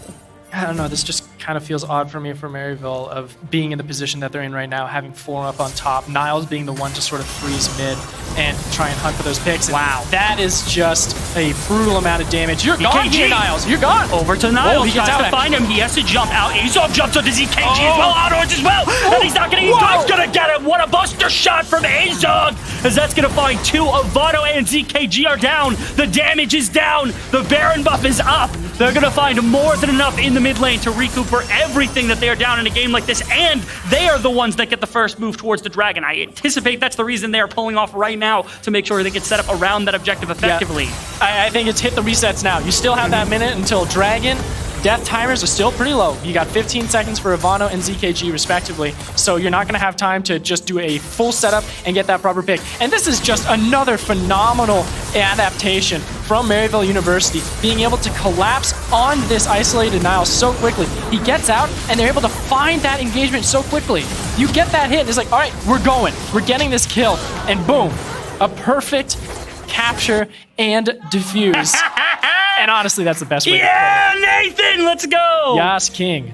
Get this one and get this set up now here for Maryville as you get the vision control. And with Ocean Dragon, you've got a couple more points to look at. You got some more pushes to try and address. And for me, that still plays into Maryville University. More shadows to work with to try and find those flanks and those pincers. And look at what Winthrop is walking into. So much darkness as Niles found Mabud, and they're looking for the pincer now. They are. They're going to go back around the other side, so they're giving up some of the space that they had just attained, but there is no real threat, I don't think, unless they had a third member there to try to bring down Mabud. As now into the river goes Winthrop, as they're able to contest against this. They need to prevent the 50-50 from going other. If they lose the soul here, I don't think it's complete lights out for them altogether because the gold is still even, but they basically have to win the fight afterwards. So that's what we're tracking right now. Look for positions of flanks. Tell me what you see right now. I'm looking at this one. When is he going to get that front to back? But I'm also looking at Niles. Where is he? Where does he get on the back? Immediately. ZKG actually gets the first kill into the pit. Orange gets run down. Dragon goes to the side of Winthrop as well. Knock up in the middle of the fight. And Winthrop are not down yet. They get 3. They deny the soul point. And they're hunting the solo laners of Maryville with gold in their pocket to spend, with life inside of the series. They're trying to hunt down APA, the flash from Kenji. The W is going to hunt him from PEAG, but he's not going to be able to continue. He has the ultimate to go. Ivano's going to flank him on the other side. What a great ultimate. And finally, ZKG gets in there, and he gets another one. And that means Winthrop back in it. They've been able to keep their gold lead for so long, and now they're able to act upon it. And I was looking for those flankers. I was saying, all right, we got to look for Mabud to have that front line, but we also have to look for Niles and APA to get into those flanks. And they were in the back line. They were stuck in a forced position, and they were stuck in the tribe rush, getting caught out. Shady, you need to get out of here. You might just get caught out, and another kill leads to another kill. That is going to be detrimental for Maryville University. Winthrop finding that opening, playing how their composition needs to be done. They found their identity, but now can they close out and shut down Maryville? It's now a situation where they have their first definitive gold lead. They have their first advantage in the series, and they have to push it to deny Maryville, this insanely methodical team who's done this countless times to prevent them from finding a way back into the game. Maybe they're the ones that punish Kenji. This is good. It's a good pincer. Try and catch those late recalls. There's no mana on Ivano. Frostforce also has no flash either. Reinforcements aren't on the way. Nobody is coming to help. Frostforce is going to try to loop out on the other side. You do notice CKG is going to push up on the bottom. ZKG is going to push up in the mid lane, bottom lane as well. Warren is pushing Mabud, going to try to get something. Decent damage from Frostforce. He's not easy to kill, but he's now wrapped around on. He needs to waste as much time as possible for those respawn timers to get back up, because Baron is available. He's down once again.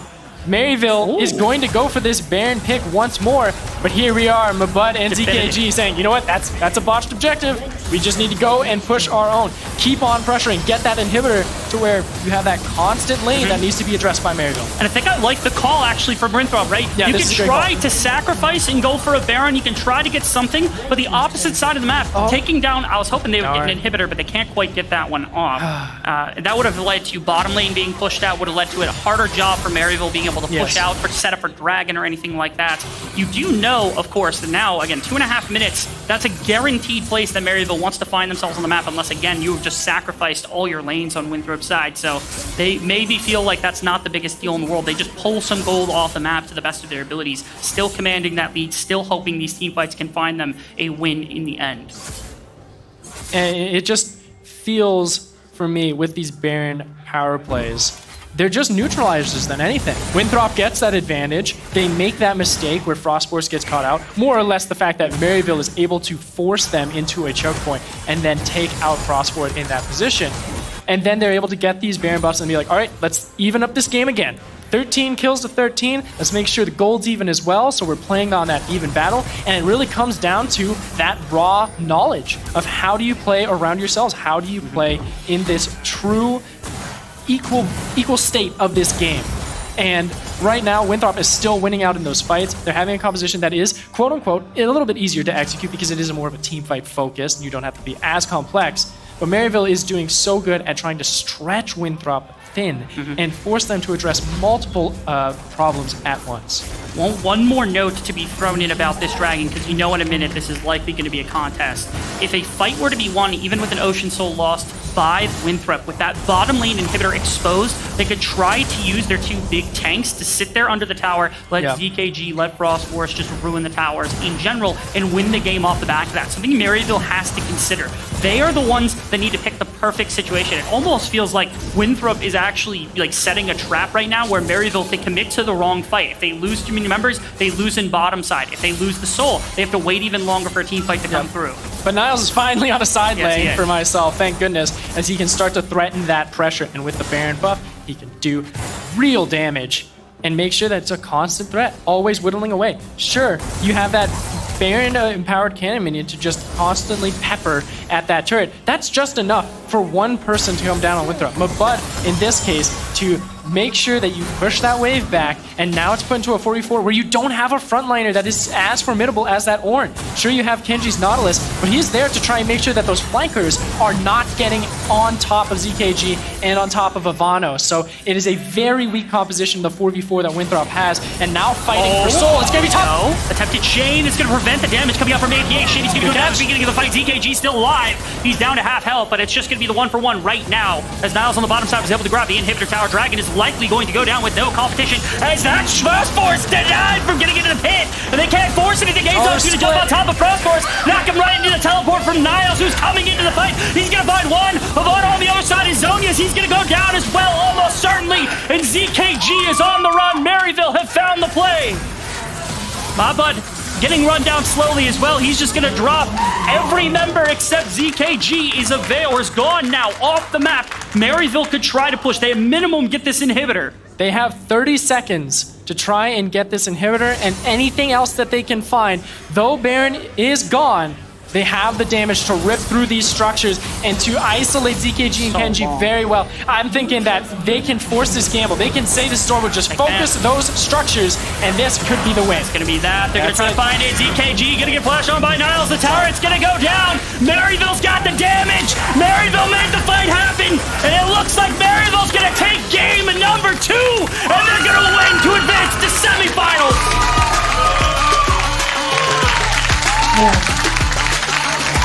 What a series coming out from these young gentlemen, man. Like, they're going up against a rival, against a team that beat them in finals, and they made it look so easy to keep their heads cool and stay inside of a game like that. And it was a very, very slow early game. They made that mistake early on with Shady getting killed in that level 1 trade in the bottom lane. And then from there, they played it patient. They played it slow out. Didn't want to force anything more than they had to against Winthrop, who did a phenomenal job. But Maryville knows how to use their team so well. They can adapt on the fly. And there they are right there. Maryville advancing forward to go against University of St. Thomas, I believe. they've shown, they advance up against St. Thomas, who's going to meet them inside of that semifinals matchup, which is the first time we've gotten to see them for months, which will be an exciting matchup. Winthrop, I mean, again, coming off of a team that's had substitute kind of thrown into their roster since the beginning of the split, they had a really nice run coming into this tournament. That second game was so contested, I think, almost against the expectations of what at least our analyst desk anticipated with the 2-0 being called, because that game was more or less more of a coin flip than I think anybody would have anticipated. So the performance of them and all their young players bode well for the future of that roster as well. Yeah, I think the fact that they were able to come back in this series, get to a point where they were able to really fight evenly against Maryville, who has been really hyped up as just the titans of this season themselves, and then being able to just challenge themselves in also creating that identity in a series. And the fact that they have such young talent as well with ZKG, who has really come up in such a short amount of time, is just really a tip of the hat to them as well. But Maryville, dominant performance, dominant capability, and it's looking tough to take them down. They showed every avenue of play. It looked like their drafting is in order. It looks like their individual plays are in order. Their laning is in order. Their fighting is in order. And even when they're pressed, even when their backs are against the wall and they're struggling down goal, trying to find situations, they are still the ones that feel like they have control of the game, forcing things against the opponents that they haven't been able to respond to. Winthrop is a fantastic team. I know their matchup against UST is going to be a really exciting one for the same reason that UST today, they had a lot of things that went well for them against Western by enforcing their willpower. So you get this collision of styles that we were anticipating Winthrop could go for, and now get the pressure Maryville. Oh, it's going to be just so exciting for myself to see how that next matchup is going to go. And with how well Niles had been able to perform on the Ornn and on the Camille. And to be fair, he is just by far such a dominant player in that top lane and gives so much freedom for the rest of his team to create that pressure in elsewhere on the map. So I'm excited to see what else they've got in their backpacks here at Collegiate. Well, now that we've had our champions for the day kind of established, we had Maryville winning their quarterfinals game. We're going to be joining the Tigris and APA for our post-game interview. Thank you so much. It is a Maryville victory on the day, solidifying that spot in semifinals, and I am joined by the mid laner, APA. Oh, what a series. That second game was a bit closer, though. Can you give me your raw reaction to the two games? First game was pretty easy. I had a lot of stage-like jitters, first time I've ever played on stage. And then second game, the nerves went away. I got the solo kill on Ivano. I was feeling really good. Yeah, what was this like for you coming onto stage? Many of us that also watch Proving Grounds had seen your play there and beyond, but now joining Maryville this season, just tell me about it. It's definitely very exciting. It's like a surreal moment to play on stage for the first time and then get a 2-0 sweep. Yeah, 2-0 sweeps are always a good time. What is the team dynamic like? Because you've got veterans like Shady, who's been there for a while, Niles coming back, but then you as well as Azog coming through for the first time.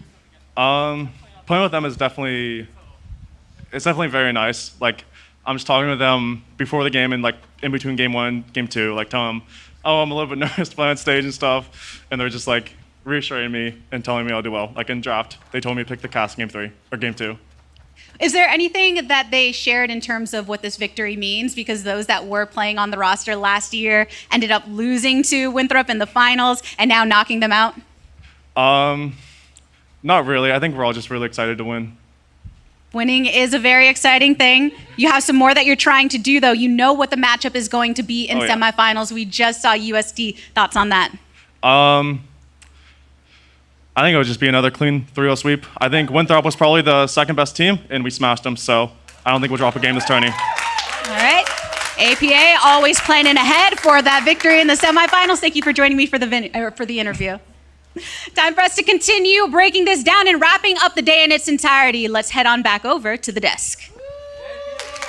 Thank you, Gabby and APA. Fantastic interview. And I think he kind of said it all. A man, a few words, but honestly, not many are needed to go and look at the game, Smacks.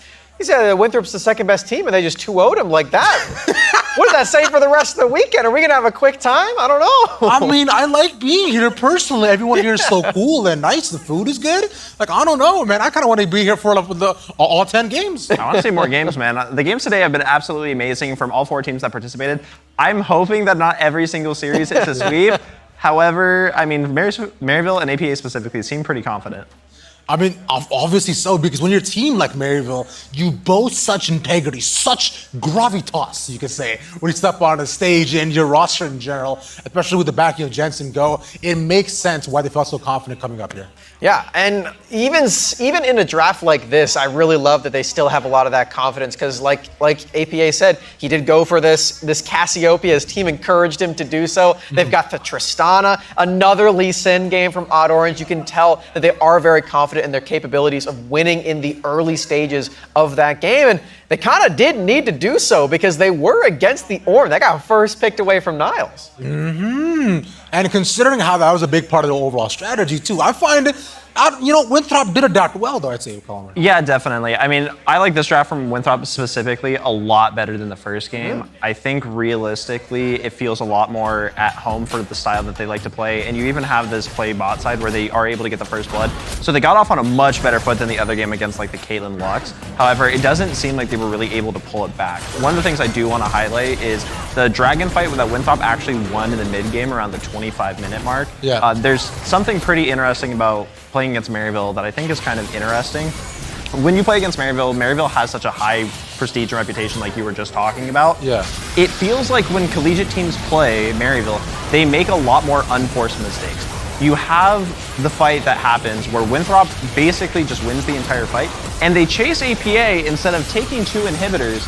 And I don't know if that happens against teams other than Maryville, because it's something about this team, as someone who's competed against them last year and has helped on staff before with them, it is a weird phenomenon that I've noticed in my collegiate career, but watching it live, especially here, it's really interesting to kind of see it happen again and again. I mean, they've got all those stars on their jerseys for a reason, they win a lot. And like I was saying at the top of the show for this specific best of 3, the last time that they did win was with Niles. Niles was there, and I like the casters were talking about this too. He was doing a lot of that lifting for this team. As we can see this Camille play, he's trying to dive in and make plays, but in the end, he's just bait for his team, and he does that, he fills that role so well, and no flame to Chippies, but I think this team is just a different beast with him. I love their reactions. They're having fun out here, man. They're having a good time, and it's good to see. Obviously, being